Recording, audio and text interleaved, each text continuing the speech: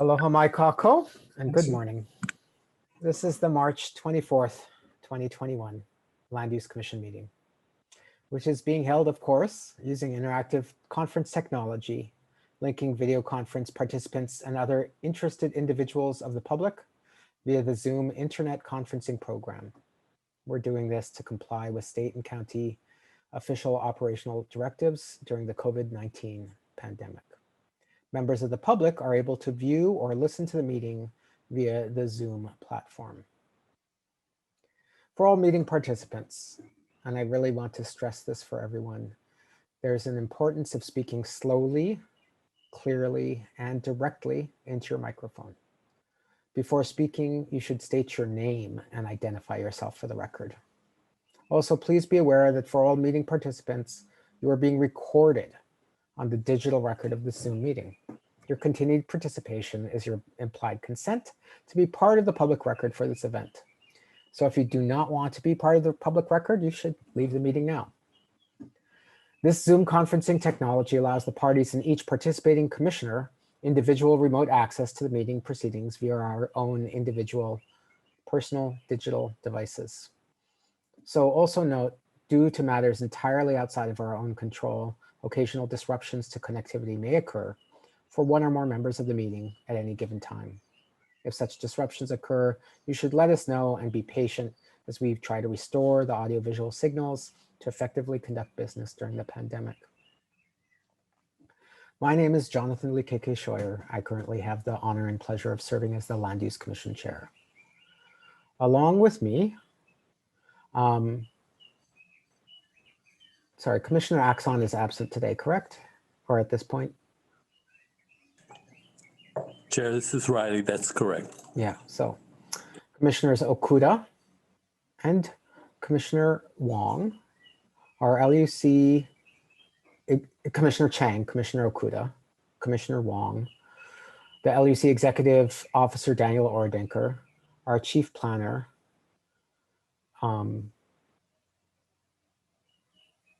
Scott Derrickson, our Chief Clerk Riley Hakoda, our Deputy Attorney General, who appears to be Linda Chow today, our Program Specialist Natasha Canones, and our Court Reporter Jean McManus are all on the island of Oahu.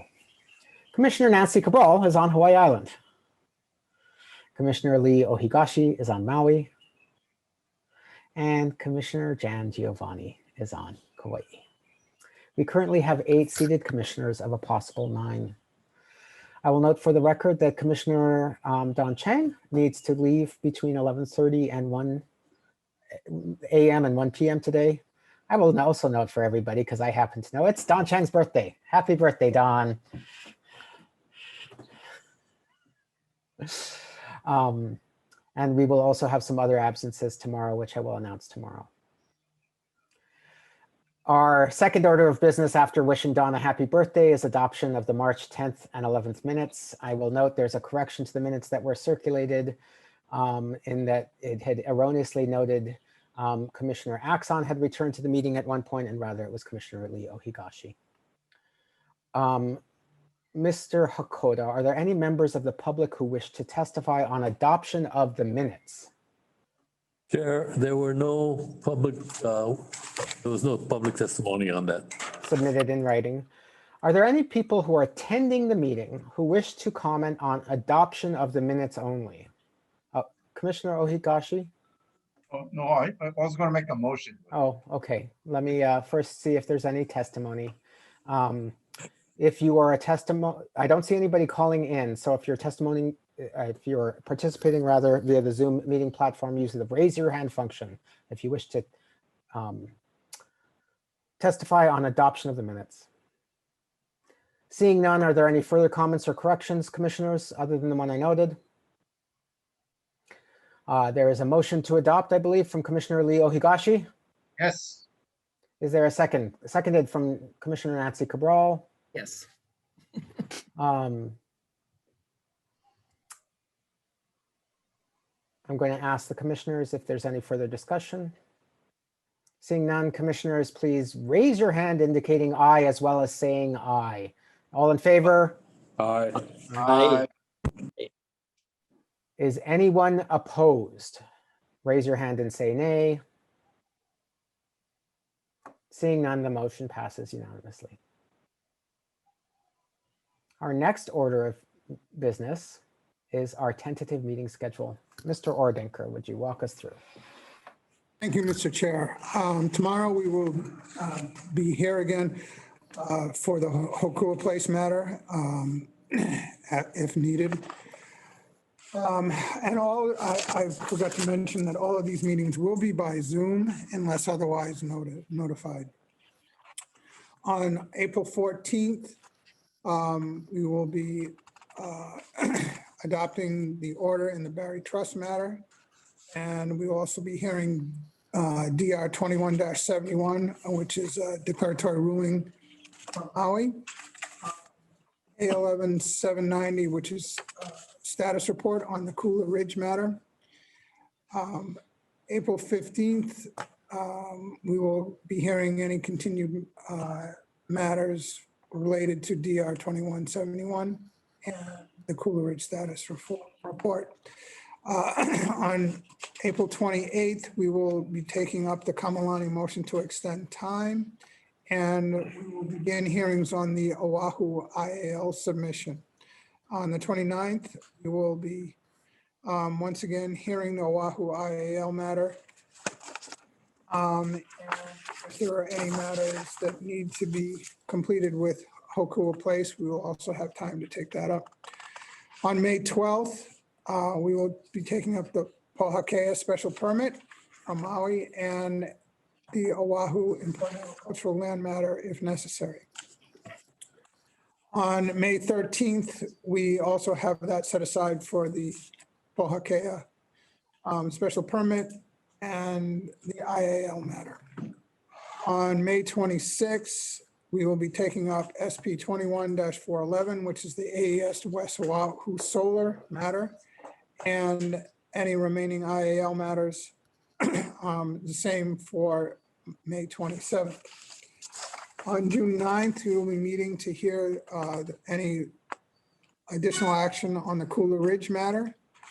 And we will also doing that on June 10th and taking up any matters that may remain with the HoKua Place matter. The same for June 23rd. And that takes us through the end of the fiscal year, Mr. Chair.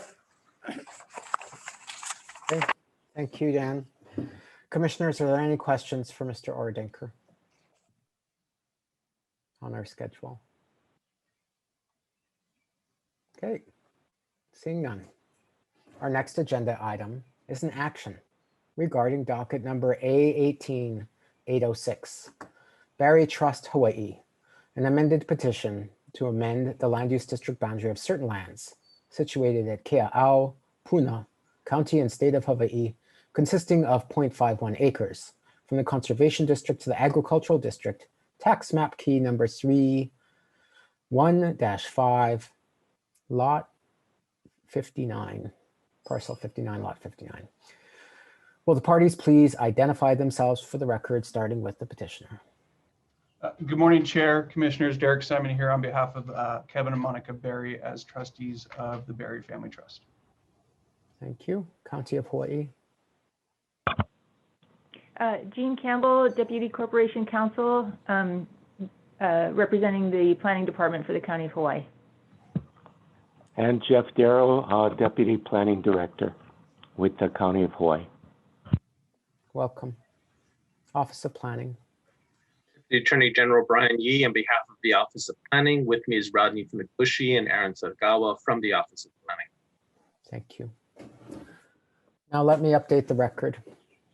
On February 24th, 2021, the commission met via Zoom, virtual conference technology, to consider the amended petition to amend the land use district boundary in question here. Also on that day, the commission received the Office of Planning's Exhibit 1, Division of Forestry and Wildlife, or DOFA memorandum. On March 8th, the commission received the petitioner's proposed findings of fact, conclusions of law, and decision and order. On March 15th, the commission received the Office of Planning's response to the commissioner's proposed findings of fact, conclusions of law, and decision and order. Also on that day, the commission mailed out and emailed the agenda to the parties on this docket, as well as our statewide and county mailing lists. Let me briefly describe our procedures for today. First, I will recognize any written public testimony on this matter. Next, I will call for anybody who wishes to provide oral testimony on this docket through the same method of raising hands and bringing you in to be a participant in the meeting. Following that, we will end public testimony, hear closing arguments from the parties, and after all parties have presented their arguments on their amended petition to amend the land use district boundary from conservation district to the agricultural district, the commission will conduct our deliberations and issue a decision. Parties, are there any questions on our procedures for today? Mr. Simon? None from petitioners, Chair. Thank you. County? None here, thank you. Mr. Yee? No questions, thank you. Okay, thank you. Or is there any written testimony on this docket? Mr. HoKua? Mr. Chair, there were no submittals for public testimony. Thank you. Is there anybody who's attending this meeting as an attendee via the Zoom webinar platform or dialing in? If so, use the raise your hand function in the Zoom software or *9 if you are dialing in to this meeting, if you wish to testify on this matter. I see none. Mr. Simon, please present your closing argument. Good morning, Chair. Commissioners, thank you again for your time. I know the commission has other business today, so I will try to be brief. As I mentioned last month during the hearing, this docket was originally opened in December of 2018 when the commission agreed to be the approving agency for petitioners' compliance with Chapter 343. That process culminated in the commission's issuance of its finding of no significant impact, which cleared the way for the amended petition before you for decision making today. That FONSI is also the commission's determination that the proposed reclassification will not impact environmental, archaeological, cultural resources or practices.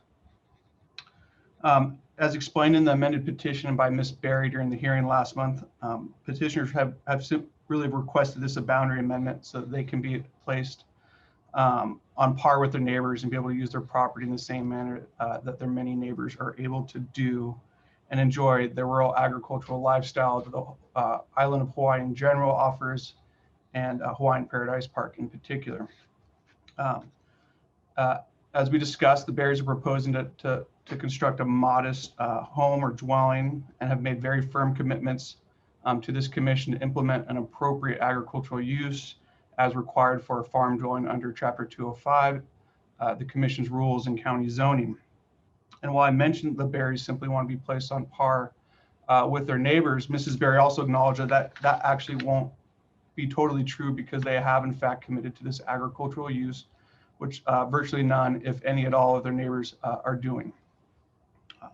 We understand that some of the commissioners have concerns about the current status of the enforcement of farm dwellings in the agricultural district.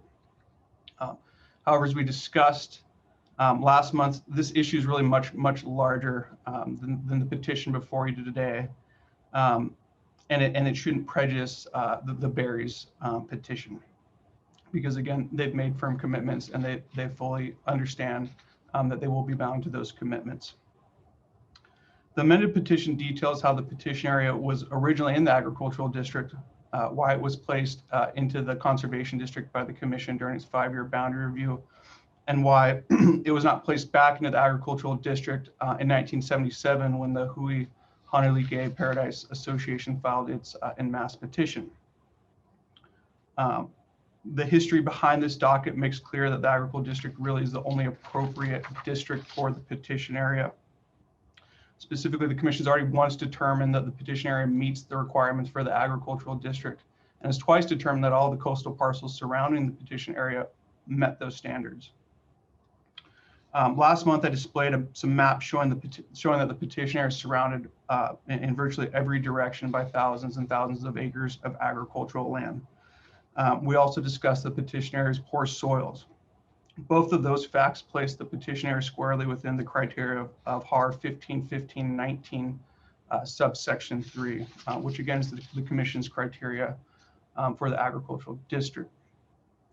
Therefore, based on the record before you and on behalf of the petitioners Kevin and Monica Berry, I respectfully request that you approve the amended petition and reclassify the petition area to the agricultural district by finding by a clear preponderance of the evidence that the proposed boundary amendment meets the standards for the agricultural district under HAR 151519, is reasonable, is not violative of HARS 205-2, and is consistent with the policy and criteria established by HRS sections 205-16, 205-17, and 205A-2. I just want to thank the commission again for the consideration of the amended petition. Thank you very much, Mr. Simon. Commissioners, are there questions for the petitioner? Commissioner Okuah. Thank you very much, Mr. Chair. Thank you, Mr. Simon, for your argument, and thank you very much for the proposed findings of fact and conclusions of law. Without getting into my specific inclination right now about how I would vote, if I may ask you a few questions. And again, these questions are not intended to indicate prejudice or preference one way or the other.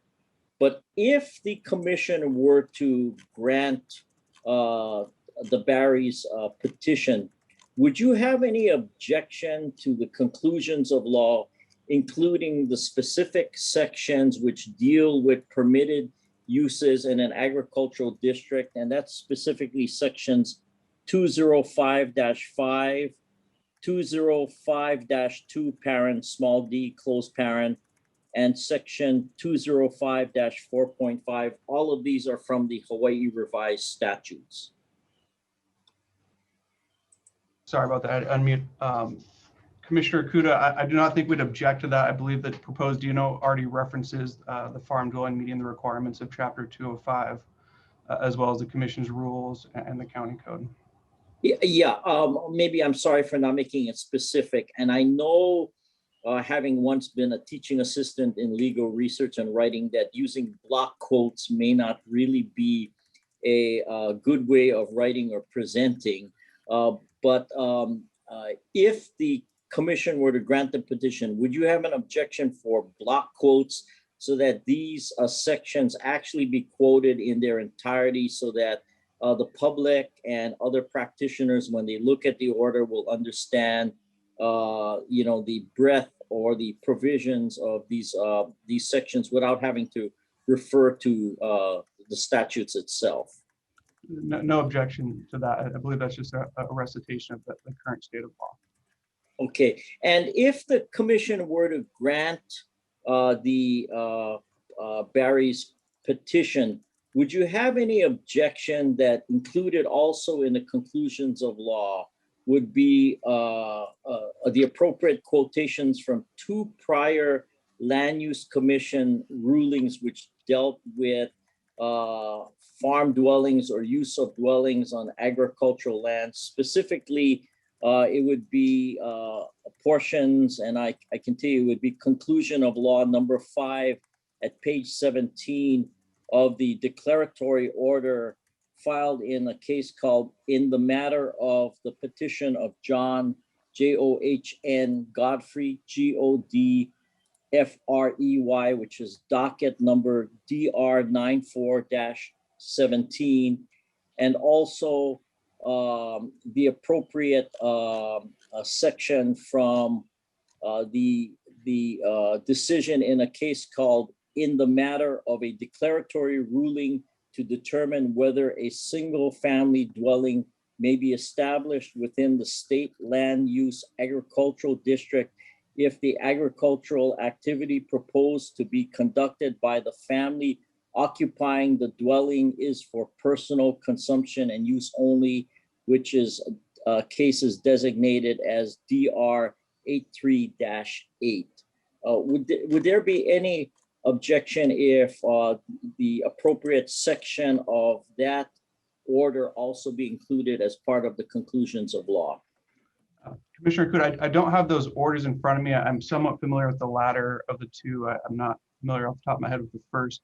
I'll note with DR 83-8 that there was a verbiage change in Chapter 205 subsequent to that. At the time of that, a declaratory rule, and I believe a farm dwelling was required to be either used in connection with the farm, was required to be used in connection with the farm, and where a agricultural activity provided income to the owner or the occupant. I believe that was changed, that and was changed to an or, where the current farm dwelling rule in Chapter 205 says that a farm dwelling must be used in connection with a farm, comma, or where agricultural activity provides income to the occupant of the parcel. So I think there's a verbiage difference there that I think would need to be noted, because I think the language changed. I think the legislature had a reason for changing that. But generally speaking, we made representations that the petitioner will be used consistent with the requirements of a farm dwelling. Okay, well, and Mr. Simon, I believe you are probably correct. I'd have to go back and look at the verbiage change.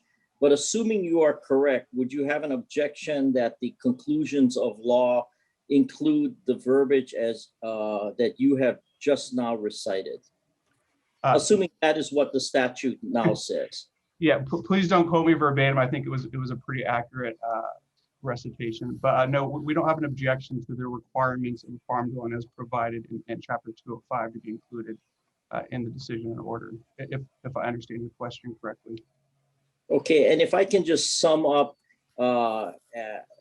based on what you have said, Mr. Simon, let me tell you that when I first looked at this docket, even though I really try not to prejudge anything, my inclination was I was troubled with the initial reaction I had in my gut that there was improper residential use being proposed in an agricultural district. I believe your very cogent legal presentation, together with Ms. Simon's testimony, which I find clear, credible, and believable, demonstrates the fact that many of us should not just rely on what our gut tells us, but we should evaluate the evidence presented. So with that, Mr. Chair, thank you. It answers all my questions. Commissioner Okuah, I assume you meant Mrs. Berry when you said Mrs. Simons? Oh, Your Chair, I am sorry. I meant Ms. Barry, Okay. not Ms. or Mrs. Simon. I'm sorry. Okay, no, You are correct. I was listening apologize. carefully to the entire discussion, and that was the only thing I had a concern with what you said, and the only thing I had concern with what Mr. Simon said was that he assumed the legislature had a reason for doing something. Yeah, which I find questionable. Well, I apologize to Ms. Barry for misidentifying herself. That was not my intention, because again, I found her testimony to be very persuasive and also very credible. Thank you, Mr. Chair. Are there further questions for the petitioner, commissioners?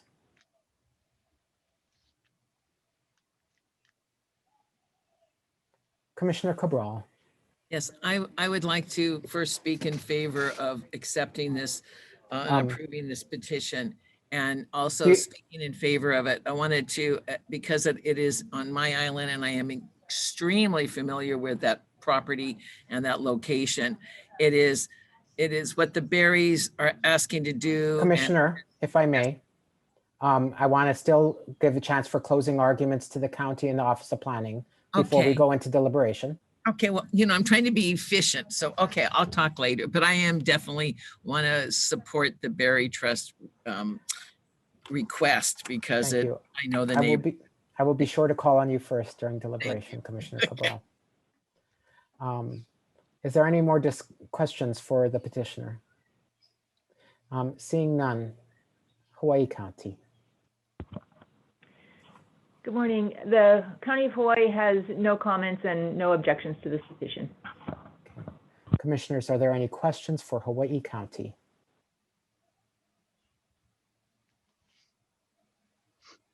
Seeing none, Office of Planning, Mr. Yee.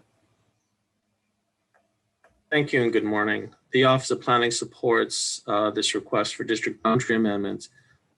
We note that this is a very unusual case in that it is a single parcel located within a larger subdivision that has already been reclassified. These cases normally do not come before the Land Use Commission, either because the acreage is small enough that it could be done at the county level, or frankly, because there is a concern by many as to the time, cost, expense, and potential risk of coming before the Land Use Commission. So we are very happy that the Parish Trust, in this case, decided to take on that challenge and bring forward, complete their environmental review and hire an attorney and get the experts and present their case before you.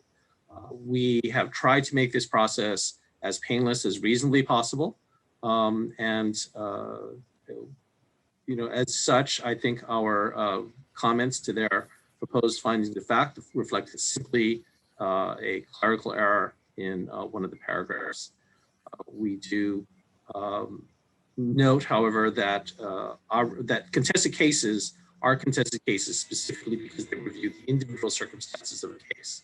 So our review of this case does not necessarily reflect the appropriate review in another case involving much larger parcels, as is more typical for the commission. Mr. Yee, your audio has started to break up a little bit. Well, I'm not sure why. Yeah, no, I'm not accusing. I'm just observing. Well, in that case, maybe I should just conclude by saying the Office of Planning supports the petition. Thank you. Thank you.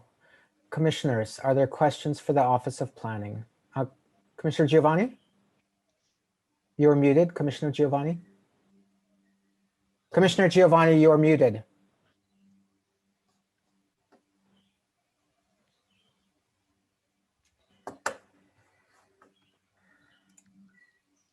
Commissioner Giovanni.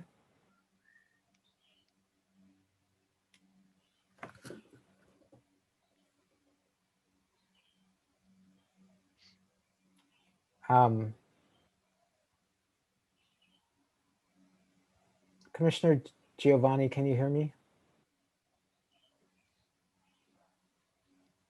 Okay. Are there other, Commissioner Giovanni? Commissioner Giovanni? Can you hear me, Commissioner Giovanni?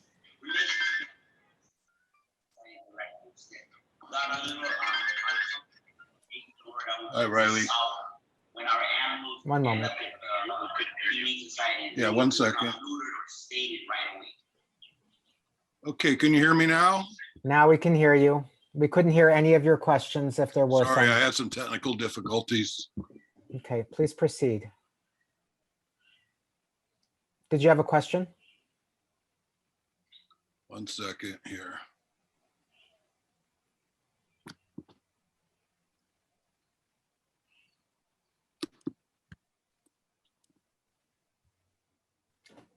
Hello. Hi, Commissioner. Sorry, I had some technical. No problem. Do you have a question for Mr. Yee of the Office of Planning? No. Okay. Commissioners, any questions for Mr. Yee? Seeing none.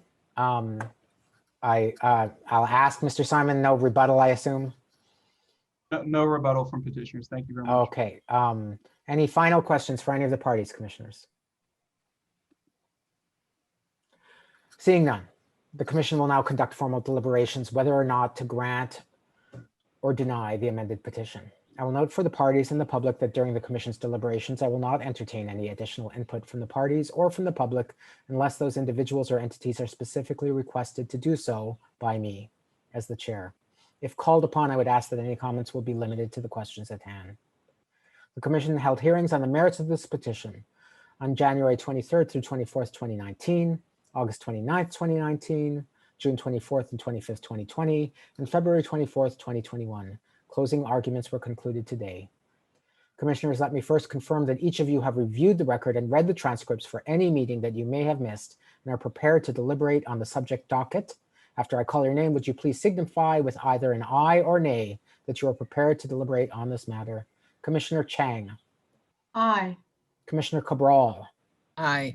Commissioner Giovanni, Aye. Commissioner Ohigashi, Aye. Commissioner Okuda, Yes. Commissioner Wong, Aye. and I, as the chair, am also prepared to deliberate on this matter. Commissioners, the chair will entertain a motion that the LUC accepts or does not accept the amended petition to amend the land use district boundary of certain lands situate at Kea'au, Puna, County and State of Hawaii, consisting of 0.51 acres from the Conservation District to the Agricultural District. The motion should state the reasons for acceptance or non-acceptance of the petition and the conditions that will apply. I will call on Commissioner Cabral. Thank you. You know me, trying to get efficient here.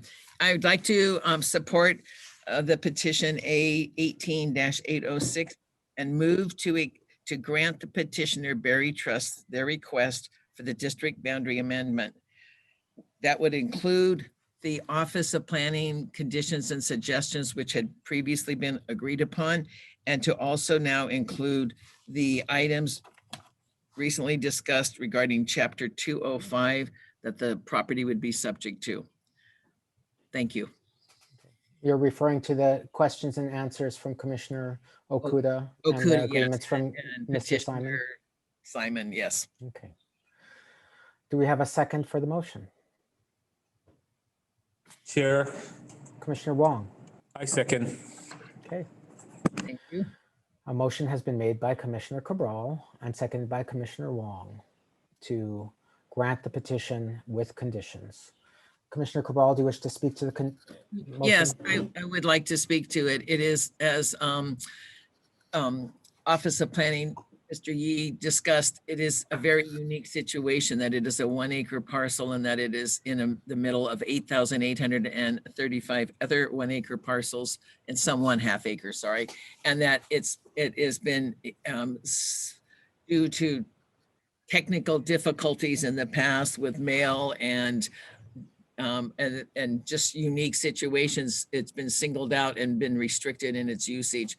And I do agree that there is a huge problem with what zoning is and agricultural use is and the restrictions in our county. And I would really like to see that our Hawaii County Planning Department tackle those problems and stop making everybody that's on ag land on Hawaii County liars, and encourage that situation to get cleaned up. But by no means should the Berries and the Berry Trust be limited in their use of the land because of these somewhat technical difficulties. So I'd like to encourage the Land Use Commission to use the common sense and vote in favor of their petition. Thank you.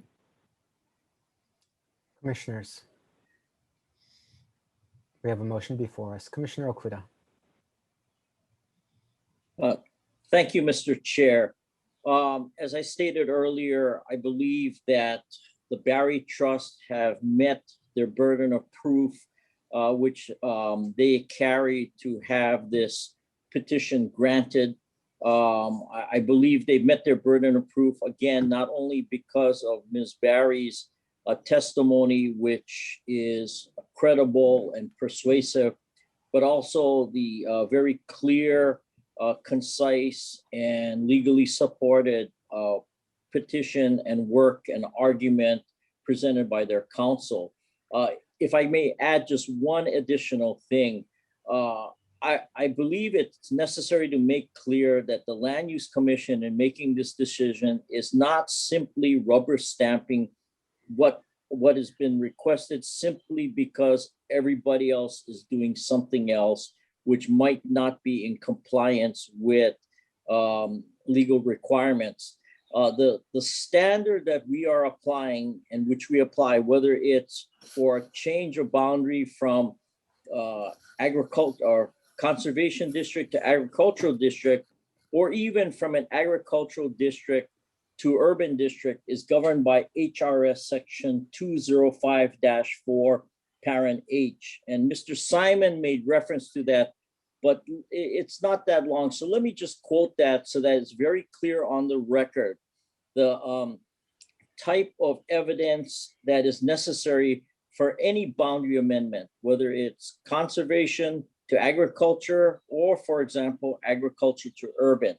And I quote, "No amendment of a land use district boundary shall be approved unless the commission finds upon the clear preponderance of the evidence that the proposed boundary is reasonable, not violative of section 205-2 and part 3 of this chapter, and consistent with the policies and criteria established pursuant to sections 205-16 and 205-17. 6 affirmative votes of the commission shall be necessary for any boundary amendment under this section." Close quote. So I believe that the Barrys have met their burden of proof under that section. And for those reasons, I intend to vote in favor of this motion. Thank you. Thank you, Commissioner Okuda. Commissioners, is there further discussion on the matter?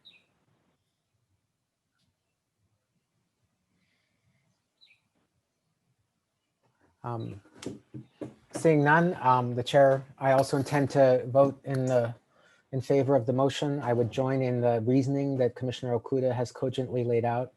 And I would note, quoting Mr. Yee, "We wish to be as painless as reasonably possible," could be an LUC motto. And just to expand slightly on that, we have real meaningful kuleana. We're not dragging the Barrys through this because we want to inflict pain. They're in the conservation district. The conservation district is incredibly important to the people of Hawaii. That's why it's there. And we only move things out of the conservation district when we really believe a set of very high standards have been met.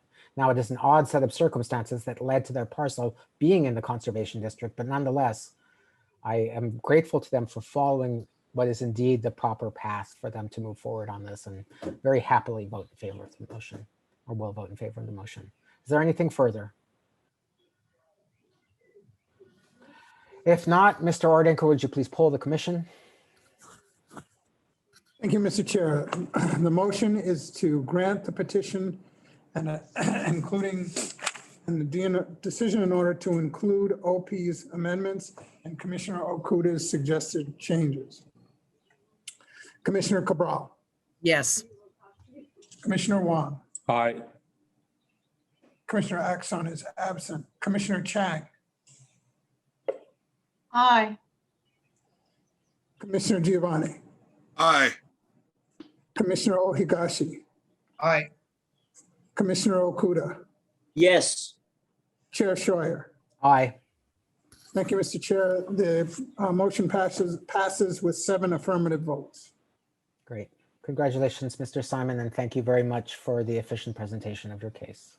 Thank you, Chair. Thank you very much, Commissioners. Okay. It is 9:38. We'll take a couple minutes recess just to let folks on this previous matter log off, and then we will reconvene at 9:40 to take up our next agenda item. We'll take a real break about 10 minutes later. Aloha from the County of Hawaii.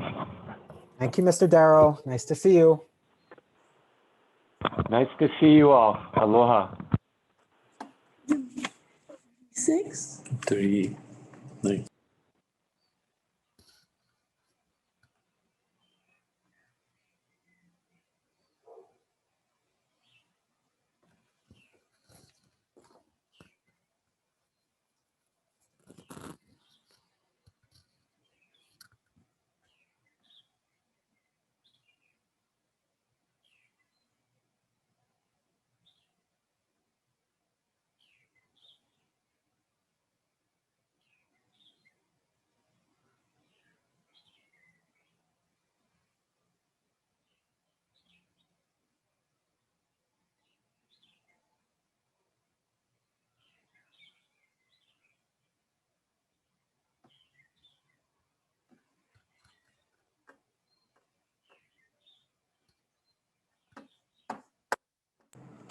Jana, this is Riley. Could you do me a Hi there, Riley. favor? Hi. Not sure. We'll need you to identify who is in the panel. The camera's on because it has your name on it. So. Yeah, we tried to change that. Sorry, Riley. Okay. Do you want it unofficially now? This is our first witness. No, maybe when we resume, just be clear about it. Yeah, for the recording. Thank you. Will do. Thanks, Riley. Oh, I see. My name is. Okay, folks, I just wanted to take a little break. Are we back? Can we be back?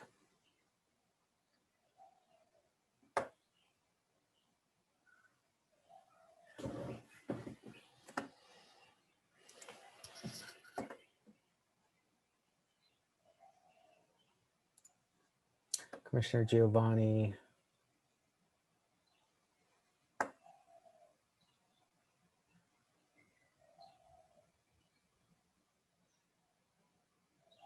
If we can get back, parties and commissioners, we'll take a real break in a few minutes.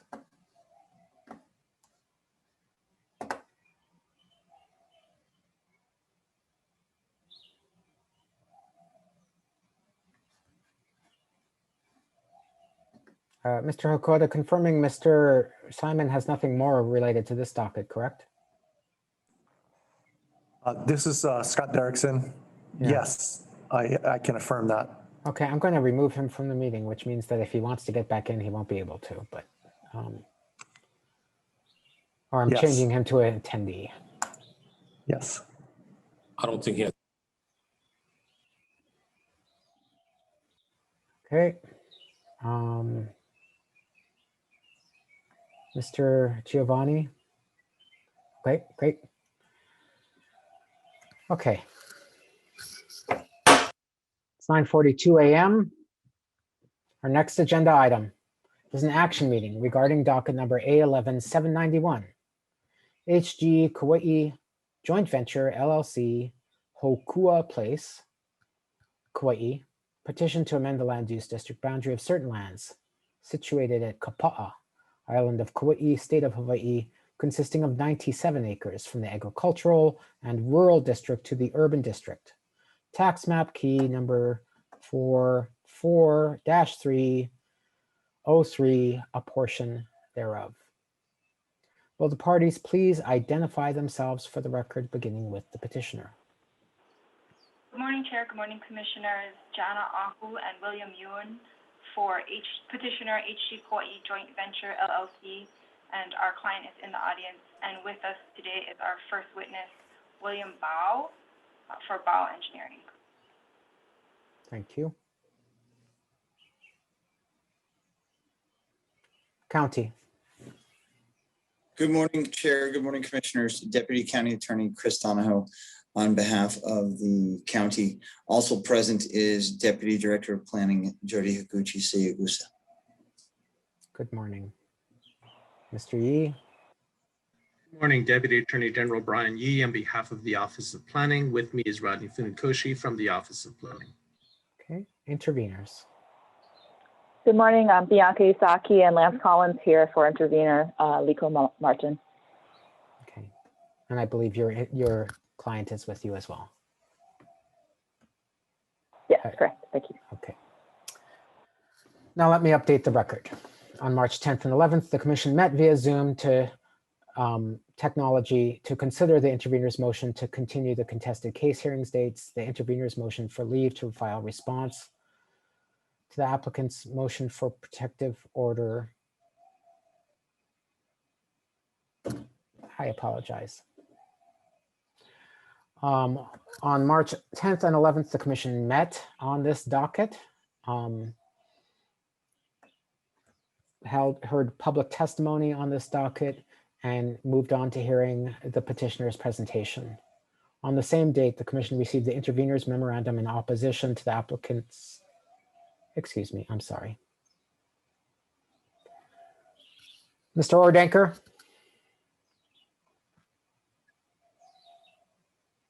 Mr. Oradenker. Yes, Chair. The rest of the. I'm just clarifying the record, the items that are referred to in terms of the applicant's motion in opposition, those were considered in earlier hearing, not our March 10th and 11th hearings. Is that correct? Yes. Yes, that's correct, Chair. So I apologize to everybody. And for the record, on March 10th and 11th, we heard public testimony on this matter and began with the petitioner's presentation.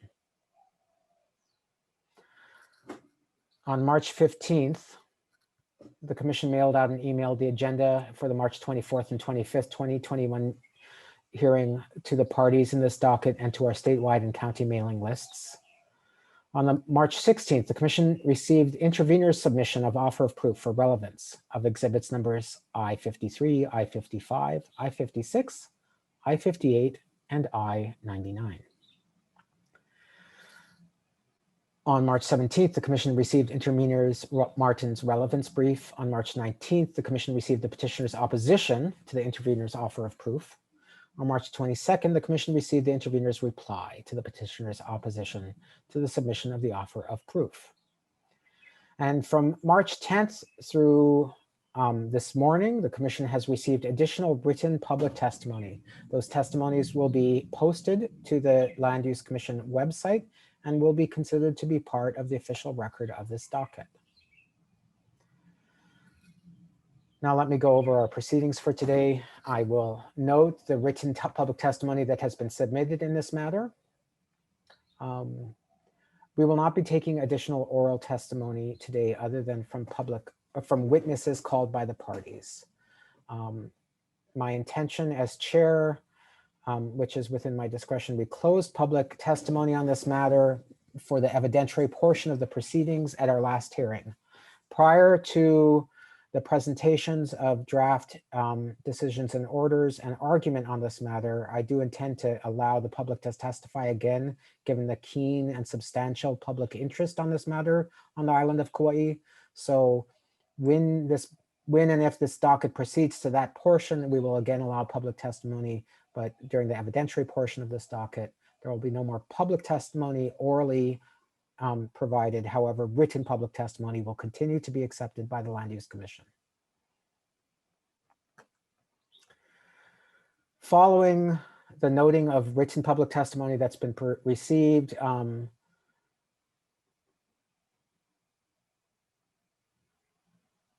the commission will hear arguments on the written offers of proof and the responses from the parties, and we will make a decision on admission of those exhibits to the record or non-admission of those exhibits to the record. And following that, the petitioner will continue to present their case. Once the petitioner is completed with their presentation, should we get that far today or tomorrow, it will be followed in turn by the County of Kauai, the Office of Planning, and the intervener, Mr. Liko Martin. As you know, is our practice, from time to time, approximately every 50 minutes of commission meeting time, I will call for a 10-minute break. Are there any questions on our procedures for today, starting with Ms. Ahu? No questions.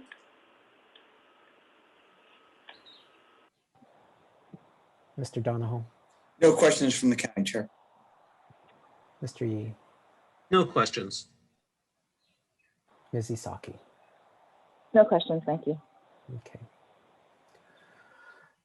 The following public written testimony was received through the 18th of March on this matter. On March 11th from Milton Ching and Judy Dalton. On March 15th from Wendy McIntosh and Paul Daniels. On March 16th from Vatsala Andrade and Jacques Pautrat. On March 17th from George Oswald. And on March 18th from Matthew Manisto and Andy Stennett. And I also note that, as I stated before, additional testimony has been submitted that was received today. Now, before we proceed with Commissioner Ohigashi. I just wanted to know if this is the time that I disclosed that I have reviewed the 1 hour that I missed on March 11th and reviewed the tape of video of that occurrence. And to prove it, I can say that Arnold used the word pake in it. So Thank you. We won't be asking for offers of proof on that, but thank you for noting that for the record, Commissioner Ohigashi. Actually, what I was going to do next was actually a different sort of disclosure. I want to check again if there's any additional disclosures that might be related to this docket from any of the commissioners. And I say this because I have some. I did not thoroughly review before our first hearing the entire witness list for all of the parties. And now that I've thoroughly reviewed that, I need to note that both the petitioner and the intervener have witnesses that I have relationships with, which I'll explain as follows. My wife is a consultant for a planner for Group 70 International. I did not realize the petitioner had hired G70 International and called one of their members, one of their employees as a witness in this matter. Cody, I don't have his last name in front of me, but he's Winchester, Cody Winchester. My wife has not participated at all whatsoever in this project or as a consultant in this project. We have no financial interest or benefit from any action related to this project. And I believe I can be fair and impartial regarding that particular relationship that I have. In addition, I would note that the intervener's witnesses include two people who I consider to be friends. Dr. Adam Asquith, I've known for over a quarter century from when I briefly lived on the North Shore of Kauai, and former Mayor Joanne Yukimura. I don't know if Joanne Yukimura considers me a friend, but I've considered her a friend for many years and have known her socially. And so I want to make those disclosures, all three of them, to the parties. I want to apologize for not having caught that when I initially reviewed the voluminous matters in this docket, and ask any of the parties if there's any objections. And procedurally, if there's anybody who has concerns or objections or wishes to discuss this further, at that point, if there are any, I want there to be a full and robust discussion, and I would ask the vice chair to proceed over any such discussion. From the petitioner, are there any objections? No objection. Okay. From the county. No objections. Thank you. Mr. Yee? Any objections? No objections. Thank you. Ms. Isaki?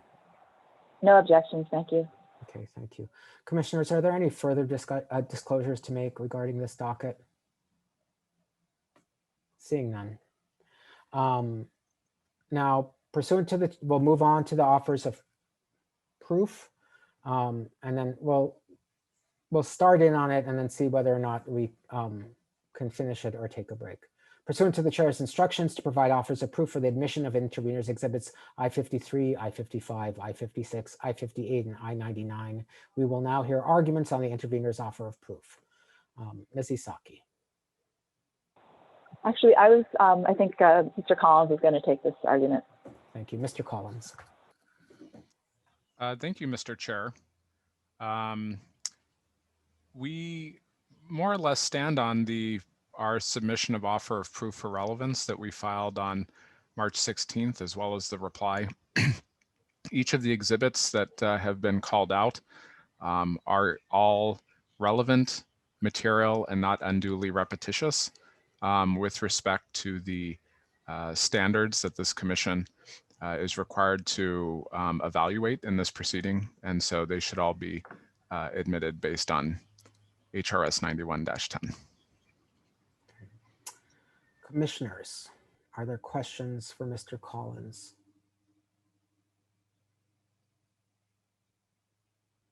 Any questions, commissioners? Okay. Petitioner. Mr. Yuan. Thank you, Mr. Chair. In particular, petitioner objects to the introduction of exhibit I-53 in that we believe the conclusion is speculative and lacks essential foundational facts.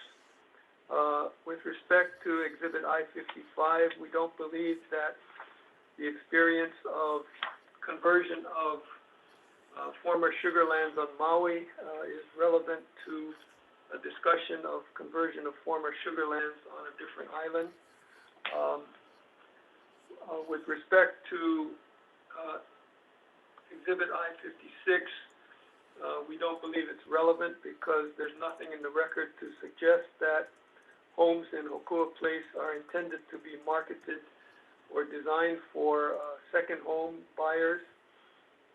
And with respect to Exhibit I-58, the need for affordable housing on Maui may not be relevant to the need for affordable housing on Kauai.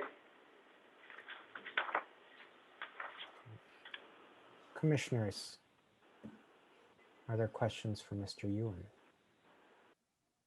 Commissioner Okuda. Thank you very much, Mr. Chair. Thank you, Mr. Ewan. If I may ask these questions. Number one, would you agree that it would be reasonable for the commission to conclude that, notwithstanding your objections, that that a lot of the points you are raising go to the weight that should be given those exhibits and not necessarily the admissibility, because admissibility, especially in an administrative proceeding, is designed to be broader than, for example, the admissibility standards in courts. In other words, we're really talking about the weight that should be given the evidence, not necessarily the admissibility. That's a fair conclusion. Okay, and if these exhibits were to be admitted, what specific prejudice, and when I use the word prejudice, I mean legal prejudice, which is something beyond, or you might not win your case, but what would be the specific legal prejudice your client would suffer if these exhibits were to be admitted? I believe the prejudice would be that the conclusions in these exhibits may be speculative and may sway the decision of the commissioners. Okay, but when I talk about legal prejudice, I'm talking about something like, for example, surprise, or if this evidence is admitted, you know, a witness that you otherwise would have called is dead, so you can't get that person's testimony. Legal prejudice, which is, I believe, defined more than it might sway our decision to rule against you. Is there any legal prejudice as I have described the term legal prejudice? Probably not. Okay, and my final question is, if, and this doesn't prejudge anything here, but if the commission were to rule in your favor, wouldn't it be in your interest to allow this evidence to be admitted, because it would be one less grounds on which the intervener could challenge the Land Use Commission's decision or appeal? I'm not sure I would agree that the inadmissibility of certain exhibits would constitute reversible error in this case. I know, but if the commission were to admit the evidence, it would be one less grounds for appeal by the interveners. You would agree with that? I would certainly see that it's possible, yes, but I don't believe that the denial of these exhibits would constitute reversible error.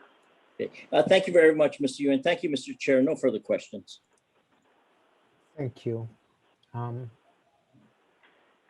Commissioners, are there further questions for Mr. Ewan?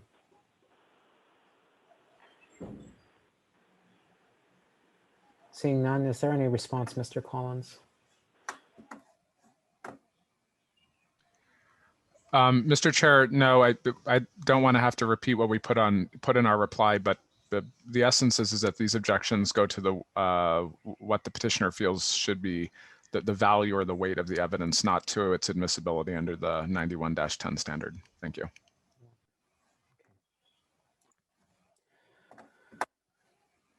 Commissioners, any final questions on this matter?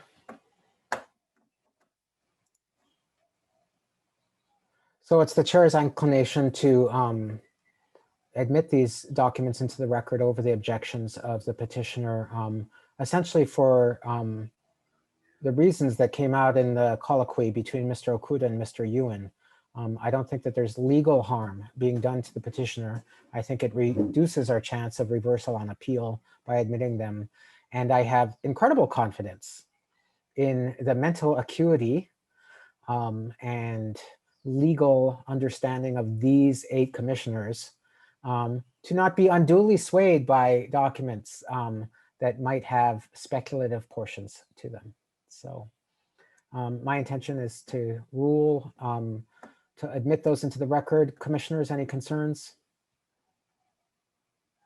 Seeing none, all of the proposed matters are introduced into the record, and this does not, just to be clear, limit the parties, including the petitioner or the county, who early expressed concerns that when the relevant witnesses or portions of the proceedings come up that refer to these documents, to vigorously question their import to the proceedings. That's not been foreclosed from your abilities to do so. With that said, it is now 10:01 a.m. Why don't we take a 10-minute break, and then we will go on to continue with the petitioner's first witness at 10:11. 10-minute break.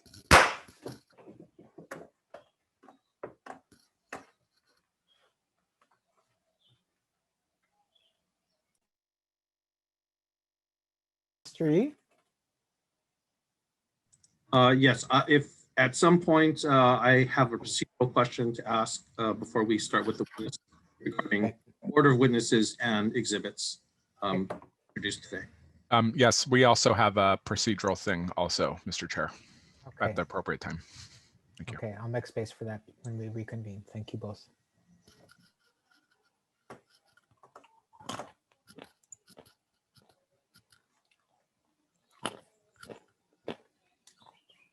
I'll note to the petitioner, one of your witnesses has their hand raised in the attendee function, Ms. McMahon. Oh, she took it down.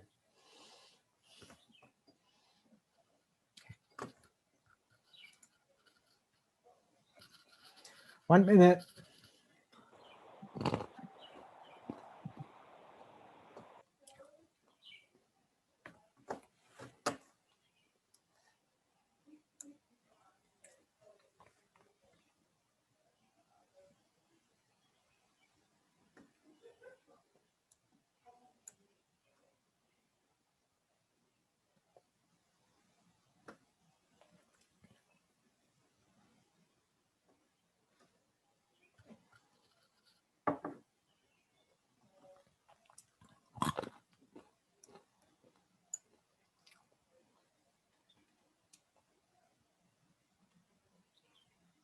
Okay, folks, it's 10:11. We have Commissioner Wong, Commissioner Cabral, Commissioner Okuda, Commissioner Ohigashi, Commissioner Chang, and myself, Commissioner Giovanni, Deputy Attorney General Chow. Okay, it's 10:11. We're back on the record. During the break, counsel for the Office of Planning and for the intervener indicated they had procedural questions. Let's take those up now before we go into the petitioner's next witness. Mr. Yee. Thank you. I have two, and they're somewhat related. We have no objection to having Mr. Bao testify next. We noticed he's number 7 on the witness list, and we're just wondering if petitioner would be willing to give us the anticipated order of his witnesses, obviously without prejudice to making revisions as time and schedules require. The second question, which is related somewhat, is that we understand that petitioner submitted a revised list of exhibits and witnesses. And we're wondering, assuming that we do not need those exhibits for the testifiers this morning, we're hoping we could take this up not now, but at least after lunch, after we've had a little time to review those exhibits.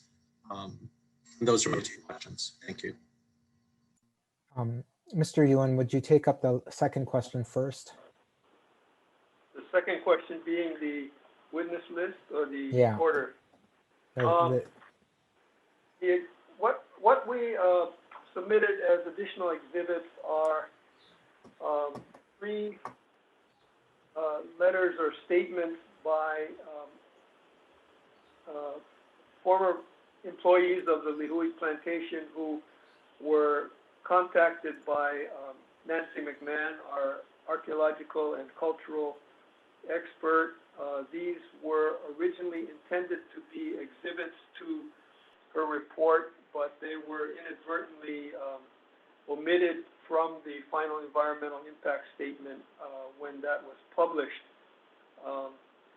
And we also have located a Kamalaina witness named Milton Ching.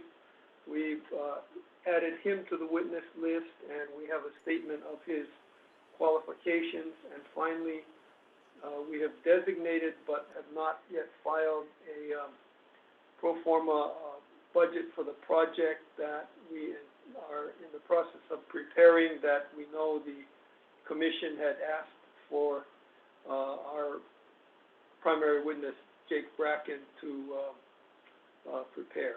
Those Okay, were so to the question from the Office of Planning, is there anybody who you're planning to call as a witness this morning prior to lunch going to be referencing any of these proposed witness statements or exhibits? So we can take those up after lunch. Okay, now on to his first question. And I was also a little bit surprised by the witness who was appearing in front of us. What's your order of witnesses and how will you inform us? After Mr. Bao, we intend to call Cody Winchester, David Rito, the agricultural expert, and we'd like to then call Milton Ching and Nancy McMahon. If we can get through those today, that would be outstanding. But it's primarily a question of scheduling, Mr. Chairman, available when. Okay. Mr. Yee, does this sufficiently address your stated concerns?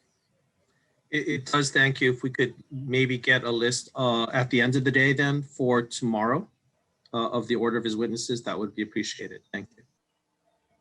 Is that possible, Ms. Ahu or Mr. Ewan?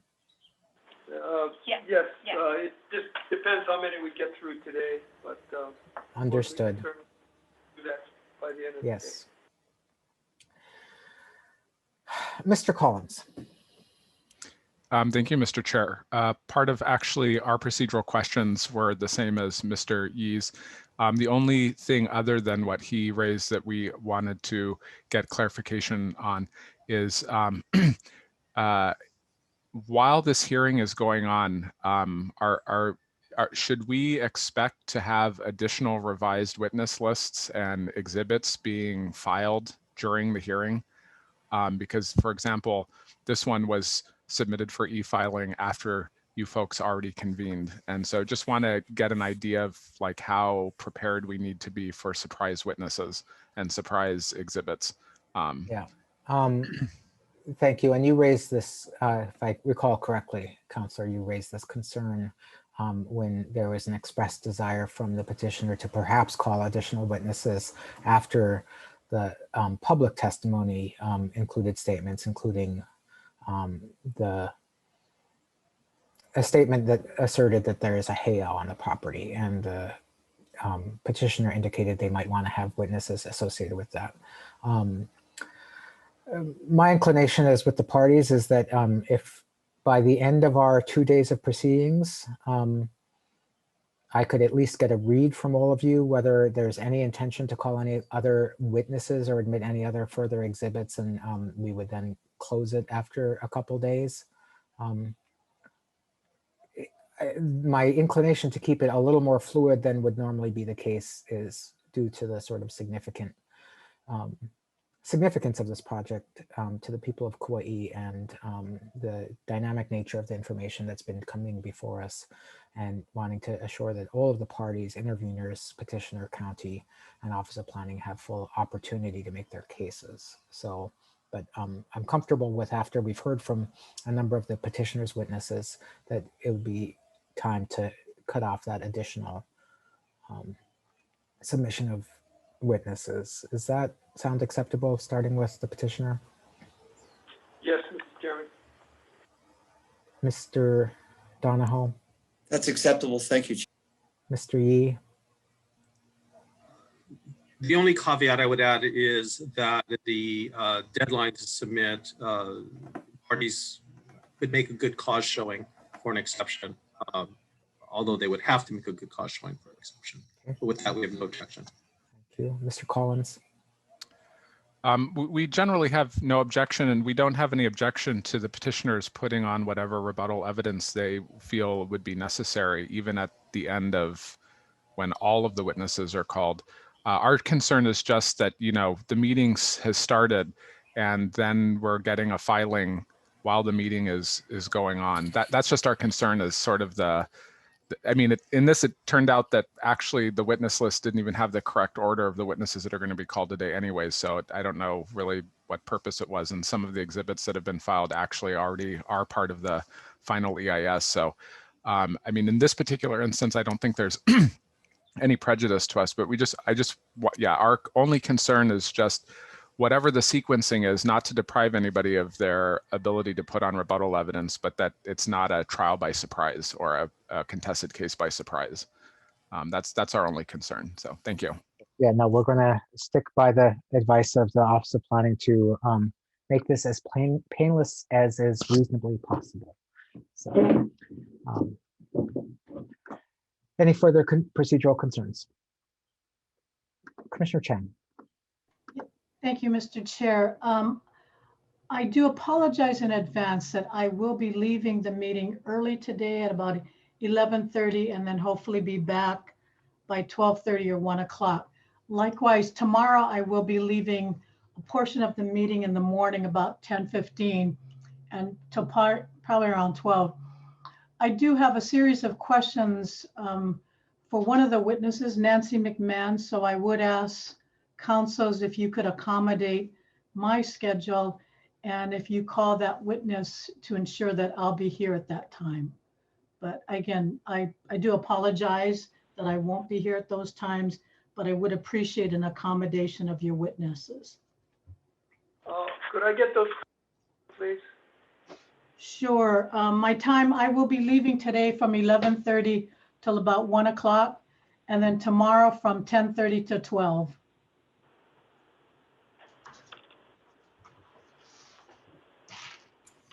Okay, thank you.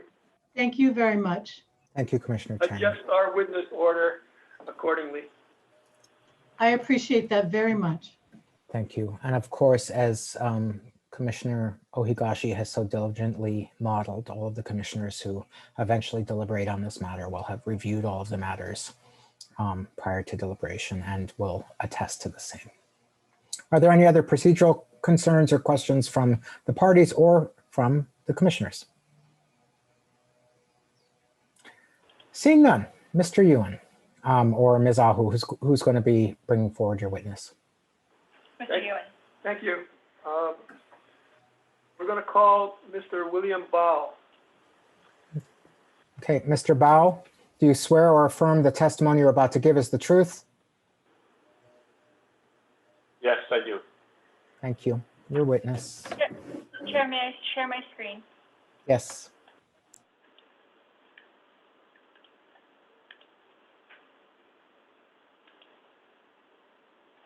Please state your name and address for the record. Yeah, my name is William H.Q. Bao. The business is located at 1953 South Beretania Street, apartment penthouse A. The full name of the company is Bao Engineering and Development, Inc. What is your profession and your business affiliation? Yeah, I am a licensed civil engineer in the state of Hawaii. I am the CEO and founder of Bao Engineering and Development. And my experience is in planning, design, and construction, administration, and management. I'd like to have the witness qualified as an expert in civil engineering. Any objections from the parties? Connie?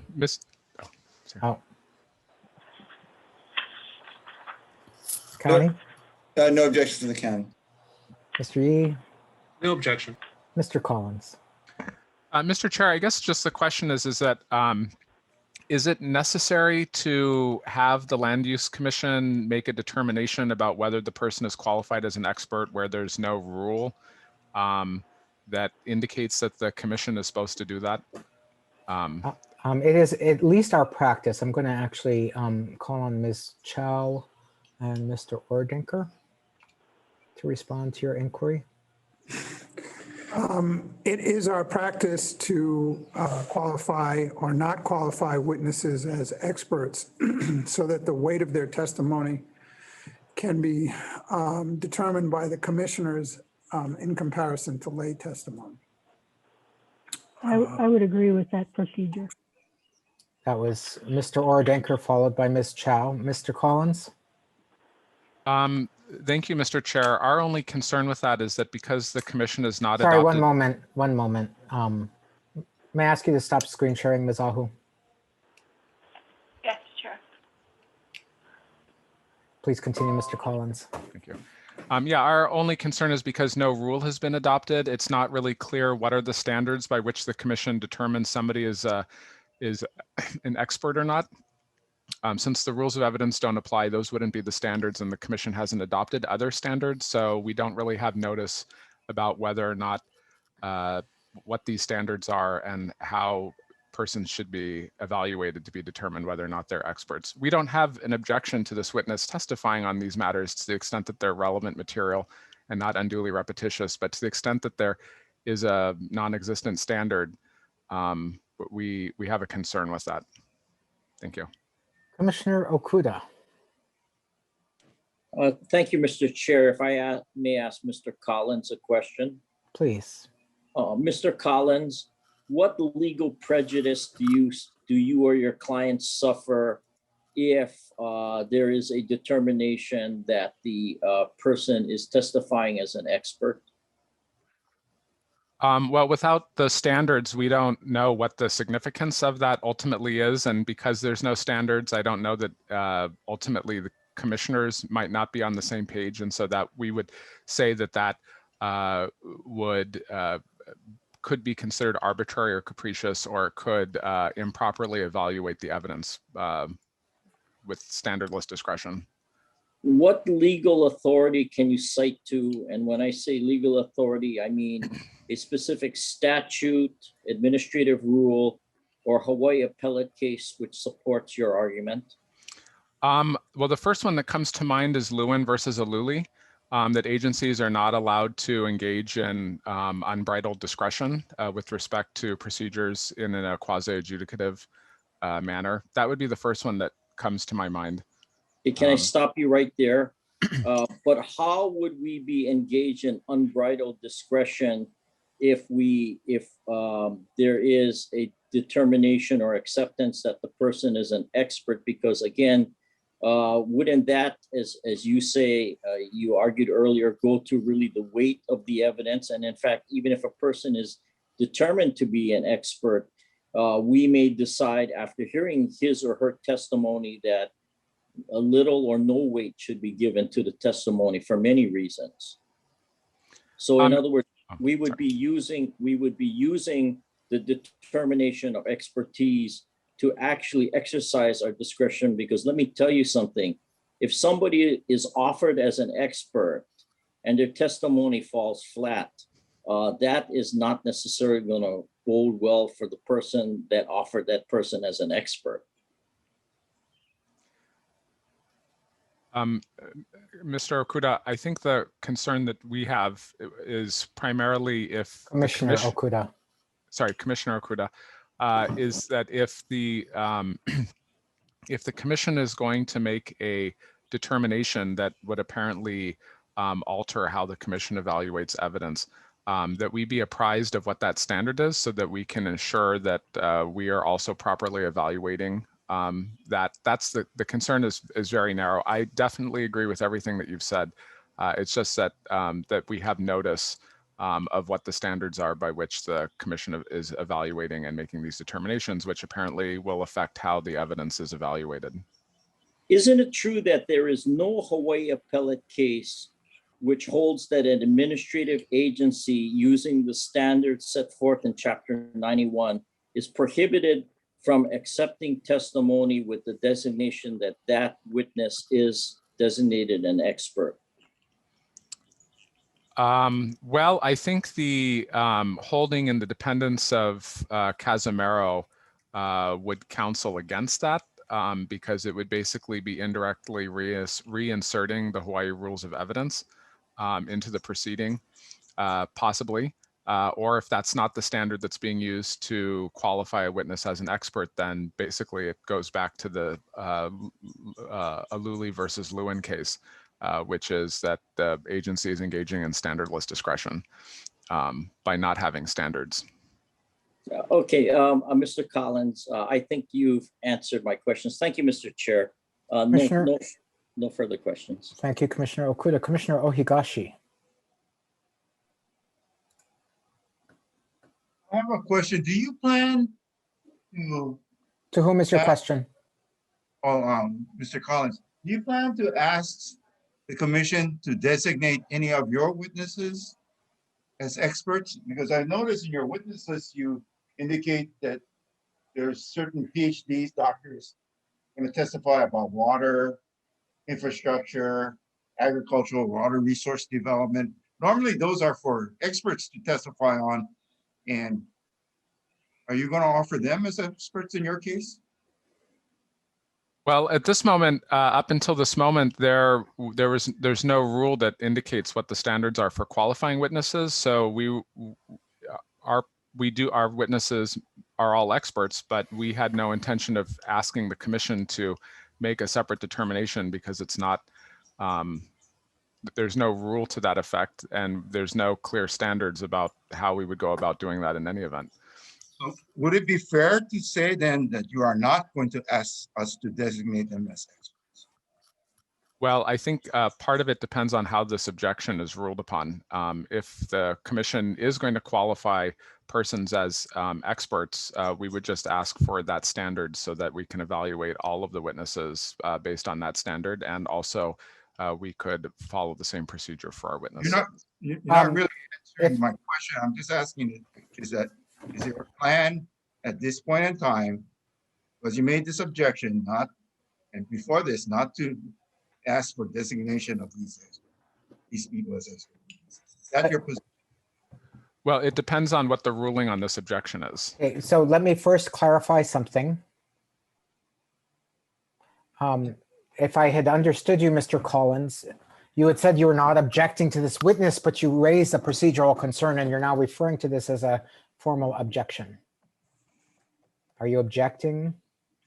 If the commission is going to take formal action to make a determination about somebody being an expert, then yes, then we would object to that and ask for the standard for how that is done to be evaluated to be made known to us so that we have notice. And if that's going to be the procedure in this case going forward, then we will also comply with that procedure and that standard. Commissioner Okuda, then Wong.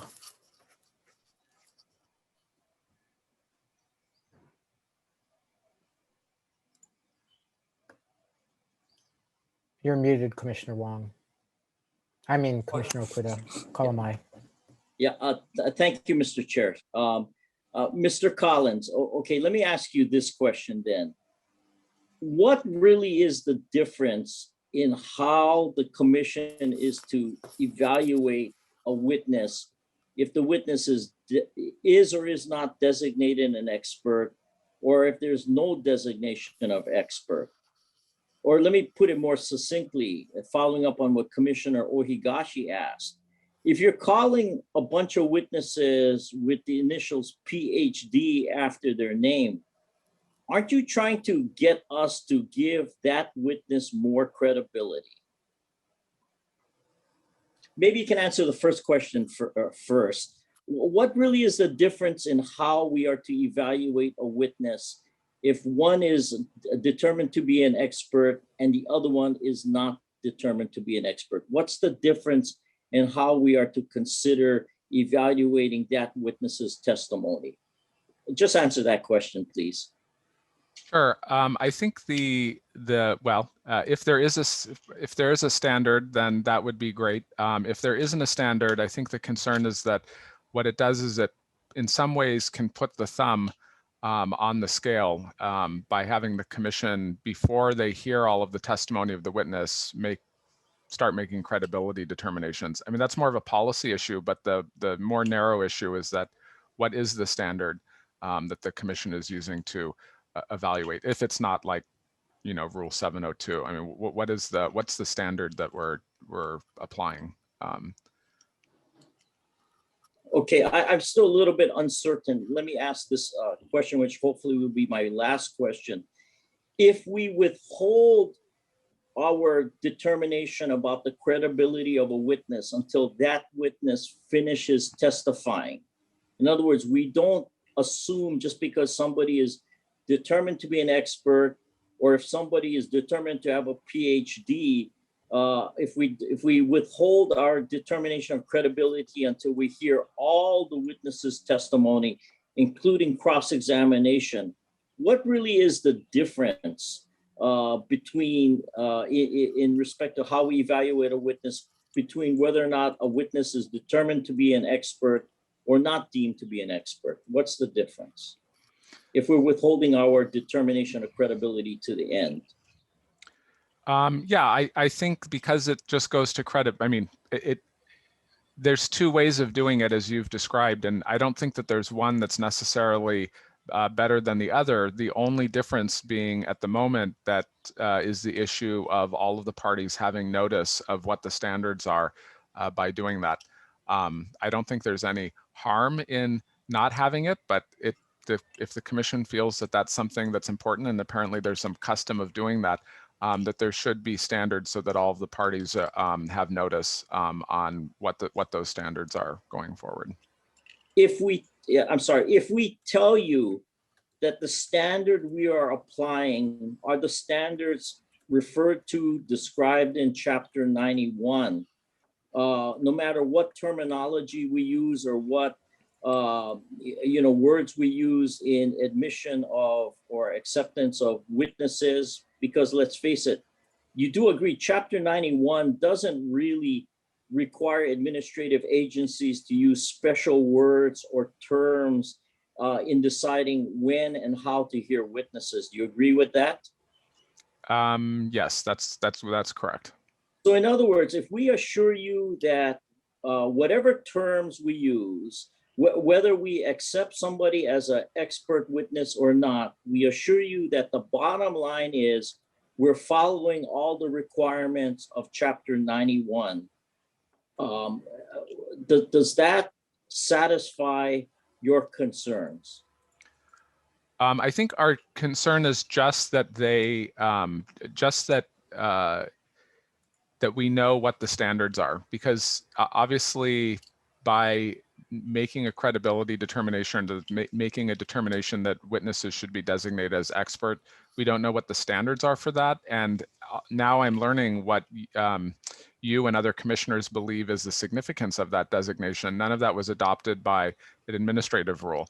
And so if it's going to be adopted through the adjudicative process, I think due process still requires that we be entitled to notice of what those standards are and how it operates. Commissioner Wong, I'm gonna. Sorry. We're kind of going in circles here. Commissioner Wong. Thank you, Chair. I would like to make a motion to move to executive session for to meet with our legal counsel regarding this issue about what was just stated by The determination of of what is expertise. Yes, please. Is there a second? Second.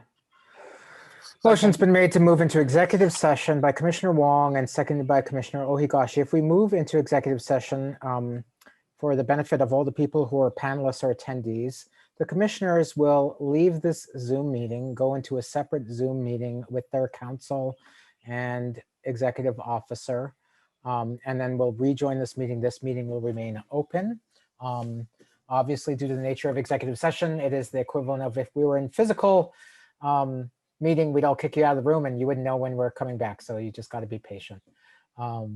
Is there discussion on the motion by Commissioner Wong and second by Commissioner Ohigashi to move into executive session? Seeing none, Mr. Orodenko, please roll call the commission. The motion is to go into executive session. Commissioner Axon is absent. Commissioner Cabral.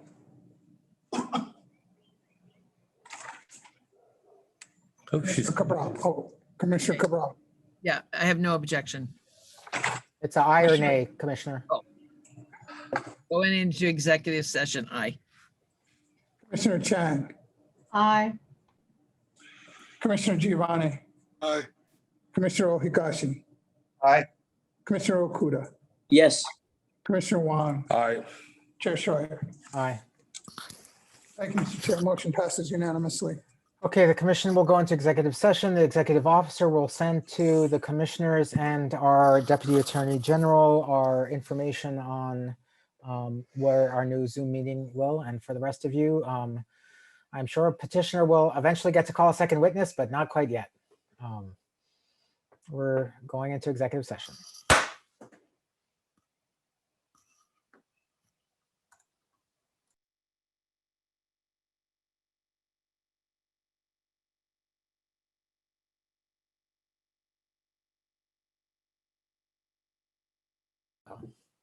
We're not running the billing up, at least for ourselves. It's 11:33 a.m. We're back on the record. Chair. Commissioner Wong. Commissioner Cabral, we have to wait for. Aha, thank you. And I remind you, as was announced earlier, Commissioner Chang will be missing this next portion of the proceedings. So we'll start underway with Commissioner Cabral when she joins the meeting.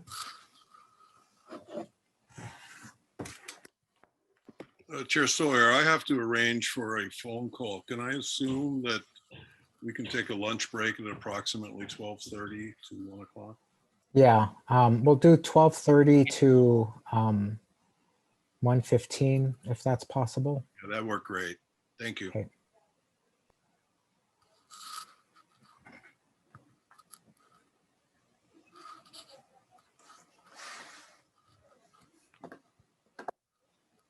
You know, and it's harder on Zoom to see everybody getting uncomfortable and hungry than when we're all in person. It's one of the limitations of the platform. I assume Mr. Hokoda is trying to raise our commissioner? Yes, Chair. Okay.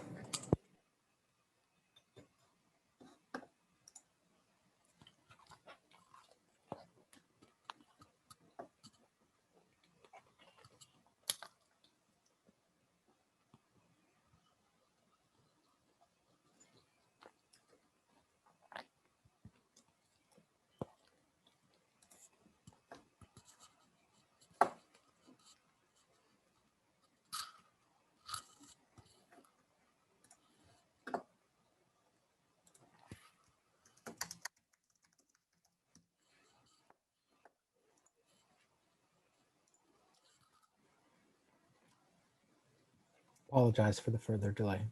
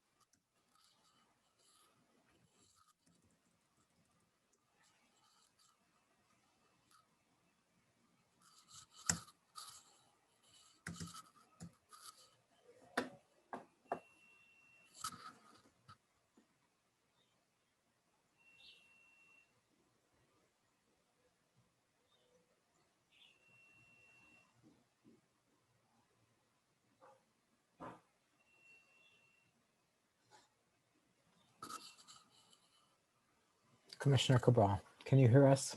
Have we resumed audio? Can you put on your test Yes. your audio? Sorry, I was over here, but I entered into waiting to get admitted into the meeting for tomorrow. So I was really early for tomorrow. Thank you. Okay, it is 11:36. We were back on the record. Will go until 12:30. We will take a 45-minute break at 12:30 for lunch and resume at 1:15. When we left off, there was a series of discussions between an objection raised by Mr. Collins and the commission that was stemming from the request from the petitioner to admit Mr. Bao as an expert. Mr. Collins has raised an objection that is novel, not objecting to the qualification of the specific witness, but actually instead objecting to the commission's standard that we would use to qualify witnesses as experts if the commission did so in this case. So in order to maximize fairness and transparency in this docket as we move forward, in light of the unusual objection, and I use the word unusual in the sense of not something that's been usually done in at least my LUC experience over many years, I'm not inclined as the chair to qualify witnesses in this docket as experts in particular matters, but instead, parties are welcome and encouraged to present as part of the witness's testimony information on their knowledge, skill, experience, and education that would be relevant to the weight to which the commission will place their testimony. This is in addition to any substantive testimony on the facts of the case, and other parties are then similarly welcome to cross-examine the other witnesses as to whether or not they have questions about the skill, experience, knowledge, or education that the witnesses have.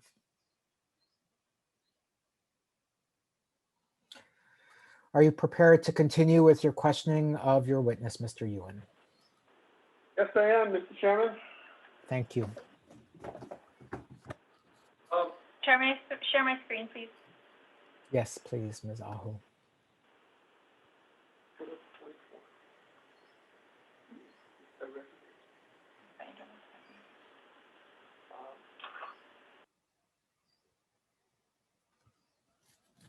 Do you need to be enabled to do so again? Or no, you should be able to. Put an exhibit up. Okay. While she's doing that, Mr. Bao, can you please describe to the commission your educational and professional background in civil engineering? Yes, I have been a practicing civil engineer for 44 years. So you can see all the gray hair I have. It's aged me, but aged me well. Graduated from the University of Hawaii, Manoa. For the 44 years of private practice, I've worked on numerous housing projects. I formed the Bao Engineering Development Inc. about 24 years ago, and have, as a company, we have assisted in over 600 units of affordable housing throughout the state, many of those on the island of Kauai. We've also done some other housing projects on Oahu and elsewhere. Thank you. Did your firm prepare the potable water analysis, the wastewater analysis, and the drainage analysis for HoKua Place? Yes, we did. First, let's have you please describe, I'm sorry, that's your resume up there. Is there anything in your resume you want to point out as particularly relevant to the engineering issues in this project? I think our specialization, as shown here on the slide, is relevant to any development, land development. I won't go through and read this. You can see it here. And my credentials, as I said, I'm a licensed engineer since 1980 with the state of Hawaii. And there's a list of further on, if you scroll down, Jana, there's some of my professional affiliations, past president of American Civil Engineering, American Society of Civil Engineers, American president of American Council of Engineering Companies of Hawaii, active with the University of Hawaii Alumni Association, and I served as chair on the state DCAB board. So I've been around the block a few times, as well as being a member of the Rotary Club, Pearl Harbor Rotary Club on this island. Okay, I'd like to turn to the petitioner's exhibit number 28, which is Mr. Bao's PowerPoint. And in particular, can you please describe the potable water demand for HoKua Place at full build-out? We'll wait for the slide to come on. Yeah. Yeah. Okay. So yeah, we did analyze the potable water system for HoKua Place, and we analyzed it based on the Kauai Department of Water Supply standards.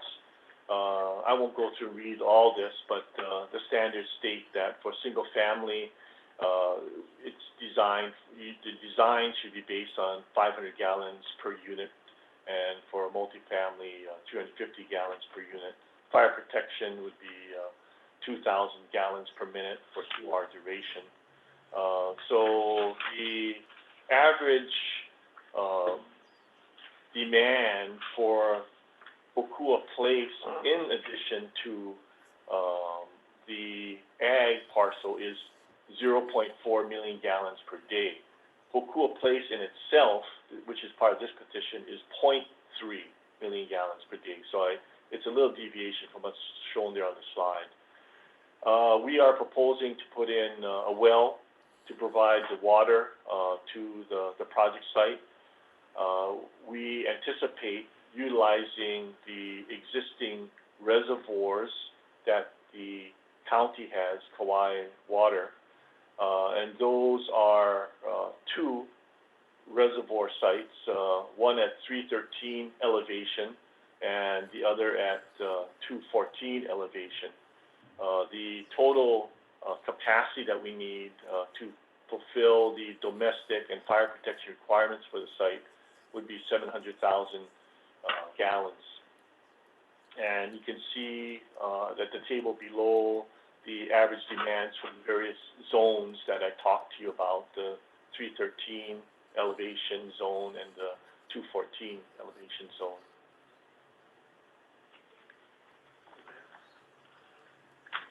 The slide you see here is the slide of the 313-foot elevation network or system that already exists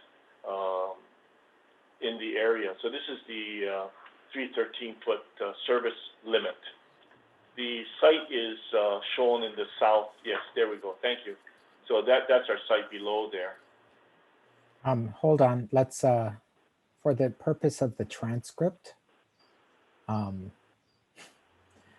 the council is highlighting, could you orally describe? This is figure 4 of petitioner's exhibit number 28. And in particular, on figure 4 of exhibit 28, the witness is highlighting the petition area. Similarly, the next slide that will be highlighted would be figure 5 of petitioner's exhibit number 28. And again, we will highlight the petition area on the next slide. Okay, thank you. So this is upper service limit, the 313, and this shows you the lower service limit, or the 214-foot elevation service limit. So, and this is our site that's shown here. Highlight function is not working, so we'll dispense with that. Yeah.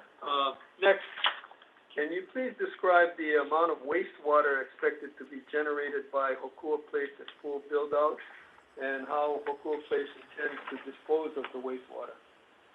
Yes, so the average daily flow of wastewater being generated from HoKua Place is 0.21 million gallons per day. And again, this is based on the Department of Public Works standards for wastewater design. The maximum daily flow is 1.06 million gallons per day, and the peak flow is 1.31 million gallons at full build-out. So there will be a network of sewer infrastructure throughout the site. It'll vary from pipe size from 6, 8 on up to 18-inch sewer main that will connect to the county wastewater system further downstream along the bypass road. The connection, if you go to the next slide, Jana. Yeah, so the connection, there is an existing 21-inch main on Kukui Street that has a capacity of 3.23 million gallons per day. According to as-built plans that we researched, the existing usage is 1.82 million gallons per day. We have researched or reached out to the Department of Public Works Wastewater Management Division in January of this year and had a discussion with them. And they are saying that the treatment plant is currently has a capacity of 1 million gallons per day capability, and the current flow to the treatment plant is gallons average daily. Hold on 1 second.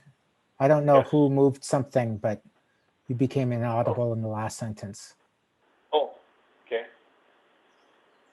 So let me repeat. So I was talking about the Wailua wastewater treatment plant is treating approximately 0.6 million gallons of average daily flow currently. It has a capacity to treat 1.0 million gallons per day. So there is a excess capacity for the treatment plant, and we have contacted them, and they do indicate that there is capacity, excuse me, to for HoKua Place. And would HoKua Place contribute to the cost of upgrading the county wastewater system to accommodate HoKua Place's wastewater? Yes, it is my understanding that we would contribute to that. At this point, it seems like there is adequate capacity, though. Okay. But we were told that Public Works was looking at doing CIP projects to increase the design, the capacity of that treatment plant. Please describe provisions for drainage of stormwater at HoKua Place. Yes, so I think it might be beneficial, instead of reading through this, if I talk through this using the figure. So if you could go to the next figure, Jana. There you go. So this figure here, figure 3, right, if the commissioners would like to turn to it or see the screen, is the basin, the HoKua Place basin, existing basin. So you can see that on the north side, that's the, where you see the buildings there, that is the Kapa'a Middle School. So we take that flow actually comes into the HoKua Place. So we will be taking and handling that stormwater runoff. The purpose of looking at the existing flow is that we analyze it, again, based on Department of Public Works standards, storm drainage standards, for 2-year and 100-year storm flows. And in doing so, we need to find out what that amount is, because we're allowed to have that flow come through the lot. When we develop it, there'll be impervious surfaces put in, houses, roadways, etc. will increase the amount of runoff from the site, as you well know. So we need to find out what the pre-development flows are, and that's the purpose of this analysis. So if you could switch to the next slide, Jana. This is labeled Figure 4 of Exhibit 28, HoKua Place Concept Proposed Drainage Map. Right. So on this map here, you can see it's all color-coded with the developments that we are being proposed, multifamily as well as single-family. The green areas are the natural green belts, or the flowage where natural flow goes through. And as I mentioned before, we need to detain the increase in stormwater to pre-development levels. So we have sized the basins, we call it detention basins. So detention basin 1 is located there at the south end of the project site below the multifamily 1 site. The witness is referring to a location on the map identified as Detention Basin 1. Right. So that basin is sized to handle, or in volume of 675,000 cubic feet of runoff. So that's Basin 1. Basin 2 is located in the greenbelt area to the east, kind of the southeast corner. Jana will highlight that area. That detention basin is a little smaller, 625,000 cubic feet of storage. And again, this is conceptual in nature because we haven't laid out any of the interior roads or buildings and so forth, but based on a 50% impervious coverage of these other developed areas, we have come up with these sizing of detention basins. Turning to solid waste, can you please describe the petitioner's plans for disposal of HoKua Place's solid waste? Yes, thank you. So each household will generate approximately 18 pounds of solid waste per day. The Kauai County is currently updating its integrated solid waste management plan. I had a chance to review the copy. The last version was done in 2009. HoKua Place has and will comply with the integrated solid waste management plan and will encourage recycling of solid waste and green waste for its community. The county will provide single-family residences with solid waste collection on a weekly basis. The multifamily areas or condominiums will have private solid waste pickup. As far as the landfill, it's located in Kapa'a, as you know, and we have touch bases with the solid waste chief there, and she states that there is a 7-year life on the landfill. I think, isn't the landfill located in Keikaha? Oh, I'm sorry, I misspoke. Keikaha, that's correct. I have no further questions for this witness. Okay, we'll proceed to cross-examination by the parties and then the commissioners, followed by any redirect. Mr. Donahoe. Thank you, Chair. Good morning, Mr. Bao. On page 3 of your PowerPoint, you indicated that the plan for water is for a well to service HoKua Place, correct? Correct. And to your knowledge, has a location for the proposed new well source been found? Yes, there is an existing well in the southwestern portion of the site where some well tests were done recently. And has that been confirmed? Yes, they did do some water pump tests and took samples for biological testing, and everything came out meeting clean water standards.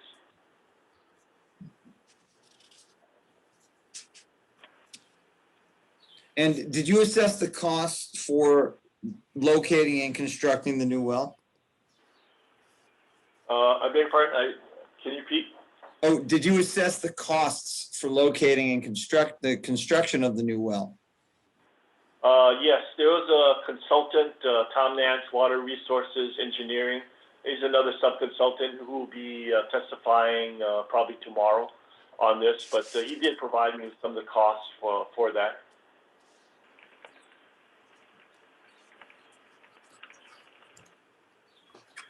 And focusing on wastewater, on page 3 of the wastewater analysis for HoKua Place, it states, prior to the COVID-19 pandemic, the Wailua Wastewater Treatment Plant, or WWTP, to which the sewer line is routed for HoKua Place, was treating approximately 0.6 million gallons per day, daily average flow, correct?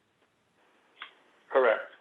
And the WWTP is designed to treat 1.5 million gallons per day, average daily flow, correct? 1.0 million gallons per day. Well, it's designed, but isn't it true that one of the process units is currently offline? Yes. I don't know that for a fact, but based on our conversation with the wastewater management, he stated that currently it had the capability of treating 1.0 million gallons per day. Okay. And so the average daily flows prior to COVID-19 were approximately 0.6 million gallons per day, or 60% of the capacity of the Wailua WWTP. Correct. Okay. And so any remaining capacities either already allocated or may be allocated for new development projects as sewer agreements are executed and sewer connection fees are then paid, correct? That's correct. That's my understanding. Okay. So the remaining capacity of the Wailua WWTP depends on the timing of those other new developments or county sewer expansion projects. Is that fair to say? Sure. Yes. Okay. So, but however, in the meantime, the capacity remains at 1.0 million gallons per day. That's correct. Okay. And so what is the estimated average daily flow of wastewater in the millions of gallons per day that the HoKua Place development is going to use? Or generate, generate, right? Correct. So at full build out, it would be 0.2 million gallons per day. And that's, from what I understand, the absorption rate is 10 years. So to get to that 0.2, it'll take you 10 years. So incrementally, if you do a straight line progression, that's what you would generate on an annual basis. Okay. And if you're aware, the proposed Coco Palms development is also slated to be served by the Wailua WWTP, correct? That's correct. It's 0.14 million gallons per day. That's how much Coco Palms would produce. That's my understanding on it, yes. Correct. Okay, so when Coco Palms is fully developed, the Wailua WWTP will be approximately 74% capacity. Correct.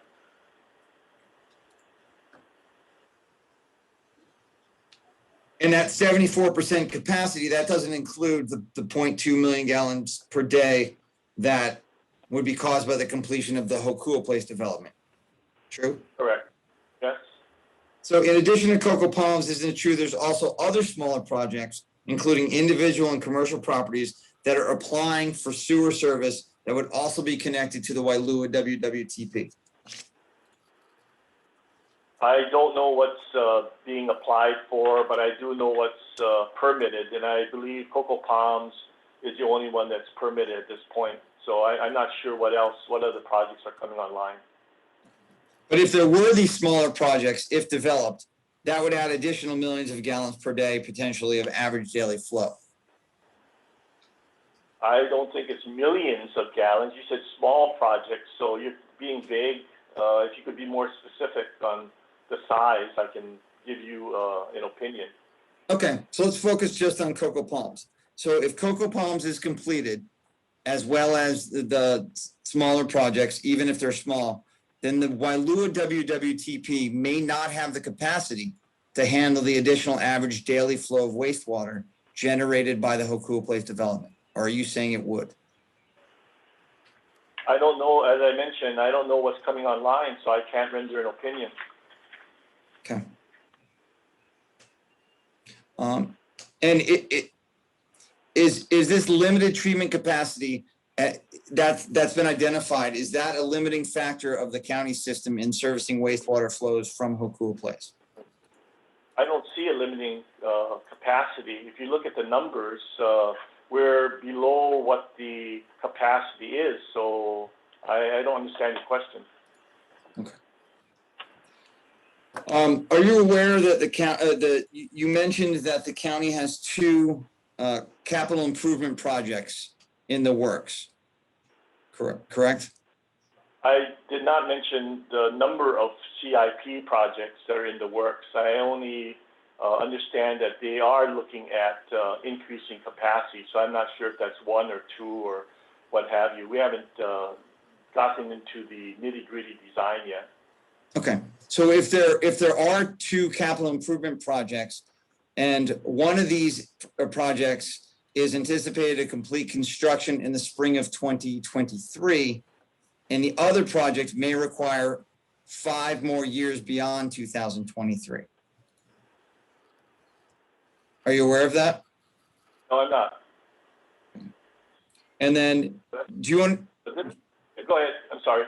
Oh, and so do you understand that even with the full 1.5 million gallons per day capacity, if it was restored to the Wailua WWTP, connecting to the Wailua WWTP would depend on the timing of the other new development projects and the timing of HoKua Place, and thus capacities not guaranteed under those circumstances. I understand. And you understand that Wailua's WWTP's full capacity, if brought up to 1.5 million gallons per day, and the pre-COVID flows at 0.6 million gallons daily average flow, and the projected 1.31 million gallons per day projected requirements of HoKua Place at full build out, the Wailua WWTP must still increase its capacity to accommodate HoKua Place. When you state the 1.3 million gallons per day at full build out, that's peak flow. So we're comparing apples and oranges here. So we're looking at average flow. The average flow is 0.21. Okay. It is not 0.3. Okay, but 1.31 is possible if it's at peak flow. That's correct. Okay, and so if that is the case, if peak flow is reached, then wouldn't there be a capacity issue with the Wailua WWTP accommodating HoKua Place under those circumstances? You have to understand that the treatment plant is designed to accommodate these max day flows and peak flows. The peak flows are peak because of I&I, infiltration and inflow caused by heavy rains. So like the ones that we've experienced the past few weeks. So that's the water that's getting into the system and increases the hydraulic loading onto the wastewater treatment plant. So not only are we contributing this, but other existing properties are also contributing to this also. And I believe as part of the CIP, if addressing this I&I flow or the peak flow so that the treatment plant can handle these extra flows. But again, everything is based on averages. So you can't mix an average with a peak flow or add numbers together. It's got to be apples and apples if I was clear on that. Okay. And then, but the preferred option for the petitioners would be to just hook up the wastewater system to the Wailua WWTP.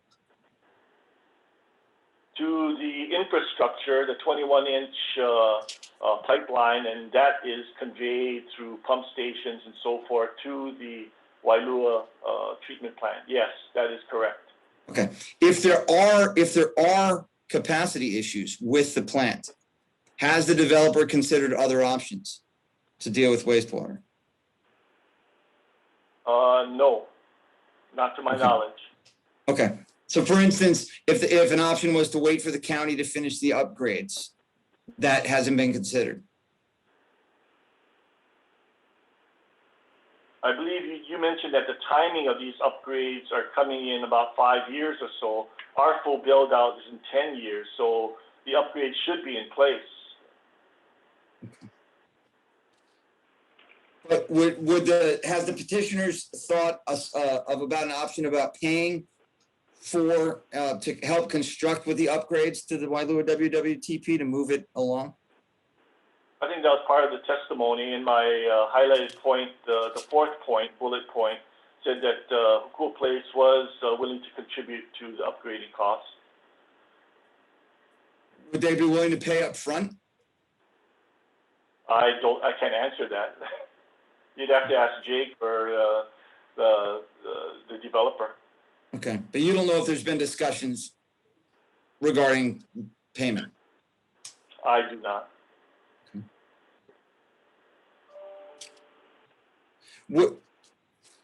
Would you agree that paying for procuring and constructing upgrades to the Wailua WWTP could be costly, complicated, and it may increase the development timeline for the project beyond the goal of 10 years? I don't have an opinion on that. I don't know what the details are. Okay.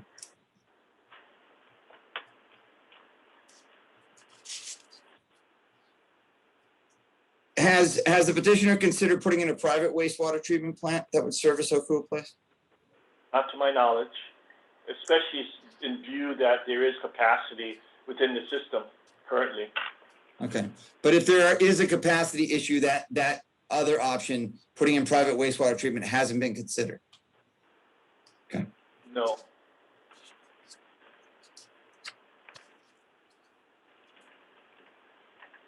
Has the, again, if there are issues with the capacity, is it true that another option to address the capacity issue would be for the developer to install individual wastewater treatment systems? No, I don't think that's feasible. Why? Is it too costly? No, it's against the Department of Health rules for IWS's individual wastewater systems.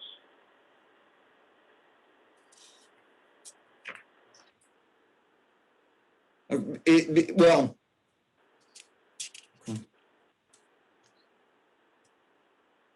has the petitioner, if you're aware, have they considered another option?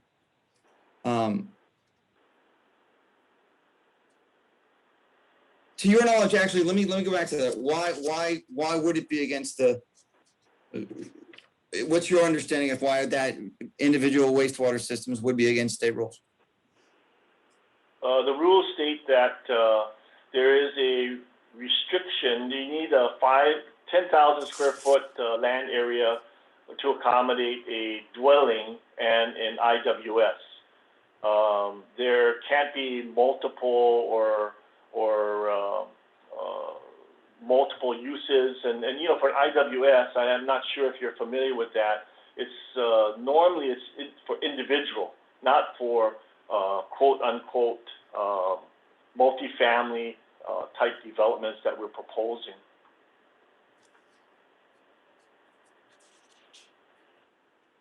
Could the development, though, be redesigned to comply with the unit size restriction, thus making it possible to comply with individual wastewater treatment? I don't believe so. I don't believe so. Why not? What's your understanding? It's treatment and disposal, so those are the issues. We don't have enough land area for disposal.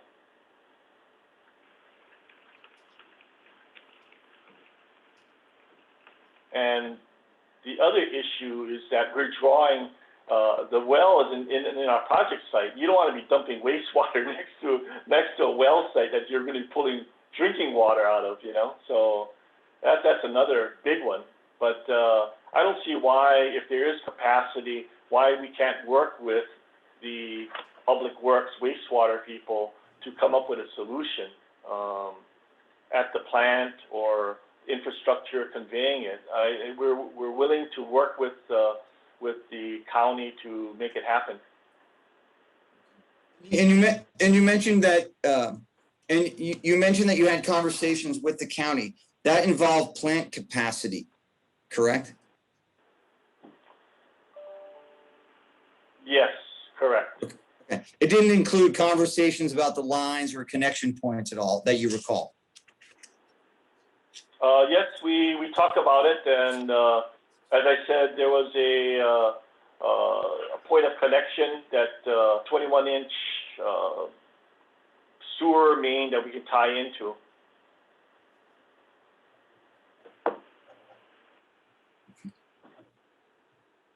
And do you recall who you spoke with from the county that gave you that information? Jason Kagimoto, the chief of wastewater.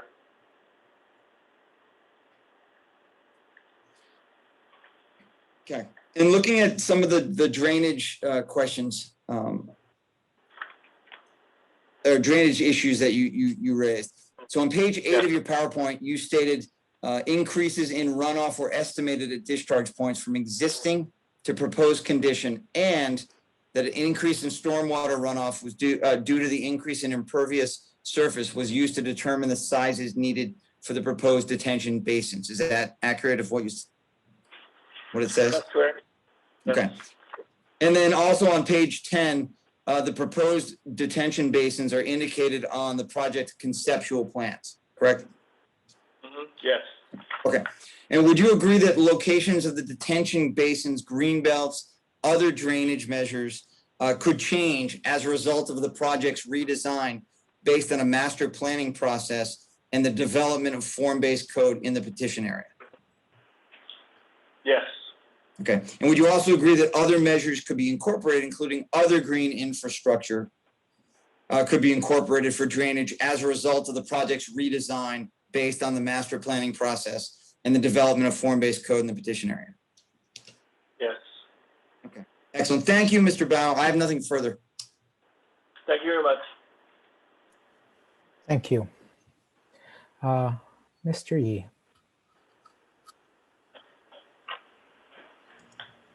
Thank you.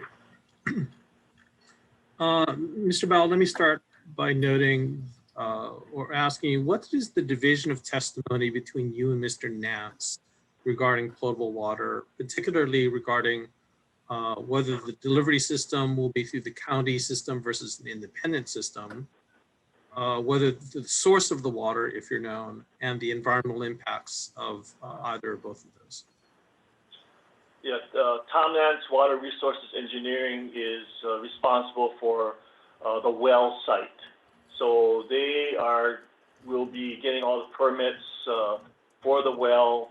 As I mentioned before, they did take some samples from the well and ran it through a lab for biological testing and did meet all the water quality requirements for safe drinking water. My role as bioengineering and development is to design the infrastructure to take it from the well to tie into the county system and also design the infrastructures to support HoKua Place. Mr. Chair, if I may, Mr. Nance will be covering the questions regarding the source and permitting and capacity for the well. Thank you. I would hope that if this or similar questions are not addressed by Mr. Nance, we'll have a chance to recall Mr. Bao. We can, yes. So if I understand it correctly, the issues involving the well and impacts from the well would be addressed to Mr. Nance. After it's pulled from the well and it's distributed either directly into the subdivision or to the county for distribution, those would be your areas of expertise. Is that right? That's correct. Okay. Then with respect to the potable water, as I understand it, you have been focused primarily upon tapping into the county system. Is that right? That's correct.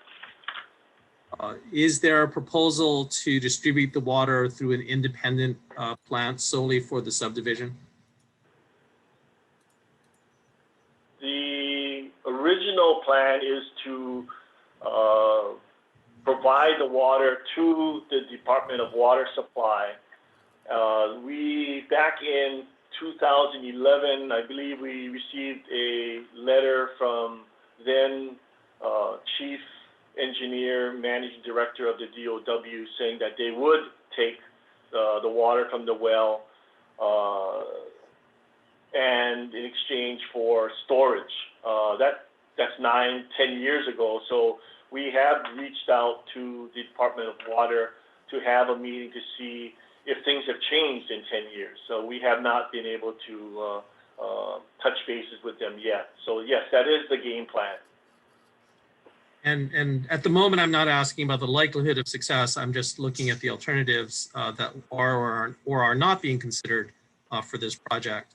At this time, would it be fair to say, if I understand your testimony as well as the EIS correctly, no studies are done for the creation of a separate independent water system delivered solely to the subdivision by the subdivision. Is that right?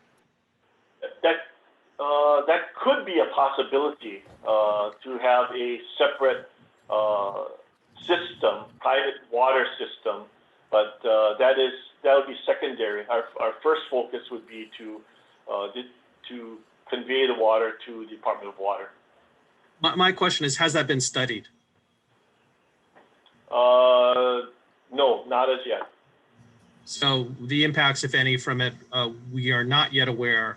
And if I hear your testimony correctly, if you get to that, then you'll cross that bridge if you get to it. Correct. Okay.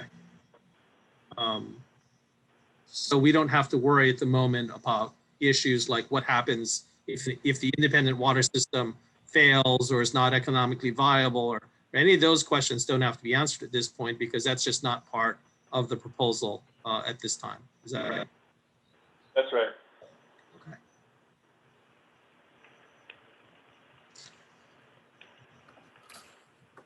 With respect to wastewater, I understand the proposal is to connect up to the county water supply, correct?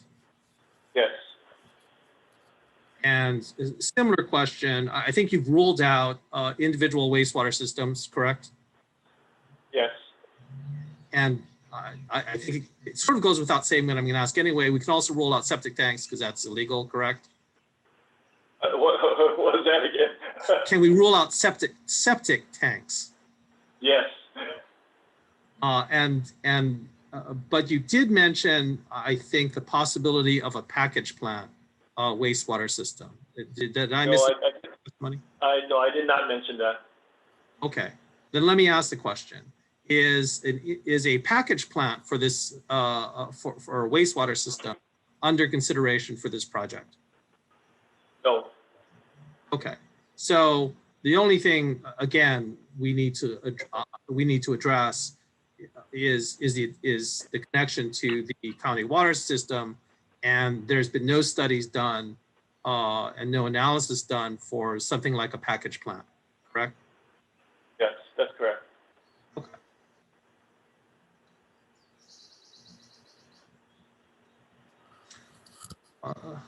Then with respect to flooding, I think you talked about this, but let me just sort of set, the basic facts.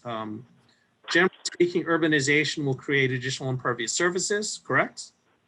Yes. And because of this, it changes the amount of water that will be absorbed into the soil, correct? That's correct. And again, absent any other changes, it will also tend to affect the direction of the water flow on the petition area. Is that also correct? That's correct. So because of this, in urbanization, we'll have to look to mitigation efforts to control the amount of water that flows off the property for purposes of flooding, correct? Yes. In this case, I take it you are directing the flow of water. Well, let me ask the question. Are you directing the flow of water to the detention basins and greenbelts? That is correct. That, as indicated on figure 2. Okay. And I understand. Sorry, no, please complete your question. Go ahead. Okay, so as I understand it, the precise locations of the greenbelts and detention bases may change, but regardless of where they are, you will need to direct the flow of water to those locations, correct? That is correct. All right. Then with respect to that, let me ask you currently, I'm gonna go off topic a little bit and come back. Is there currently flooding near the roadway area by the petition area? Which roadway are you talking about? I apologize, I don't know. Are you looking at the bypass road? There's several that loop around there. So the bypass road is to the south, and then you have Olohena Road, which is on the north side above. The bypass road, is there generally flooding in that area? I'm not sure, to be honest with you. I haven't really studied the downstream controls. The reason for the location of the green belts is that there's a stream that crosses the bypass road to the south western portion, and there's Waikaia Canal at Greenbelt 2 and 3 by Detention Basin 2, and those would be the points of connection to the existing drainage system. So they already exist, and that's why we're placing it there.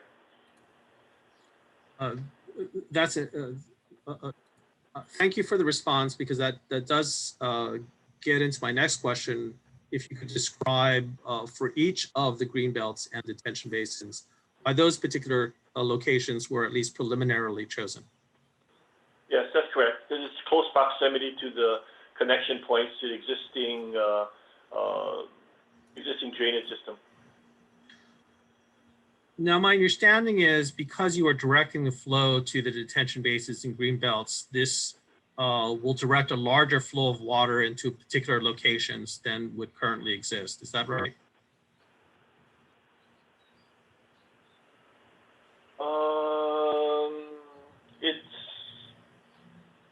I don't know what you mean by larger amount of water. I suppose so. If the detention basins are as we have shown here, there would be an increase in runoff to this point at full development due to the impervious surfaces that are added. That is correct. That's why additional mitigations needed to handle the increased flow. So you need to make improvements to handle that increased amount of water, correct? That's correct, and that is the purpose of the detention basin. Then my question is, though, what happens to the overflow of water? Is that directed to a particular place? They are discharged to the existing points of connection, Waikaia Canal, and also the existing stream that crosses to the southwest. In the detention basin near the bypass road, where does that overflow go? It goes to Waikaia stream. It's not labeled on this site, but to the north, looking at figure 2, if you have it in front of you, it's to the south east section, right across from its dashed lines. Sorry, are you hold on. What are you referring to? I believe are you referring to figure 2 within exhibit 28 of your PowerPoint? Yes. Ms. Do you Aho, want Jenna to pull it up on the screen? Chair, can I share my screen? please. Yeah, might be helpful. And they can point to it. Just noting, we said we would go till 12:30. Oh. Okay.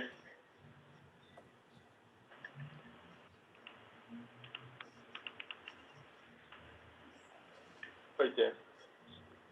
So It's figure 4, not figure 2. well, it's shown on both. It's shown on both. But right across from the bypass road by the Greenbelt 2, that rectangular area there to the southeast, Jana has, if you see her hand there, that's the Waikaia Canal, which the flow naturally goes through right now. And where would Detention Basin 1 overflow into? Detention Basin 1 to the southwest by multifamily 1 goes to a stream, unnamed stream to the southwest. It's close proximity to this area. And I guess my question then is, what is a standard that you are going to be building these detention basins and greenbelts to handle? Like a 100-year storm, better than that? What please explain.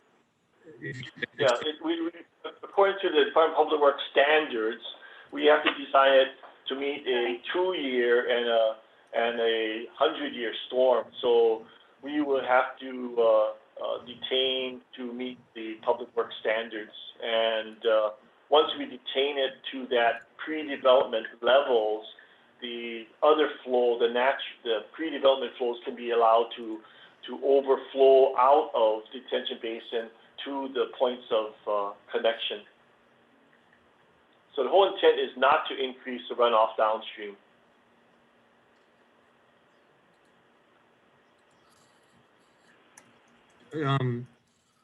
There are concerns that existing calculations for a 100-year storm may no longer be accurate. Are there any intentions to develop to a higher standard for this project? We're designing to the Department of Public Works standards. So unless the standards change, that's the standard we have to follow. Well, you certainly need to at least meet that standard, but you are allowed to go and build to a higher standard if you so chose. I take it from your answer is you are not going to be building to a higher standard. Is that right? Not at this point. I need clear direction from the owners and developers to move in that direction. There obviously, it could have a cost impact depending on what standard above that you're going to be designing to. Are you designing to a 200-year storm, a 500-year storm? I mean, so it's kind of premature for me to answer that because I don't know how much higher are we designing to. It's very,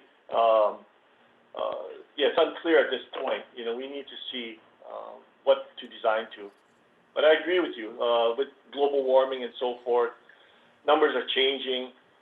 We are using NOAA's latest rainfall information to design to, and not old, antiquated rainfall intensities. So we are current in our rainfalls analysis. Mr. Yee, since I love to stop you right before you're done, how much more do you have? 5 to 10 minutes. Okay, I'm going to let you continue after lunch. It's 12:30. We're going to reconvene at 1:15.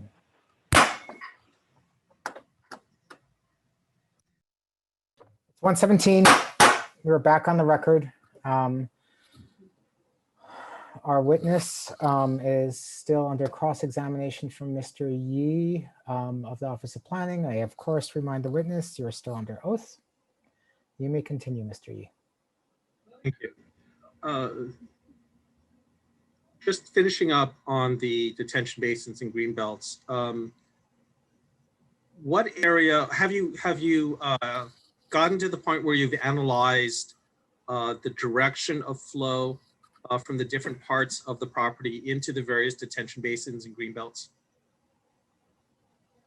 Generally, we have looked at the direction of flow. The natural lay of the land is a north to south flow direction, but obviously when we start carving up the various parcels with roadways, driveways, parking lots, it's going to be changed, right? So generally speaking, we located the detention basins at the lowest portions of the site in close proximity to the existing discharge points.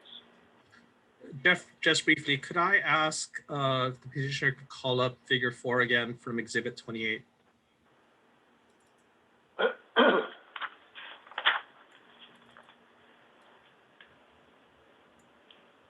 Which I think was the same document we were reviewing before. Pulling it up. Okay. She's pulling it up. Give us a minute. Thank you.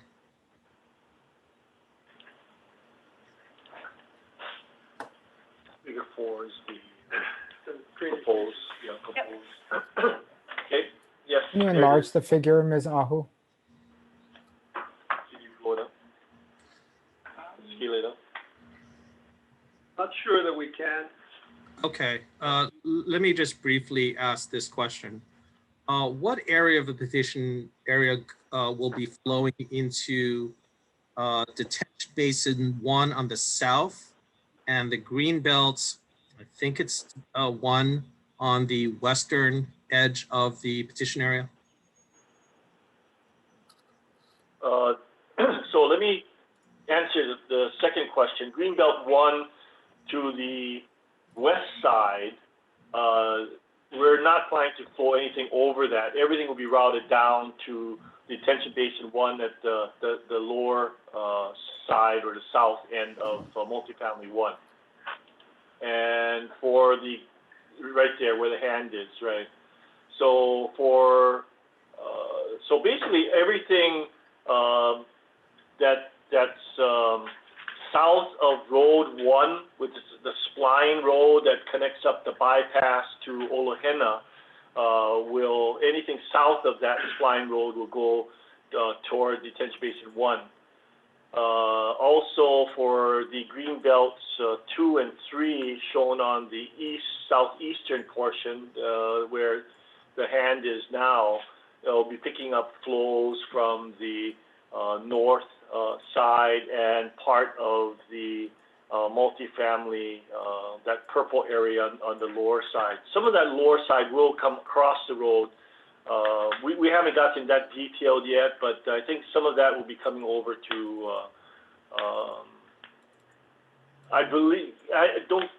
I think that's going to go to Greenbelt 2 also, that detention basin. If I understand you correctly, the area listed as multifamily 1 will be going into detention basin 1, correct? Correct. Yes. Part of the area of single family 1 might be going into detention basin 1 as well. Let's see. I'm looking at my plan here.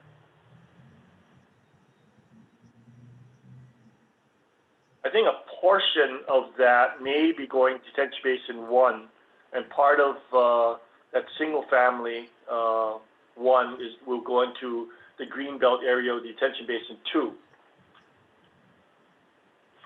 Okay. Thank you. That answers my question. You can take down the screen. Generally speaking, there are different pollutants that will be generated from an urbanized area than an agricultural area. Is that right? Correct. Can you describe what the difference is in the type of pollutants that will be for this particular project? Well, in any development or subdivision, you're going to have automobile oils, right, that drip from the cars and so forth, tires, fragments. You're going to have vehicular exhausts, you know, things of that sort. But mainly from the parking lots where you have dripping oil and so forth. So what we try to do there is we try to have some bioswales and so forth to pick up that initial flush, if you will, or runoff from those parking areas and roadways, so that it's treated before it gets out into the natural streams and in the vicinity. The detention basins serve that purpose too, because they will be grass, excuse me, grass lined, so there'll be some percolation allowed there, you know, to pre-cleanse the pollutants from there. In this particular case, I believe the land is fallow. So given that fact, would there also be anticipated some additional pesticides and fertilizers that will arise from the urbanization? I would say so. You know, some fertilizers for lawns and gardens and what have you. Sure. Anything else on the different kinds of pollutants that will be resulting from this? Or maybe I should ask a more fundamental question. Have you analyzed the type of pollutants that will be resulting from this particular project? No, I have not. Okay. So your answer is based more upon an understanding of what happens with urbanizations generally? That's correct. Are you aware that there's a wetland in the area? Yes, I am. Have you seen the Office of Planning Exhibit 16? No. Can you refresh my memory? Do you have? I have a wetland map. If what you're talking about is a wetland map, I'm not familiar with that exhibit. Chair, may I attempt to share a screen? Yes, you may. And if you succeed, you'll get bonus points. Mr. Chairman, if I may, Rana Gore is going to testify about the wetland. This witness has not had any involvement with either studying the wetland planning at all. Mr. Yee? My question is a little more factual, so I think I can ask him a few questions about this, if I may try to. Okay. Do you see Office of Planning Exhibit 16, a blown up version? Yes, I see it. Yes, thank you. Okay. So this is a proposed detention basin, and this area in pink is a proposal from the Office of Planning on an area of wetland and buffer. Let me just represent. Okay, do you see that? Do you see that area? Yes. Mm-hmm. Yes. And then do you also see Greenbelt 1 to the north? Yes. All right. My question is, do any of either Greenbelt 1 or proposed detention basin flow into or through the buffer area or in pink? We are not touching the Greenbelt. There may be, we haven't studied it thoroughly yet. What needs to be done is there needs to be a wetland determination. I am not an expert in wetland, but we do need to have it delineated. So this is just a sketch on a pencil. We don't know for sure if this is a true wetland or I believe there are some sloping areas here with some wetland vegetation. So we need to clearly find the limits of the wetland before we do any design work that puts any water into or around the wetland.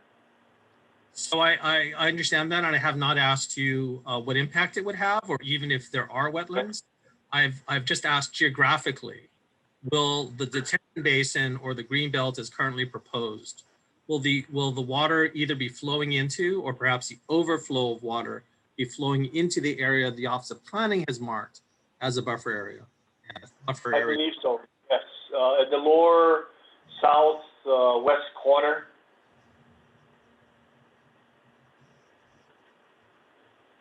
Could you complete the sentence? In the lower southwest corner of the detention basin. It overlaps. So, we will not be touching the wetland, if that's what you're alluding to. You said the detention basin would be flowing, the overflow would be flowing into the stream. Would that overflow be going through this demarcated area? It'll be flowing to the Kapa'a bypass road. I believe there's a culvert in that area that crosses through or under the Kapa'a bypass road. So we don't have a topo locating that culvert as yet. So we need to know exactly where that culvert is to determine where the discharge point is. So to answer your question, I don't know for a fact where we're going to be discharging, whether it would be in a wetland or not, but it would be in close proximity to the roadway, the bypass road, and kind of that, like I said, the south west corner of the detention basin. What about the Greenbelt 1? Does that have any, in terms of flow, would that flow also be going into or through the demarcated area? Yes, I think that Greenbelt area is in the area where you show in pink there, but we're not touching that area. We define it as a hands-off area. So the development is to the east of that line. Okay, I think that's all I need to share. Okay.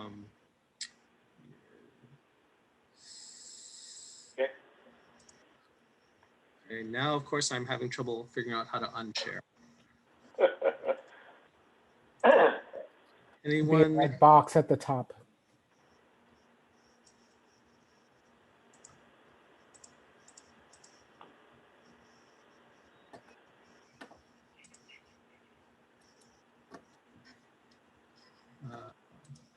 No, that's. I'm sorry, I'm having trouble. That didn't help, did it? No, we now see a list of your recently opened PDF files. Well, that's unfortunate. Mr. Yee, you went to law school too long ago. Yeah. So, Not Brian, either. on the Sorry. very top of the screen, there should be like a red and a green box. Yeah. And one of them says unshare. You know, Is there I have my cursor on. Okay. I'm I just stopped participant sharing. So if somebody wants Thank to you share so again, much. I try not to use that unbridled power too much, but you know. What's called for here? I'm so happy that I did not need to tell you that I am not a cat.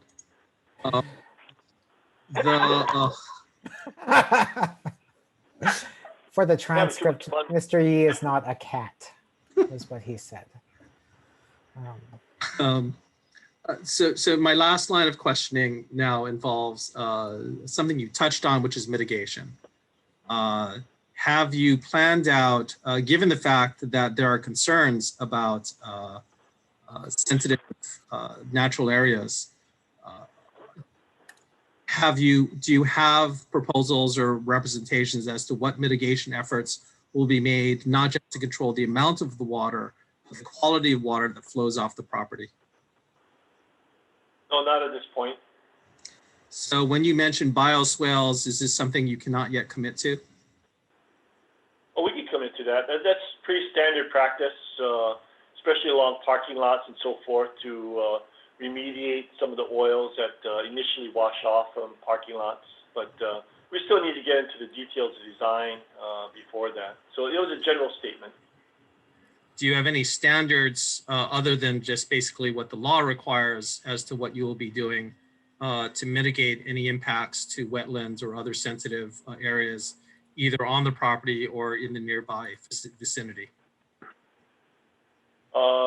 Yes, we have standards. The Public Works has standards too, filtration socks and so forth. Bioswales is another product. There are numerous products in the industry that can be used to mitigate. I understand that there are a number of different remediation efforts. I guess my question is, can you represent to this commission what at least some of those mitigation measures that you will be doing? Not at this point, not until we get more details in the layouts of the units and the parking and roadways and so forth. This is premature at this point. And also nothing that you can commit to put aside the particular mitigation efforts, but any mitigation results. I take it there are no particular standards you could meet or would be willing to commit to meeting to reduce pollutants by some percentage or by some amount in order to safeguard the environment. I can say that we will meet all the standards as required by law and by the county. If you're legally required to do it, you will do it. If you are not legally required to do it, the fact that there is a more sensitive wetland area in the vicinity will not change your representations about mitigation. Is that right? Well, no, you are correct that we do need to mitigate the runoff, such as silt and other pollutants from entering the wetlands.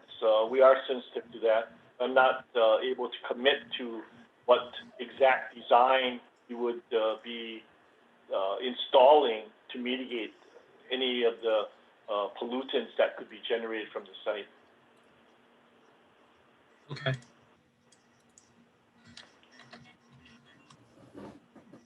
That is all I have for this witness. Thank you very much for your testimony, and thank you very much, Chair. Thank you very much, Mr. Yee. Okay, intervener, which of the council will be doing the cross? Mrs. Selke? Yes, it'll be me. Thank you. And thank you, Mr. Bowe, for being here. I want to note at the outset that we also had a lot of questions for the witness, Tom Nance, but we are going to reserve those to save time. And if for some reason Tom Nance does not testify later, we will also want to re-examine this witness. I'm going to do a lot of screen sharing, and I am going to start with your drainage analysis, and that's Exhibit 27. And I hope that you guys can bear with me because I will do it.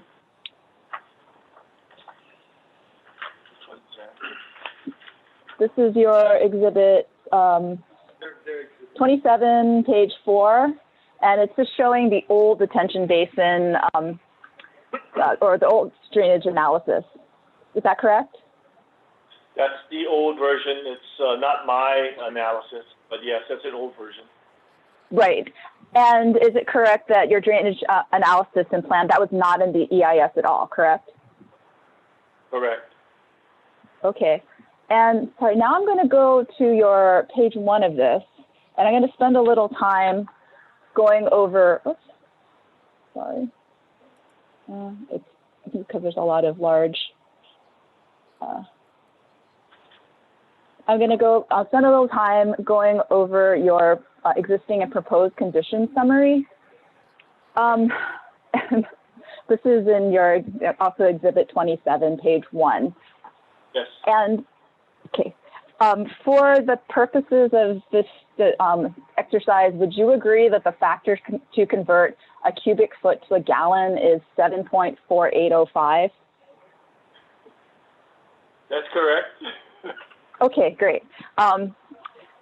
So for the 100-year storm, I'm not sure if you can see my cursor, you have the Q100 at 961.07, right? Mm-hmm. Yes. Yeah, and that's just for the proposed 91.49 acres. And for that, are you assuming that the 100-year storm is going to be 1 hour? Yes. So for that 1 hour, if you converted, and if you need me to pull up a calculator, we could do this. Would that 961.07, would that become about 25 million gallons? You can't really do it that way. We don't look at gallonage, but in engineering, we look at cubic feet per second. And the analysis here, what you're doing is very rudimentary analysis. We run a software program that's accepted by the Department of Public Works for the county. It's a TR55 program that routes the storm, particular storm, whether it be a 2-year or a 100-year storm, through the property to the detention basin. And that's how we come up with these numbers or volumes, right? So I hope that answers it. Yeah, thank you. I'm going to ask my question a different way then.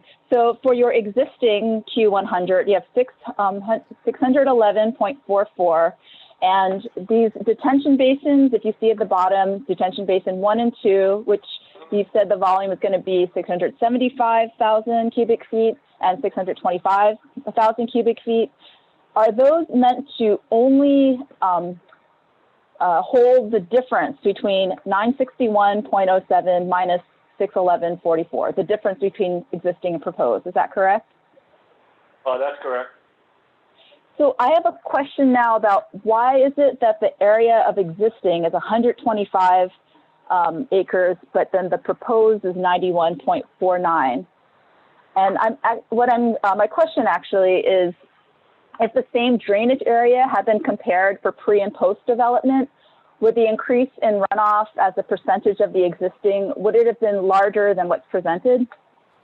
No, what's happening is, and I mentioned it when I did my testimony, the existing acreage accounts for the Kauai Middle School, whereas the proposed took it out. So we're basically routing the existing flow through, and that's the discrepancy in the proposed areas.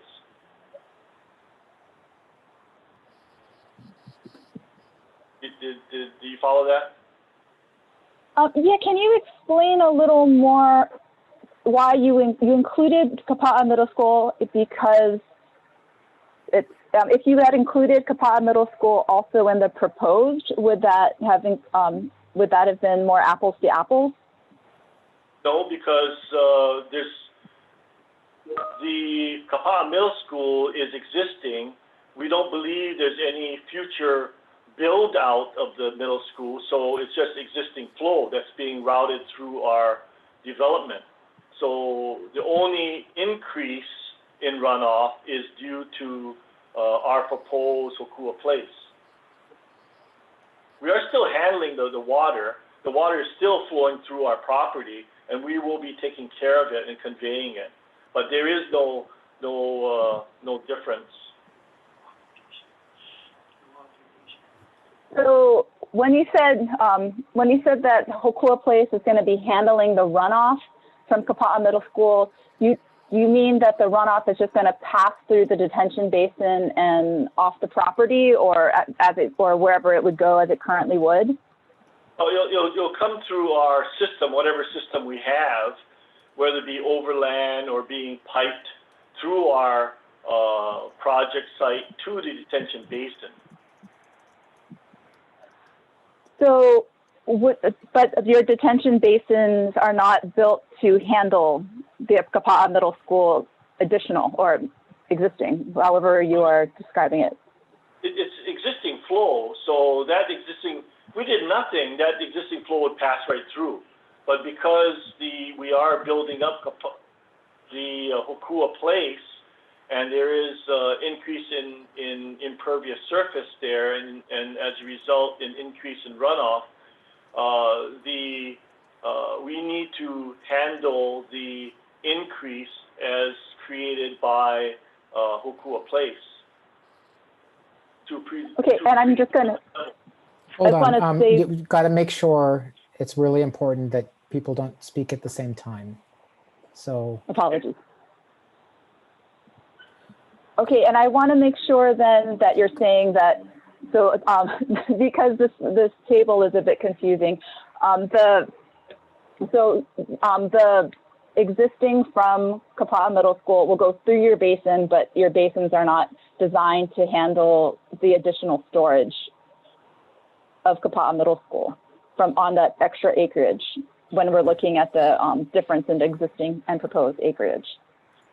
According to the drainage standards, we are allowed to bypass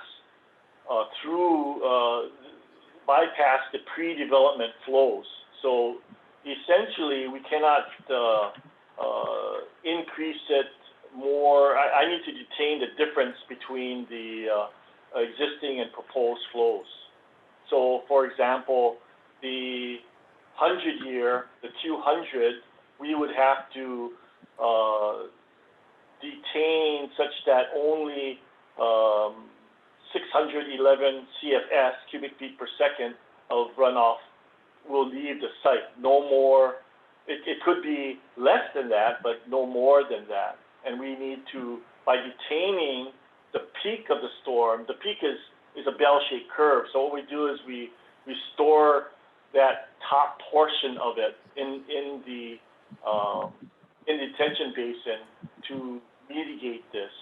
So it's a flood routing question that comes through, and that's how we come up with the sizing of the basins. It's pre-programmed, so you can't just divide by the 748 and come up with a number, because it's routed through there.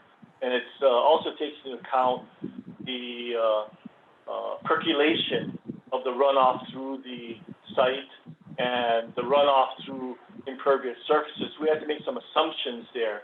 So all these factors are integrated. It's not that easy to just add and subtract numbers. It doesn't work that way.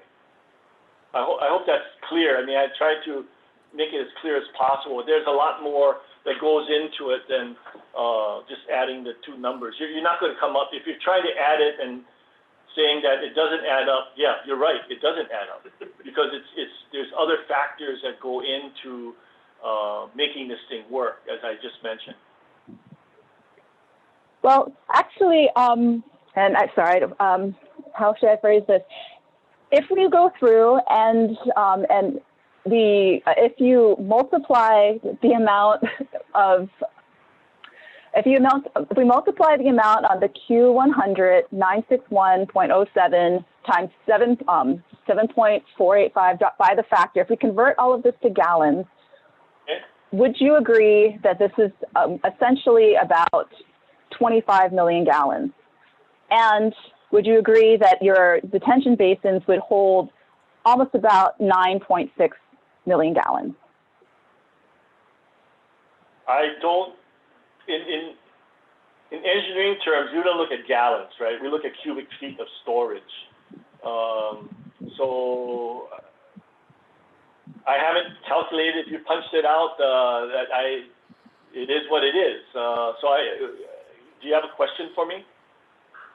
Oh, I was asking you to confirm that, because that was just a conversion question. And then I was going to ask you, well, I guess I was going to ask you if 25 minus 9.6 is about 10.4 million gallons that is not accounted for by your detention basin.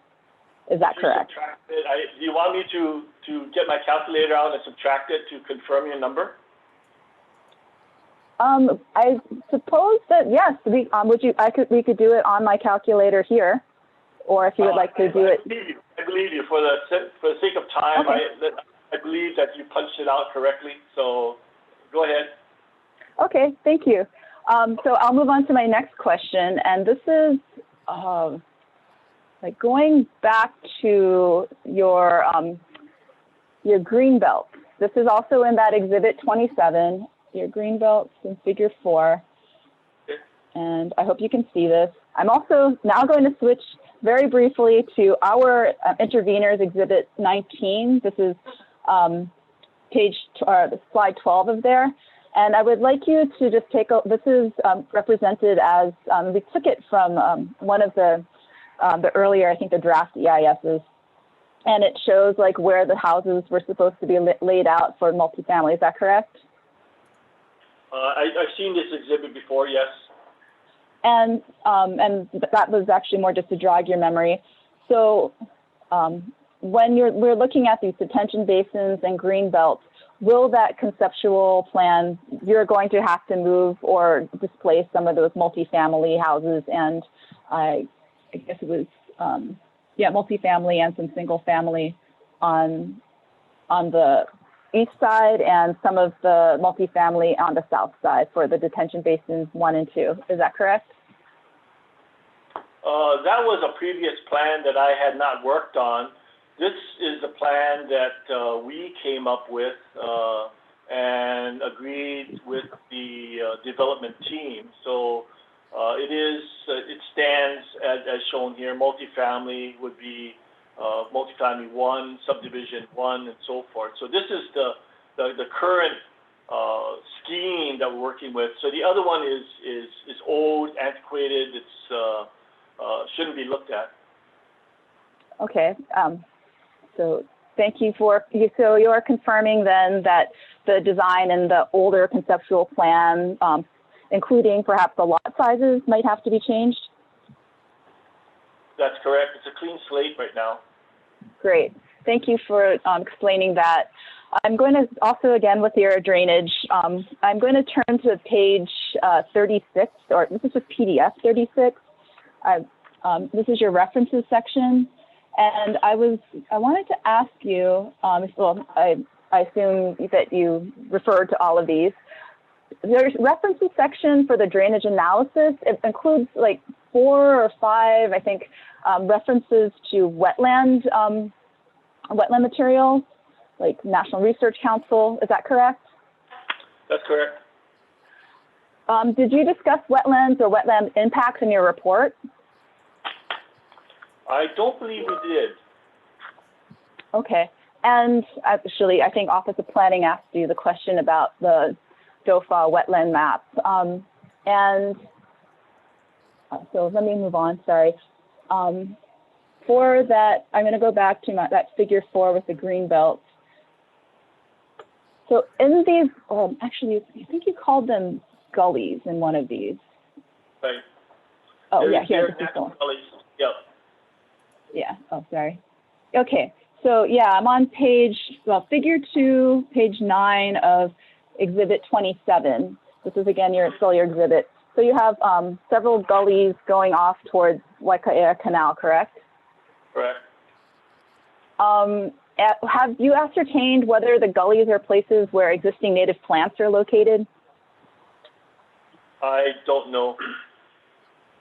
Okay. We haven't. And I will stop sharing for the moment. And these might partially overlap with some of Office of Planning's questions, but your calculations do not establish a baseline for water quality. Is that correct? That's correct. We did not address that in this analysis. It's strictly drainage. Have you measured the amount and kind of bioswales that would be needed to mitigate water pollutants? Like how many bioswales, how large, what kind? No, because we need to get into the details of the design before we can do that. Okay. And I'm again going to point to your exhibit 27, page 1, and let me know if you want me to share that. You discussed how the detention basins will function as sediment control and in allowing, I'm quoting you, sediment and runoff to settle before being discharged off-site. Is that a correct statement from your exhibit? Yes. How would the accumulated sediment be disposed of?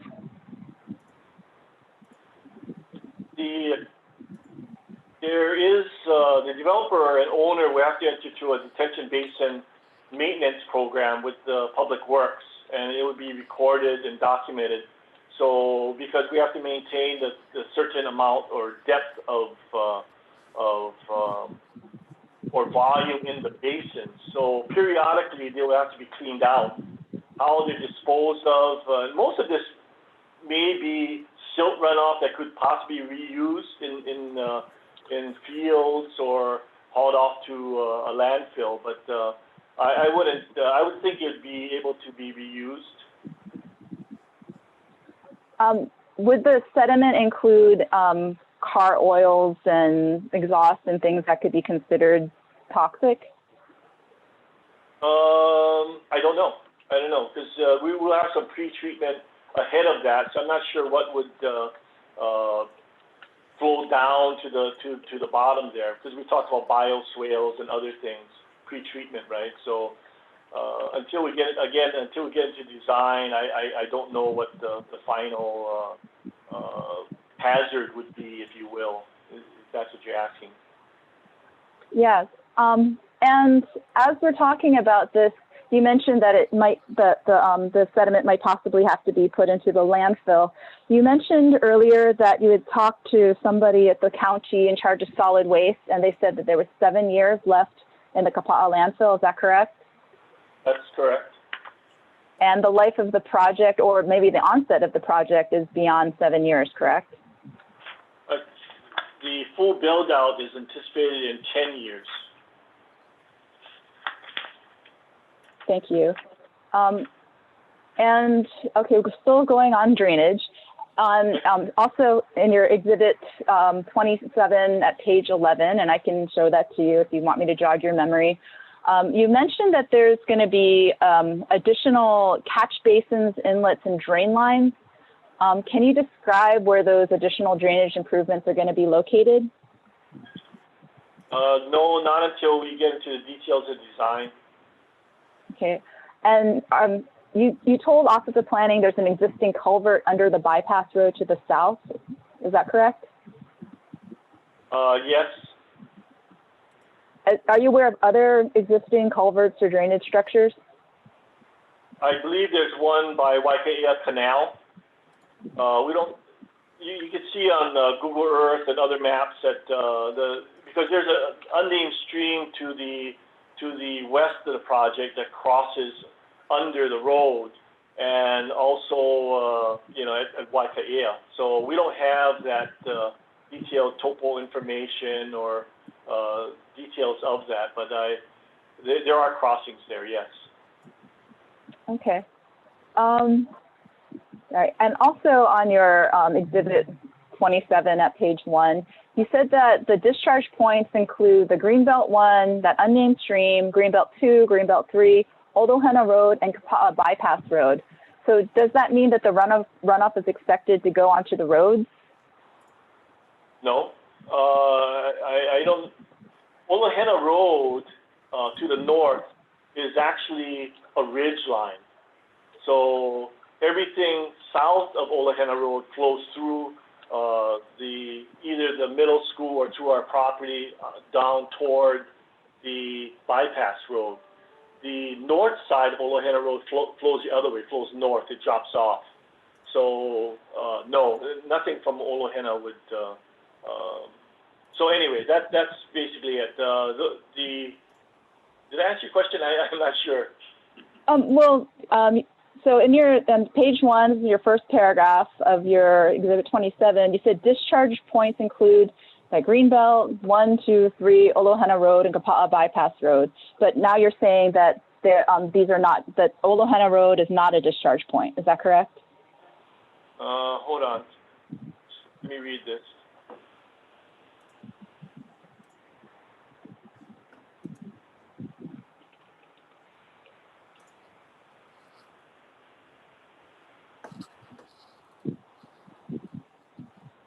I think some shouldered runoff from Olohena Road comes into our property.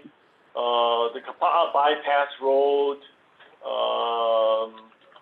if it's crowned, which I'm not sure, would drop into our property and then have to go under the road to get to the other side. So I think there's small areas there, and I'm not sure, maybe that was a misquote there, discharge points. We're not discharging onto Olohena Road, but we'll be discharging under Kapa'a Bypass Road. Okay. Okay, thank you for that. And as far as like who's going to be maintaining the bioswales and who's going to be maintaining the sediment from the detention basins, is that going to be the homeowners association or whoever takes over after the developer sold out its interest? That's to be determined. I can't answer that. Okay, thanks. I'm going to move on to your your Exhibit 26. And so to start talking about the wastewater treatment. Has your analysis of sewage considered the impact of sewage going out from the wastewater treatment plant to nearshore waters? Have we analyzed, can you rephrase that? I'm sorry? Have you analyzed the impact of project sewage going out from the wastewater treatment plant, the county wastewater treatment plant, to nearshore waters? No, we are discharging to the county system, and I think that's the county's responsibility to treat and dispose of the wastewater once we tie into their system. So you didn't assess the impacts because that's a government agency responsibility, in your opinion? Yes. Okay. And changing subjects a little, are you familiar with the concept of an accessory dwelling unit or additional dwelling unit? Yes. So can you tell me your understanding briefly? It's like a mother-in-law cottage or, you know, accessory, like a mother-in-law cottage, you know?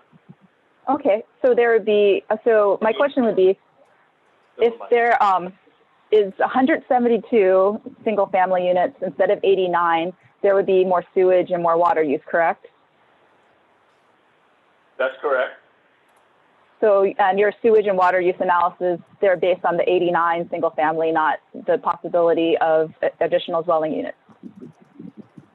Correct? It was analyzed based on the development plan, which is the 700, I forget how many units there were, 700 some odd, just under 800 units of combination multifamily and single family, as well as park site and commercial site. Right, thank you.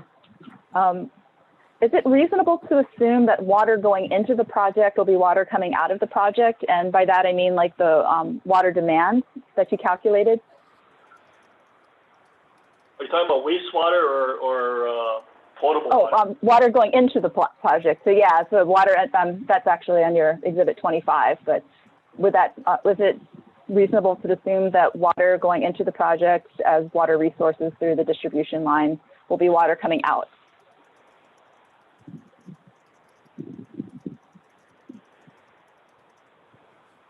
Are you, I guess I don't understand the question. Can you rephrase? You said that the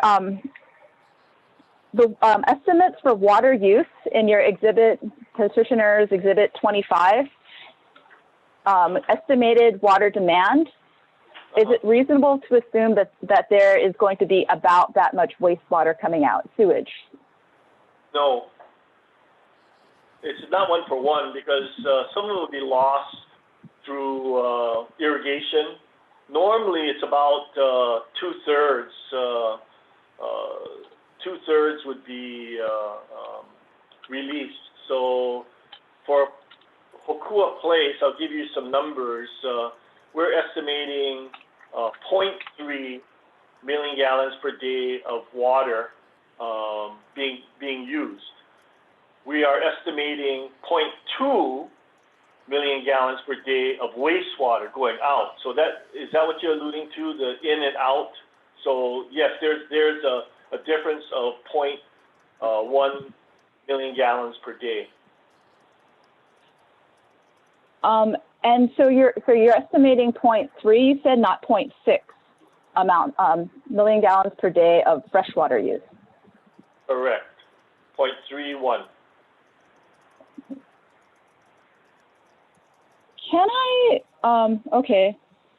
Can I turn your attention then just to, because I should get this straight. This is actually now Exhibit 25, and I'm looking at page 6 or slide 6. So your estimated water use is going to be, is it shown as 0.3 here under max daily demand for total, or can you tell me which number is? It's average. Average So it's the, column, yeah, that one there. okay, so 0.298 million gallons per day, or 298,000 gallons per day. Yeah. Okay, thank you. Thanks for clarifying that. So that will change some of my questions. You said in your Exhibit 26, the Wailua Wastewater Treatment Plant will need to undergo CIP project to increase its design capacity, and the developer plans to work with DPW to schedule construction to coincide with wastewater treatment improvements. Is that correct? And I can show you the, okay, thank you. Yeah. By design capacity, which capacities are you referring to in regard to the wastewater treatment plant?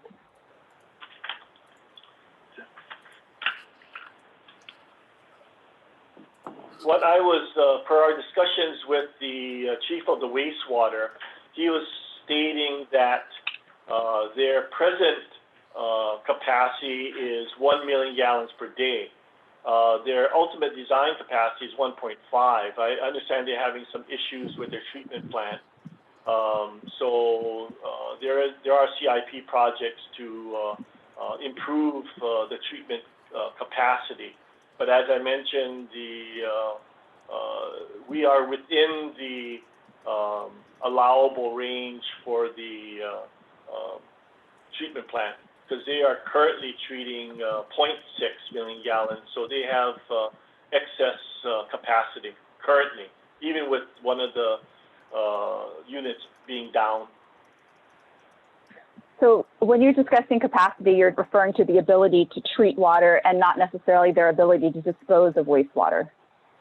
Is that correct? That's correct. Okay. I have one more question on this. Are you aware that the Wailua Wastewater Treatment Plant is within the 3.2 foot sea level rise area? And I can show you a map if that will help jog your memory. I'm not aware of that, but yeah, you can show me that. Is it going to be inundated? Is that what you're saying? Yes, and I can. I will go ahead and show you that. It's exhibit. It's in our Exhibit 1, which is the amended DBA petition. It's Exhibit 8, and their sea level rise assessment at page 2-9, and I will show that to you. Bear with me.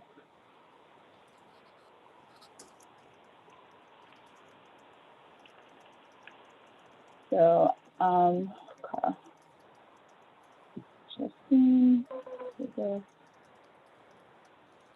so the Wailua wastewater treatment plant is, well, I guess it's not marked there, but I could show you our Exhibit I-64 at 9.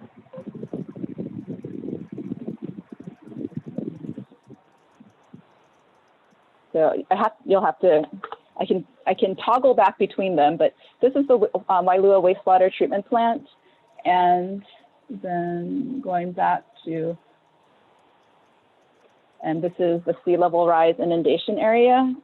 Do you see that there is an overlap between the sea level rise inundation area and where the where the wastewater treatment plant is located? And well, unless we get exact topographic information, I can't really answer. I don't know what the elevation of the treatment plant is relative to the sea level rise, and I'm not even sure when that 3.2 feet will occur. Is it 20 years from now, 50 years from now, 100 years from now? We don't know. So I'm not familiar with that exhibit that you showed. okay, thank you. So you did not investigate the sea level rise issue with the wastewater treatment plant. Is that correct? That is correct. Okay.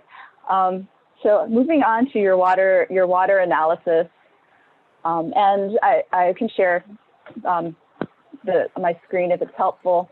You mentioned a 313-foot and a 214-foot elevation area for storage reservoir. Are these are county reservoirs? You're not going to build those, correct? Correct. And these, do you know the names of those water reservoirs or storage tanks? I think one is stable tank. I think that is the 214-foot elevation. Another one is Hawai'i, comes off of Hawai'i Road, is a new reservoir that was constructed there, as well as one that's further up Ka'apuni Road, but I'm not familiar with the name of that. So there are some existing tanks as part of the Department of Water Supply system. And are you aware of any allocated capacity for the stable tank or the Hawai'i reservoir to other developments? We are trying to schedule a meeting with the Department of Water Supply to just talk about that exact question. Okay. And you haven't talked to them before this about allocating the storage for your project? No, not as yet. Okay. And has the sorry, I guess Office of Planning, you might have answered this earlier. The developer has not created a contingency plan for storage reservoirs for its private water system if the county doesn't agree to allow storage. Is that correct? That's correct. That'll be the fallback. Okay. And there, are you aware that the EIS and other documents represent that the developer has discussed a water master plan with the county Department of Water Supply? I think they did previously. Are you aware of the scope of that that discussion involved 50 farm dwelling units and a goat raising operation? Yes, I'm aware of that. And it did not involve 769 residential units, correct?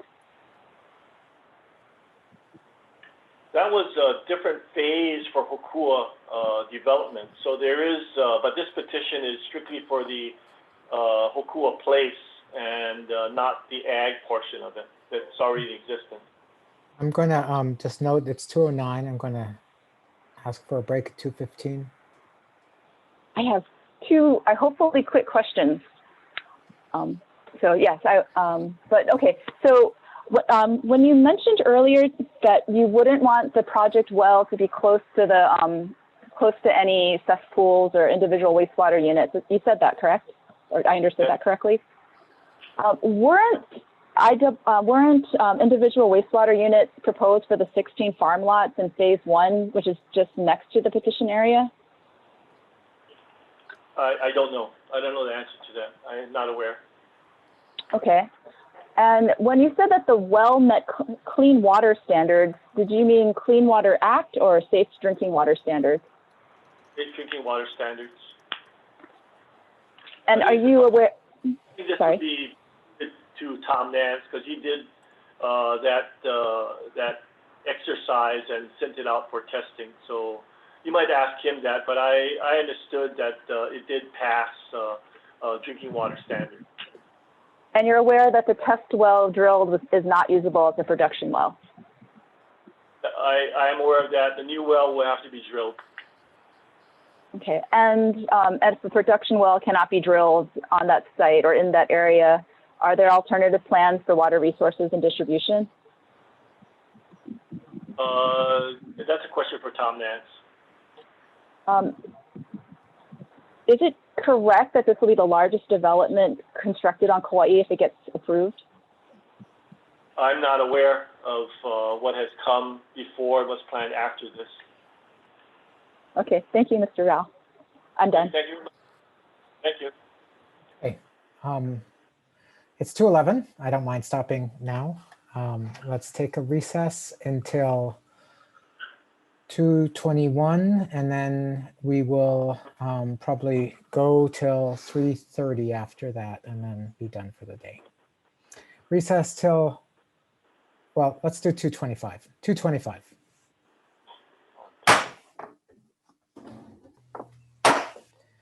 back on the record.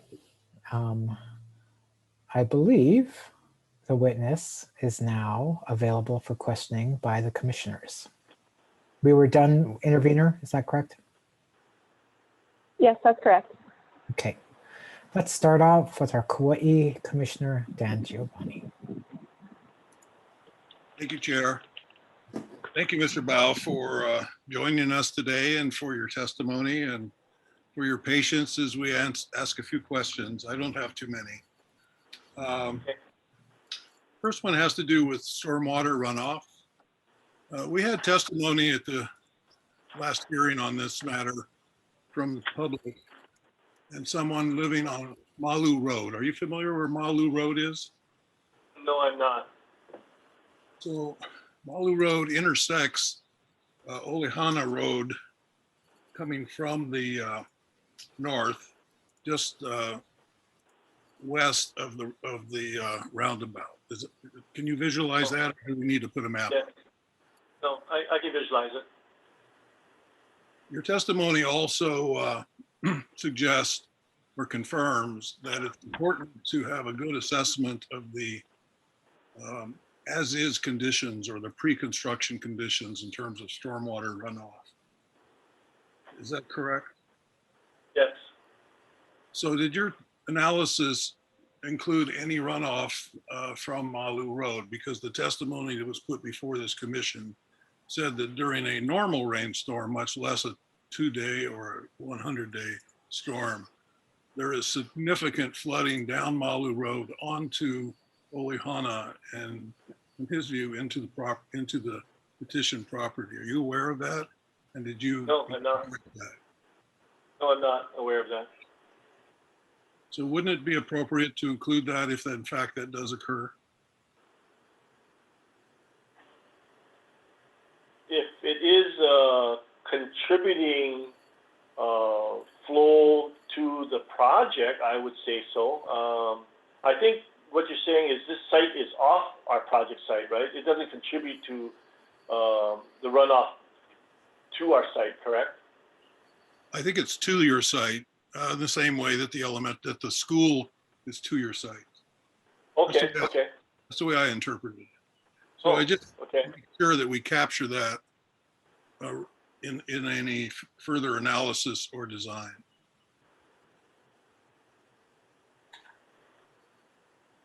I misunderstood your testimony. I thought you said that the Kekaha landfill had 70 years capacity, but you corrected that, or at least to my ear, it was corrected to 7 years. Is that correct? Yes, that's correct. 7 years. What is your expectation for solid waste management after 7 years?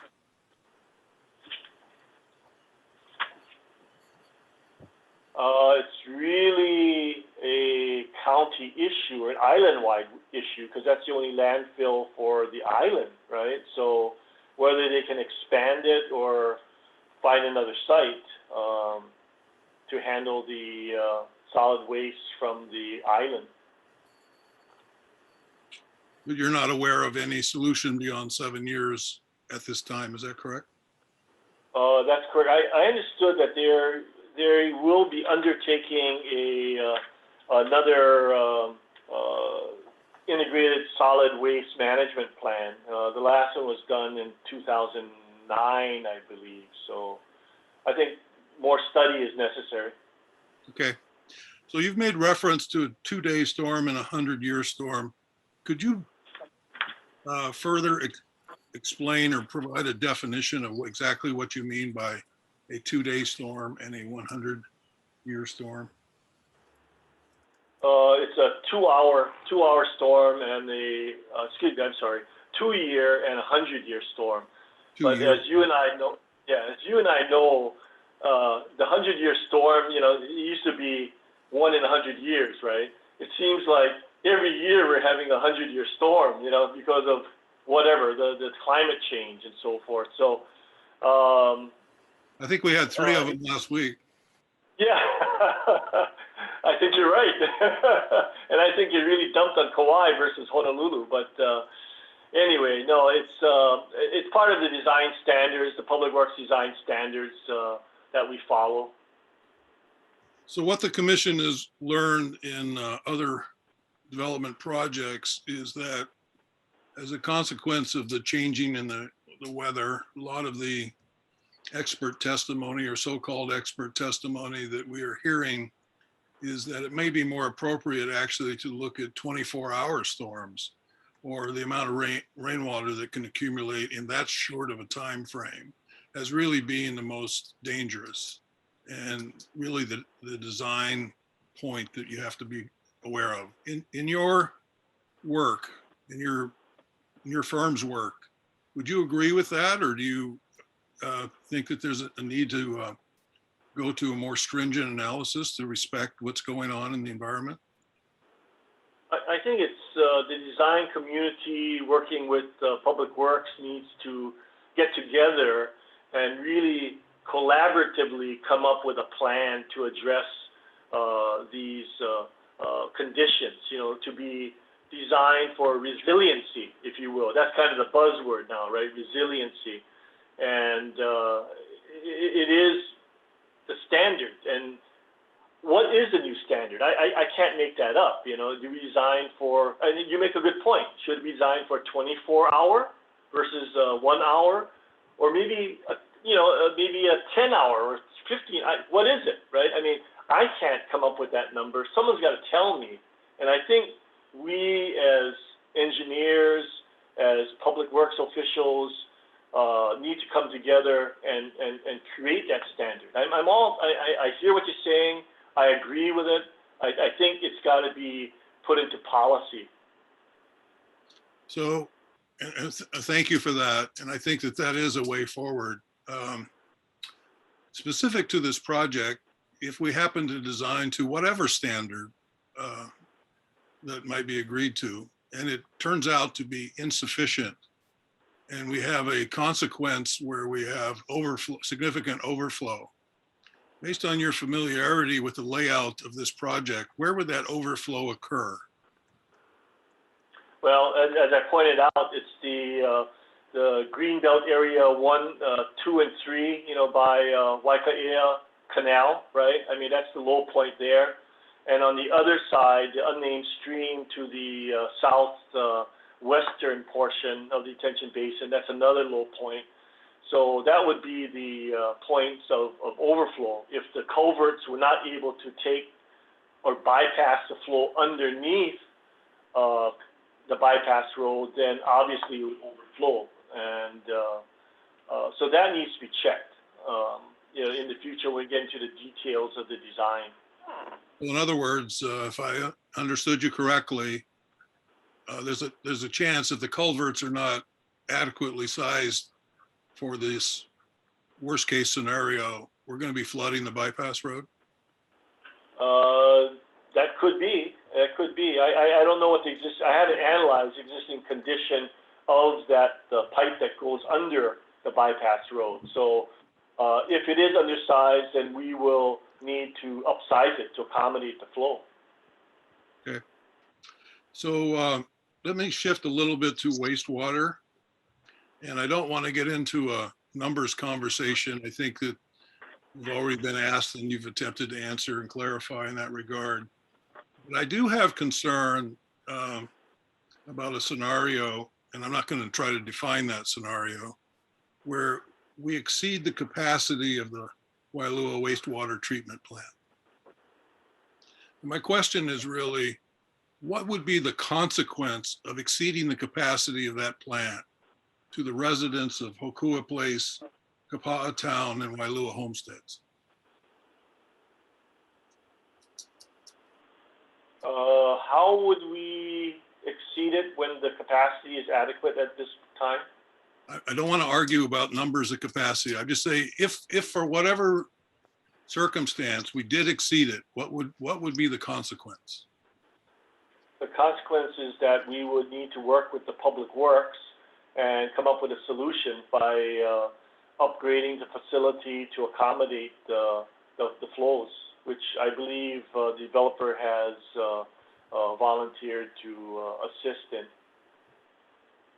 No, my question is just a little more, it's not a technical question in that regard. It's not about sizing the plant properly. It's about, what if we flush the toilets and there's nowhere for it to go? Do we have to put in some kind of emergency proclamation for health reasons for this whole part of the island? If that's happening to Okuah, it's happening to all of Kapaa Town. So I think we have a major problem. And the county has a major problem if that happens. Well, it doesn't seem to be happening in our current state, but if we add 30-some% capacity just to Kapaa Town by this single project, I'm a little concerned that we are edging very close to that reality. So, but operationally, what's the consequence? Do we go into a health emergency? Is that what we're kind of have to protect against?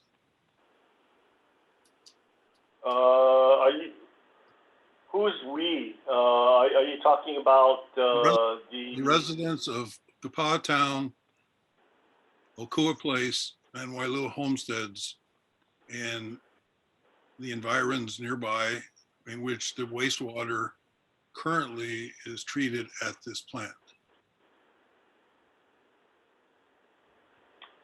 I think you have a major problem everyone has a major problem with this. The whole community is at stake.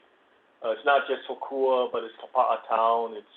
It's the whole part of the Department island. of Health, the environmental. I mean, you got a can of worms if that happens, because we're uphill. Can you imagine what's happening downstream? I mean, further on the low side, they're backing up first. Yeah, so my point is this is something we got to get correct at the beginning. Right, I agree. That's all. I agree. My final question has to do with construction sequencing. You know, your testimony alone identified some very significant and important infrastructure that would have to be designed, built, and operationalized as part of this project. Can you speak to the appropriate, from your view, what would be the appropriate sequencing of infrastructure relative to the building that necessitate and causes the impacts that necessitates that infrastructure?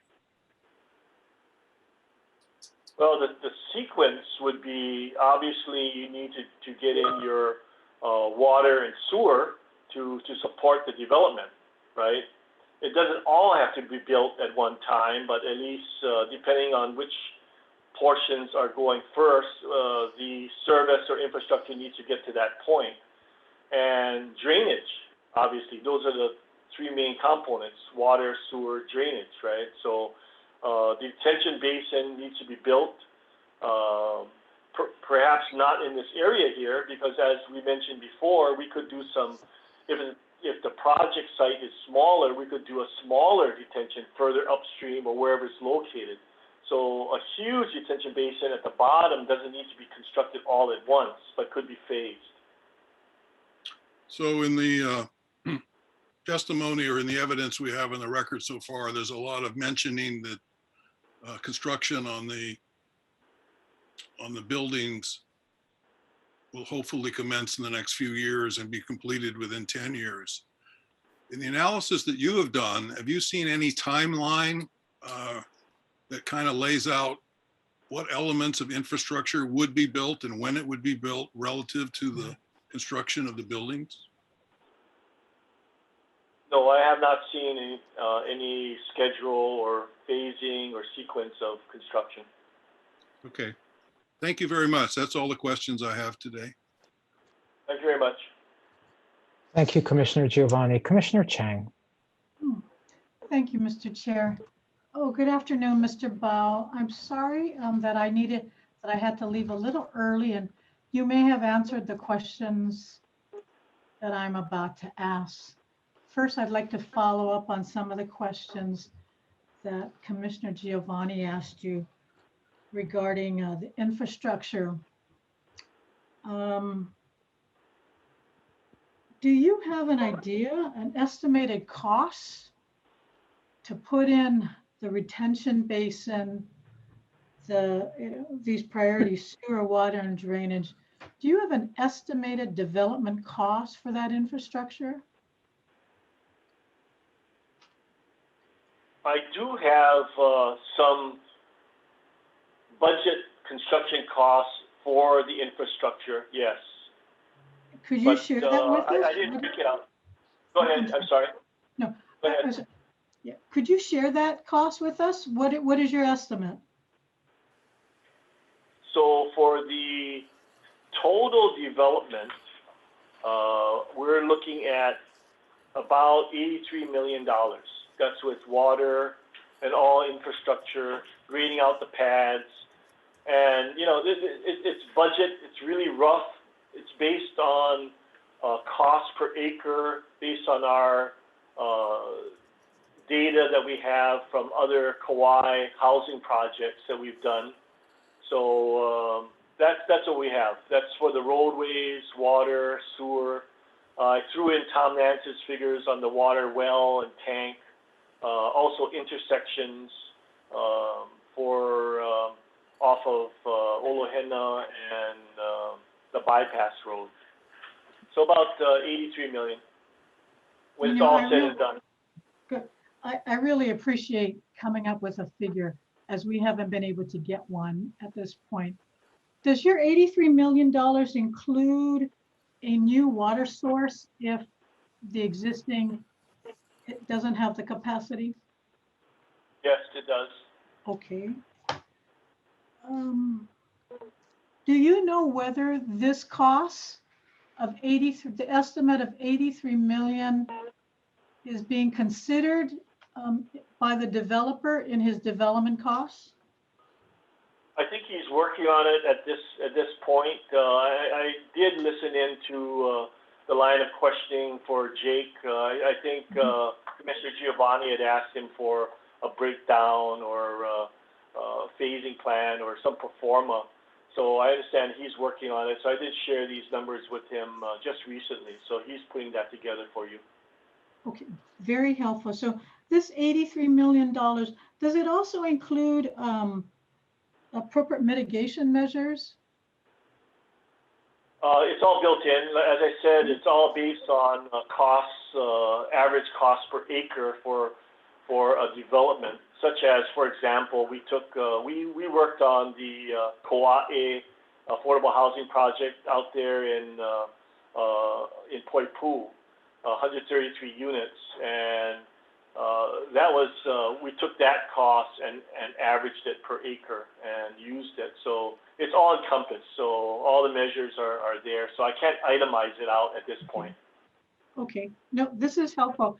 Now this is the cost. $83 million is the infrastructure costs for the entire build out? Correct. Okay. Can I ask you, are you also the developer for the HoKua ag lots? Are you the engineer, I should say, the engineer for the HoKua ag lots? I laid out the subdivision for them, but I did not do any infrastructure, just basically a paper subdivision. Okay. So you didn't calculate the costs for developing the infrastructure for that HoKua ag lots? No, I did not. When you laid out the plans for the HoKua ag lots, what impact did that have on the HoKua Place development? It didn't. It was separated. It's a different development plan. Okay. But from I guess kind of going back to Commissioner Giovanni's line of questioning as well, we need to be proactive and make sure there is sufficient and adequate infrastructure to accommodate both the existing developments in this area as well as this proposed one and the ag lots. In your expert opinion, does the ag lots, the full build out of the ag lots, and I know they are not part of this DBA, but it is a substantial development. In your expert opinion, does the does the development in the HoKua ag lots have a impact and change any analysis for the HoKua Place infrastructure? No, it does not. We accounted for the water, that's 0.1 million gallons per day for the ag lots. So that's the only thing that impacts us. As far as wastewater, because of the large acreage, they could go with an IWS and they would do that themselves. Okay. So, and I don't know whether we can put such a condition, but given the representation that the HoKua, the adjoining HoKua ag lots would not have any additional impacts, or wouldn't change your assessment for needs and costs for the HoKua Place. Do you understand what I'm asking? Yeah, let me see if I understand it. You want to know if the ag lots have an impact to the HoKua Place in terms of water, sewer, drainage, Right. etc. Oh, yeah. Yes, yes. I can tell you with drainage, it has no impact because it's on the ridge line and it's going away from our site. So no impact on drainage. Water, as I mentioned, they are coming off of the well site or the county line if they choose to accept our water and it's not a private system. Whether it be public or private, we'll provide water to the ag lots. Wastewater, as I said, that currently we are not serving them. They are on their own for their own treatment. Okay, okay. I appreciate that clarification. Are you also qualified, or are you the right person to ask about erosion control? You know, because this is a large development. At any one point in time, how much land would be exposed during the development phases? According to the county standard for grading, it's 10 acres. So are you telling me at no time will there be more than 10 acres of exposed land, either for infrastructure or construction of the residential dwellings at any one time? That is the standard. There can be exceptions to the rule if you provide mitigating measures to that. But that's the rule of thumb is 10 acres. And do you know what the phasing of the HoKua Place? And I think maybe someone might have answered it, but do you know what the phasing plans are for the development of this project? No, I don't know at this point in time. Okay.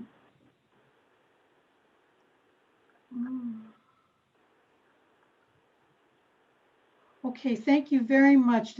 Your estimated budget of 83 million, that's very helpful to know that. Thank you. Thank you very much, Mr. Bell. I have no other questions.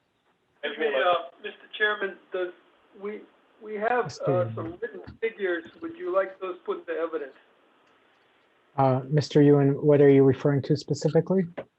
The infrastructure budget that Mr. Bao was quoting from in response to questions by Commissioner Chang. Yes, please, unless Yeah. there's an objection from any of the parties. Is there any objection from the county? No, Chair. Thank you.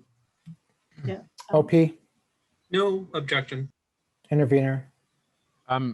Mr. Chair, I just have a question. If they're submitting a new exhibit, will we have the ability to cross-examine the witness on this new exhibit?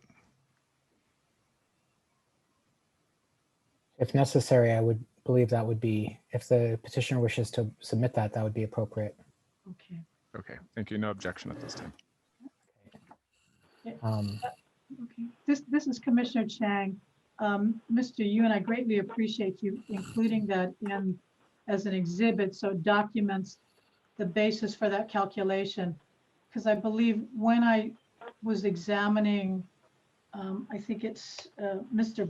Bracken, I did, and I will ask again, for the developer to consider putting up a performance bond equivalent to the cost of the infrastructure development. So it's helpful to know what that number is. Okay. Thank Is that you. it, Commissioner Chang? Yes, that is it. Thank you. Great, thank you very much. Commissioner Ohigashi. And can I get a sense for our remaining time? What other commissioners have questions? Commissioner Okuda, Commissioner Ohigashi, Commissioner Cabral, Commissioner Wong. That would be all of them. And I have questions as well. So I suspect we will spend the remainder of the day with Mr. Bao and perhaps start on tomorrow to wrap up. We'll see how it goes. Commissioner Ohigashi, please proceed. Mr. Bao, I just have a few questions. Are you familiar with the standards used for sewage treatment plants? Is that part of your expertise or within your knowledge? No, it is not. It is not. For example, if I was to ask you what, is there a number or a capacity that a sewage treatment plant should be working at that is less than total capacity to be safe? Are you able to answer those questions? No, it'll be another engineer. It's a wastewater or sanitary engineering is a field unto itself. So, I mean, you could get a master's degree and PhDs in wastewater engineering. So it's not in my field. So right now, you claim that there is excess capacity at the sewage treatment plant. Is that right? That's what we are told. Okay. And how much of this excess capacity would your project take? As I mentioned, the current plant capacity is 1 million gallons per day. They are currently treating 0.6. So they have excess capacity of 0.4. At our full build out, we're looking at 0.2, right? That's in 12 years from now, right? So we are within their current capacity, but who knows what's going to happen 12 years from now, right? Other developments may come online and so forth. So anyway, we are within the limits of their current capacity. And would you be able, are you able to reserve that capacity if you go forward? I understand that you need to, the only way to reserve it is through a building permit. We still need to go through the county, do the design and so forth. We need to show them what we're doing, but you know, projects fail, right? So if we reserve it now and you know, you may have a reservation that somebody else could be using the capacity on if they were shovel ready, if you will. So my last question is that, assuming, are you aware of any county standards or county regulation regarding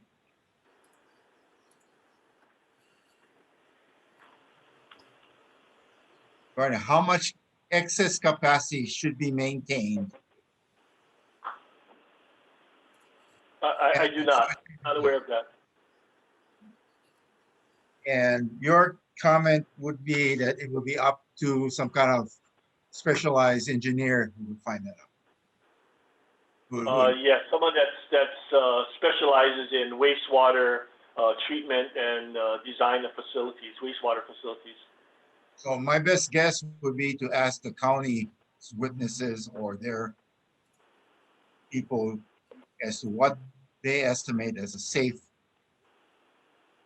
excess capacity to maintain the current sewage treatment plant. Yes, if you like, next time I can make a phone call to the wastewater division at the county and find out what their policy is for. It really, Hold on. Mr. Bo, it doesn't matter if you make a call or anything like that. I just was warning the county of Kauai that I might be asking. Okay, gotcha. So they'll be ready for it. Okay. They're probably listening to this right now. Right there. He's sitting right there, Chris Donahue. Oh, okay. Okay. Thank you. Anything further, Commissioner Higashi? No. Okay, I'm going to go in the order of Cabral, Wong, Okuda, and Scheuer. Cabral. Okay, thank you. And I thank you very much for sticking to this. It's been really gruesome for you, it seems. I have some additional questions which have been touched on by my fellow commissioners, and that has to do with rainfall. Since I'm from the rainy city of Hilo, and we have the combination, we're blessed with a lot more porous land because we have more recent lava flows that are still very porous. So we have huge amounts of rain, but they seem to disappear into the ground at a better rate than on Kauai, and we see what's going on the news. So my question to you is really somewhat to the county too. I'm greatly concerned about the concept by which everything is being based on, that these reservoirs are going to hold it and then the overflow for that is going to be active. Is there anything going on in your knowledge in the county, or that you as, or that the developer is going to be looking at, of being able to handle what's happening and going into the future? It appears that everything you're basing everything on the statistical rainfall and that in the past, but it clearly appears going forward that, I know in Hilo and obviously from the news in Kauai, you guys are having more rainfall than you've had more often in the past. So anything going forward that's going to prevent more flooding that you are aware of? I'm not aware, but as I mentioned before, I think there's got to be a collaborative effort between the design community and public works to come up with a resiliency plan, if you will, for future developments. I can appreciate that we all look at government. Then in regards to the developer that you're working with, do you have any thoughts that you should perhaps suggest to them that they look to oversize the system and be ready so that they don't create new subdivisions with a disclosure that it might flood, and stuff, so that they are oversized rather than just barely adequate? Yeah, it's, engineers, we design to a standard. And as another commissioner mentioned, someone mentioned that what you should design to a higher standard. Well, my question is, to what standard? How much higher? 10% higher, 20%, 50%? I don't know. I don't want to make things up, and that's why I said it's got to be a collaborative effort between public works, developers, to come up with a game plan so we all can follow this into the future. Okay, well, thank you. I can appreciate you're in the middle of this, but I think it's clear that we as commissioners are clearly concerned about the future that we're going to allow or not allow in terms of density and water flow and rain flow and what that's going to do in the future. So thank you very much. Thank you very much, Commissioner Cabral. Commissioner Wong. Thank you, Chair. Good afternoon, sir. Just several questions. And you got to explain this one to me. So, when you did these numbers, these calculations on your exhibit, how did you derive on these numbers? Which ones specifically are you? I'm just saying in general, let's say how much water someone is going to use or how much doo-doo someone's going to make, that whole area. And just how you got those numbers? You can cover them in order. Start with drinking water and then move to number 2 question. It's all based on standards. For the water, there are board of water supply standards that we follow. Drainage, there's drainage standards. So everything is all these criteria, if you will, the gallons per day, per unit, and so forth. It's all part of a standard that we follow. So all these, I don't make it up. It's guidance by the county. Okay, so I guess maybe I'm going to ask Mr. Bracken later, because I'm assuming you had to kind of say there's going to be 5 houses that are going to, drink this much water with this much people, and they're going to make this much shishi and doo-doo. So you had to kind of guesstimate how many, buildings there's going to be, right? We didn't have to guess. I think there was a plan at 769 units is what they told me. So, okay. Multiple various mixes. So I had the mix breakdown. So I knew how many units there were. So using that, once I got that number, I just applied the units per the standards, and I come out with these numbers. Okay, so I got a question, and if it's out of your realm, just say it's out of my realm. But when you build houses or whatever those units, do you have don't people have I'm gonna build this house and it's gonna be 200 square feet and it's gonna cost this much per square feet? I mean, don't they have this kind of estimates usually? Out of my realm, I think that would be a question for the architect. Okay, thank you. I'll go there. Then someone brought up issue about the drainage analysis. Is it in the EIS or not in the EIS?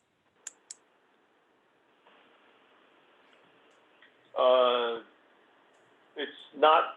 I did an independent analysis. The analysis in the EIS was done by another engineer. I looked at it from a different point of view, and so what is presented to you currently is what Bioengineering Development has analyzed and has presented. So that exhibit with your name on it with all that information, does that supersede the EIS information? Yes, it does. Okay. So does the information that we received was stale then? I beg your pardon? One more time. Sorry. The information that we received in the EIS that we approved was stale. Oh, it's stale. It's generally the concept is there, except that I disagree because every engineer looks at things a little differently, right? So I had a different approach to things. I didn't like the way certain layouts were done and so forth. So it's just a different opinion, if you will, as to how things should be laid out and how things should be processed. So a little different. I think it's not a substantial change, a little minor tweaking, if you will. Okay. So then the other, I'm sorry, it's been so long ago that we went on site, but I guess we were talking about culverts. Those are those big drain ditches or something, correct? Drain pipe. Yeah. So did you walk through them? Or, I mean, if I was a little boy, I would go through them just to see what's inside, right? I mean, did you literally see them if they're open or not, or if there's anything inside? I have not. We haven't got into that detail yet. All we're doing is quantifying the numbers, but as I mentioned before, if it is unable to transmit the flow, then we would have to upsize it to the required pipe size.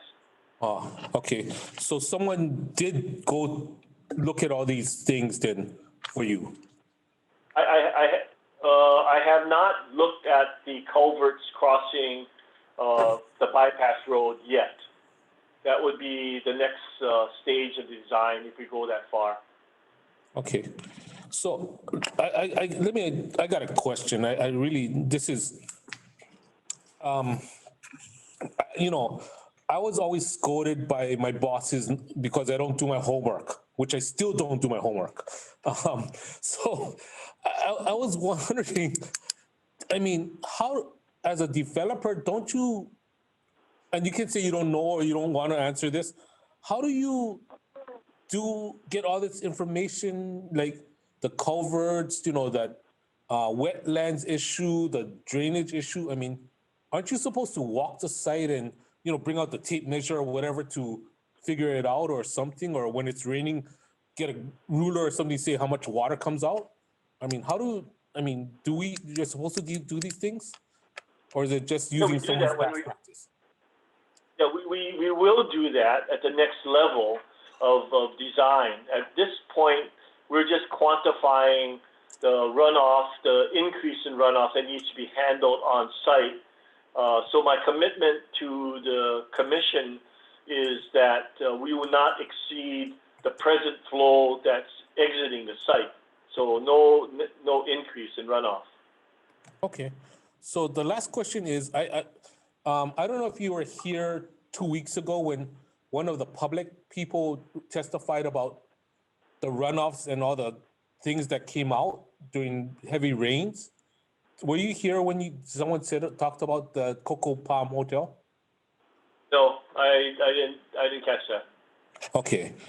Maybe I'll wait till someone else can, but I'll just hold off on that for now. But thank you, sir. Thank you, Chair. Thank you. Thank you very much, Commissioner Wong. Commissioner Okuda, and then I will have some questions as well. Thank you very much, Mr. Chair. Thank you, Mr. Bao, for being here with us through the afternoon. We really appreciate your presence.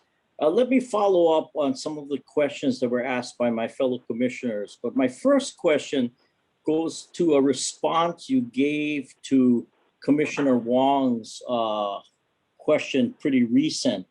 You said your analysis or your materials, if I can use that term more broadly, differs from certain information that the prior engineer had included in the final environmental impact statement. Is that correct? That's correct. What is the name, and can you identify the name, please, or names of the persons who provided reports or opinions or materials in the final environmental impact statement for which you have differences of opinion or differences of conclusions or any type of differences, no matter whether or not those differences are large or not large? I believe the engineering company was Honua Engineering, located on the north shore of Kauai.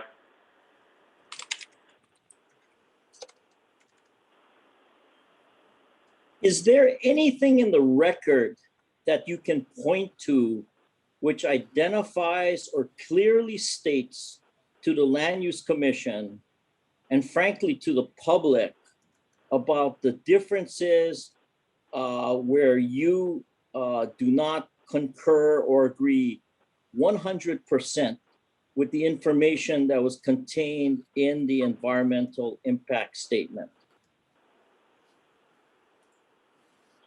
I don't know if it was an issue or not, but the one thing that pops out to me was in the Greenbelt Area 1 to the southwesterly direction, if you remember, it's on the left side of my image there. They had put a detention basin in the wetland. I didn't like that idea. I don't think any of you would like that either. So I redesigned it and pushed it within our site. Okay, well, I'm not, I'm not playing hide the ball here. So let me tell you at least one of the reasons why I'm asking this question. And the fundamental reason is I don't want to be admonished by the Hawaii Supreme Court later that we did not follow strict procedures that they have required of all government agencies in dealing with environmental impact statements. So that's the reason for my question. My question is not for you right now anyway to identify the specific differences between your opinions, conclusions, or how you view the situation with the prior engineer or any of the prior submissions in the EIS. I'm asking whether there's any document in the record which makes clear what these differences are. In other words, what's the document or the exhibit in the record which identifies the differences between your opinion, your conclusion, your observations, and what is contained in the environmental impact statement? Can you identify such an exhibit or document, or where in the record we can find such evidence? I don't think there is any. I haven't seen it.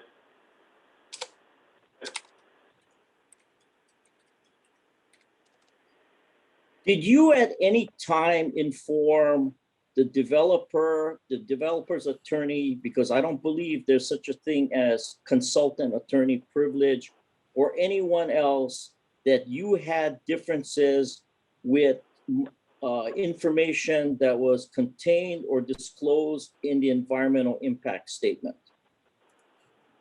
Yes, I did. When did you first disclose to anyone acting either for the developer or the developer, them or itself, that you had differences of opinion or observation from what was contained in the environmental impact statement? I'm looking for a date. It can be an approximate date. If you can give me the month and year, that would be okay. What is your best recollection, sir? As we were preparing to enter into a contract for the preparation to submit to the LUC is when we notified the developer. So I would say, I'd have to look back in my files. I can't recollect. I would say about a year ago. Okay. So in other words, it was before the pandemic, is that correct? Yes. Yes. Can you identify who you told that you had differences as far as your view of information and what was in the, and just so that we're clear, your differences were what was contained in the final environmental impact statement, is that correct? These are the civil engineering issues that were part of the EIS, yes. And are we talking about the final environmental impact statement, or are you referring to the draft environmental impact statement? The final. Okay. Who did you tell or inform that you had these differences of opinion or information? I believe I met with Jake at the time and I believe at that time there was another, his island manager, what's his name? I don't recall, the project manager. But just when Jake was coming on board, I did mention that if they wanted to hire us, I would look at it differently, that I wouldn't accept what was presented. I thought it wasn't, I couldn't put my name on it and my stamp on it. So I would have to redo it to our standards and to meet the letter of the law. Okay, so just so that we're clear, Jake is spelled J-A-K-E. The reason why I'm spelling these names is that we have a court reporter preparing a transcript. So I don't want any appellate court to criticize us for not keeping a clear transcript either. So Jake is spelled J-A-K-E, correct? Correct. And what was Jake's last name? And if you can spell it, please, to the best of your understanding. Oh, Bracken, Jake Bracken, B-R-A-C-K-E-N. Bracken. Okay, and that was Mr. Bracken who testified already initially in this matter, correct? Right. Yes. Okay, and when you told that to Mr., oh, let me ask you this. When you say you couldn't put your stamp on it, what did you mean by you couldn't put your stamp on it? I couldn't rubber stamp what was being presented by someone else. Okay, when you use the term rubber stamp, why are you using that term? Oh, it's just meaning that someone else, it's like ghosting for someone. So someone would do the design, right? And then you would stamp it, saying, yes, I approve it. I didn't agree with some of the approaches that were done, so I thought it could be done better. Okay. In what way did you believe the approaches that were contained in this material, which became part of the final environmental impact statement, how could it have been done better?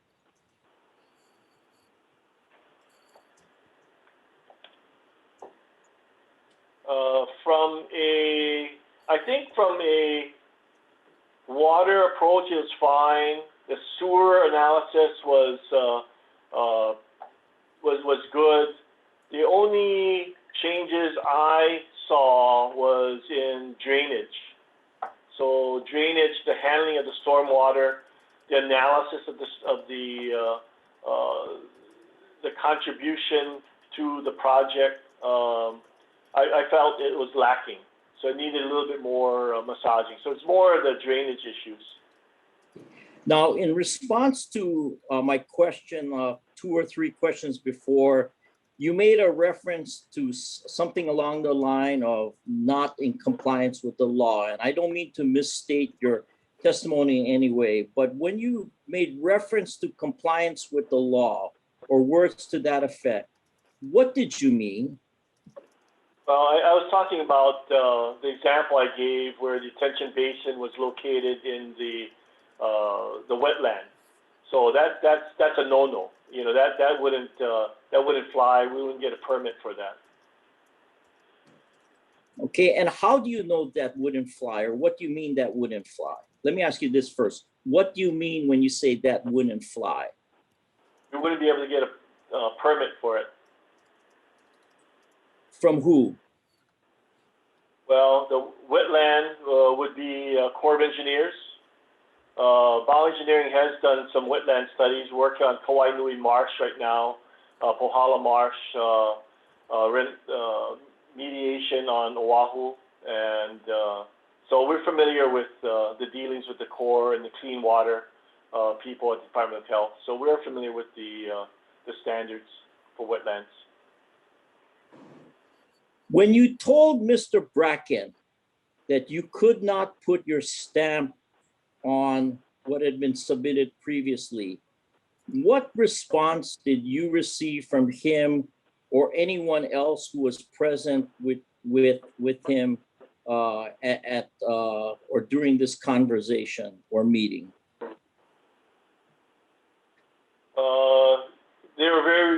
They were very responsive. They basically concurred. They said, yes, you should do it your way. Besides that, well, let me just ask a foundational, as we say, question. Was this conversation taking place in a face-to-face meeting, over the phone, video conference? I mean, how did this meeting or conversation take place? It was face-to-face. It was on Kauai. Okay, He had come down to Kauai, and I met with him, and I remember the name. Greg Allen was the manager at the time. He's no longer with the project, but he introduced me to Jake and wanted me to be their civil engineer. So I basically was interviewing with Jake to see if he wanted to hire us or not, and there were certain stipulations that I had in order for them to hire us. Okay. Besides the discussion you had about it having to be done your way, were there any other stipulations that you had with Mr. Bracken or with anyone on the developer side as a condition for you to be hired? Not that I can recall. Okay. When you and this face-to-face meeting that took place on Kauai, can you tell us where on Kauai the face-to-face meeting took place? Was in Harbor Mall in the Kalapaki. Is that Kalapaki? Right off of the Willy Willy Road there. Harbor Mall. Are you familiar with that area? Yeah, The little yes. restaurant. Oh, okay. Yeah, I'm familiar with that. And after you told, or after you said these things that, which you've just testified to, what was Mr. Bracken or Mr. Allen's response to what you said, or besides what you already testified to? Well, the proof of the pudding is they signed my contract. They hired me. Okay. Was there any discussion made, or are you aware of any discussion, or did you have any discussion about the need to amend or modify the final environmental impact statement? No, we didn't have any discussions on that. What about up until today? Has there been any discussions that you are aware of or which you participated in about the need to modify the final environmental impact statement based on or for the reasons as described in your testimony that you have just given right now?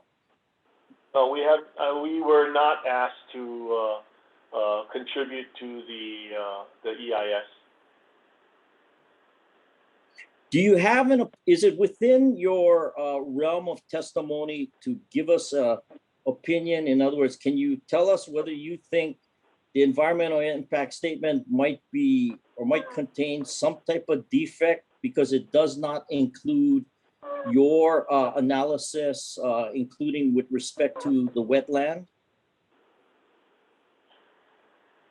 Off the top of my head, I would say no. But I'd like to caveat, I'd like to look at it again to see. I think what we did is with our current submittal, we made it better and more environmentally friendly. Yeah, I would think just my cursory look that if you take a development out of a wetland, it might be more helpful than less helpful with respect to the wetland. Let me ask you this.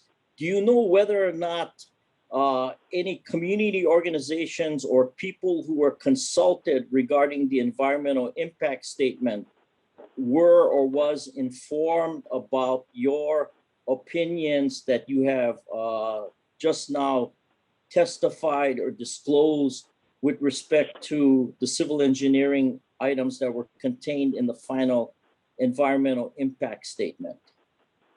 I'm not aware. Okay, let me shift gears a bit, and I apologize for jumping around, but I'm trying to go through what some of my fellow commissioners have asked. In response to, I believe, a series of questions that Commissioner Giovanni asked you, you used the term designing for resilience, and you used the word resilience. Do you recall that? Yes. When you use the term resilience or designing for resilience, what do you mean by that? Designing to withstand the unknowns, global warming due to global warming. Isn't it true, as part of your professional work, isn't it true that you also participate in continuing education courses, including professional gatherings, whether virtual because of the pandemic now, and maybe prior to the pandemic in person? Yes.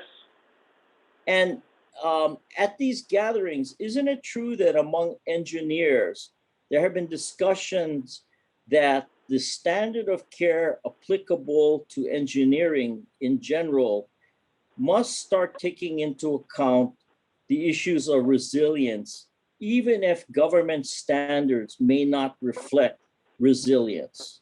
Isn't that true? That's true. And during these, and these are the things that are talked about at professional conferences, which are intended to educate professional engineers, correct? Yes. With respect to this specific project, has there been designs created with the view towards resilience, as you understand that term is used in a professional engineering setting? No, we designed it. Our analysis was based on the current standards. Okay.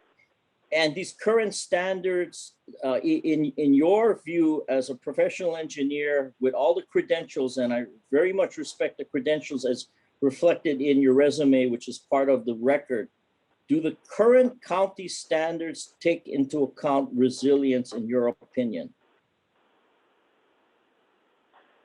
Don't tell him I said so, but no. Okay. And so designing to the county standards does not necessarily mean that the design is resilient, correct? That's correct.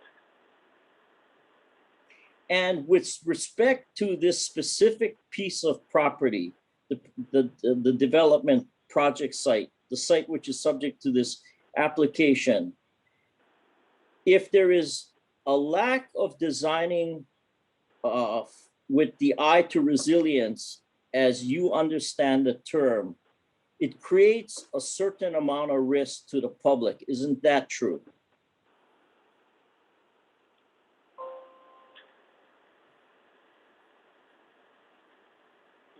That's correct. That's a correct statement.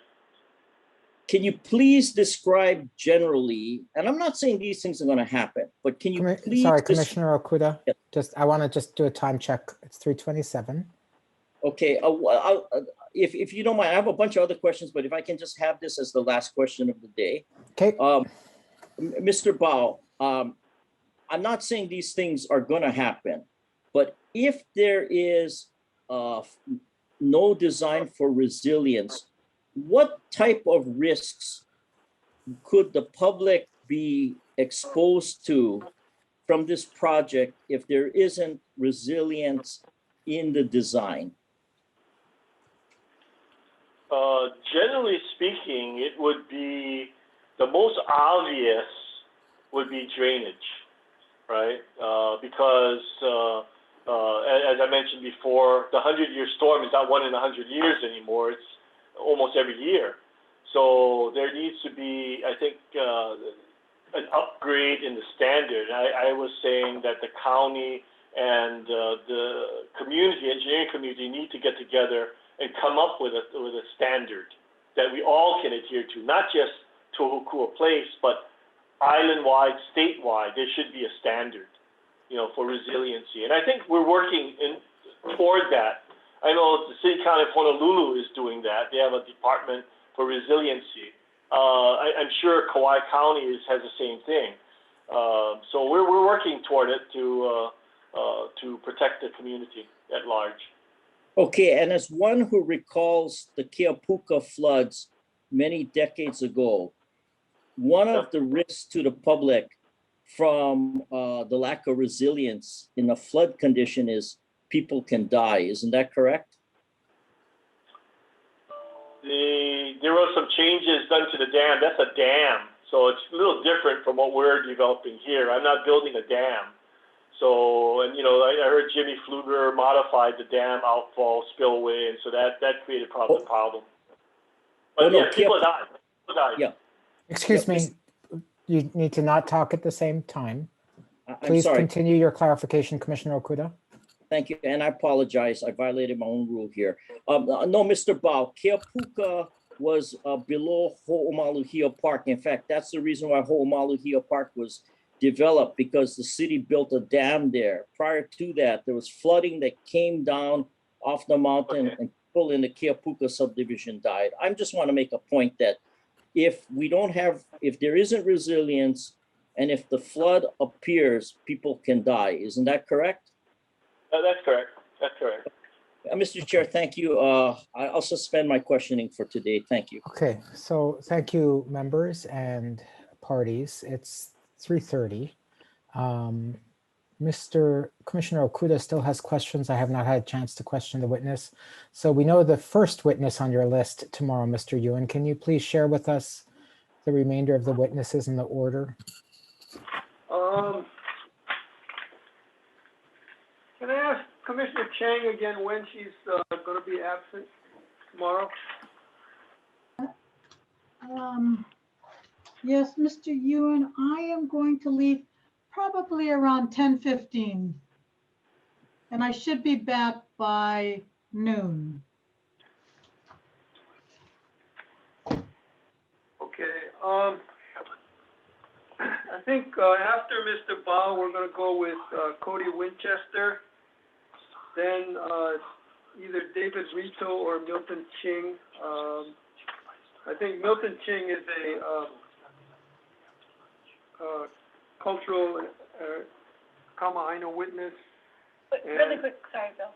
We need to talk on scheduling, so we will be going mute really quick, and then we'll let you guys know. Okay, we'll do a brief recess, like just a minute. Nobody go away. Yep, a minute will work. Thank you. Mr. Okay. Bao, appointment in the morning. Can he appear in the afternoon? I don't have a concern with that. Is there any objection? I see shaking no from the County of Kauai. No objection. Not from Mr. Yi. Izisaki? No objection. Okay. Yeah. Let's go ahead and set our planned lunchtime from noon to 1 tomorrow. And we will try and be done again by Mr. Chair, Commissioner Wong. I have to leave by 2:30. Sorry. So Commissioner Wong will be gone by 2:30. We might try and continue till later just to try and get through things, and Commissioner Wong might have to review some things. Commissioner Ohigashi has 2 absences tomorrow as well, I believe. Commissioner Ohigashi? You are absent. Yeah, I had 10 in the morning, I have a hearing, so I'll be gone about from 9:45, and 1:30 I have a hearing, so but it's all virtual, so yeah, I'll be sitting in my office doing the hearing, and I should be back pretty quick. Okay, so what's your order, Ms. Ahu or Mr. Yuan? I think I'm going to put Milton Ching on first, and then followed by Cody Winchester, David Rito, and I'm sure by that we'll be back to Mr. Bao. Sorry, Milton Ching is not a new witness. This is. He is a new witness. I disclosed him earlier today. Okay, so. Don Chang is still there. And we have the filings related to him. Yes. There's one statement of his qualifications that was submitted today. Okay, so your proposal is Mr. Ching, followed by. Mr. Winchester and David Rito. That should take us through the morning. And then followed by Mr. Bao at 1 p.m. Right. Presumably, and then who? Nancy McMahon, if we can get that far. Okay. And just in case we walk it through, who else? Randall Memo Kaneku. Kaneku. Okay. Any concerns or procedural questions from the parties? County? None from the county, Chair. Okay. Thank you. OP? Only that we will have to take up the admission of the exhibits at some point. Of the additional exhibits that were filed today. Thank you. Right. So we can do that. Sorry, Chair. I'm sorry. I did have one question regarding for purposes of our witnesses. Any discussion on future dates after tomorrow? Mr. Ordenker? Thank you, Chair. We have time set aside on April 15th and April 29th for this matter, as well as May 13th. May 3rd. 2021?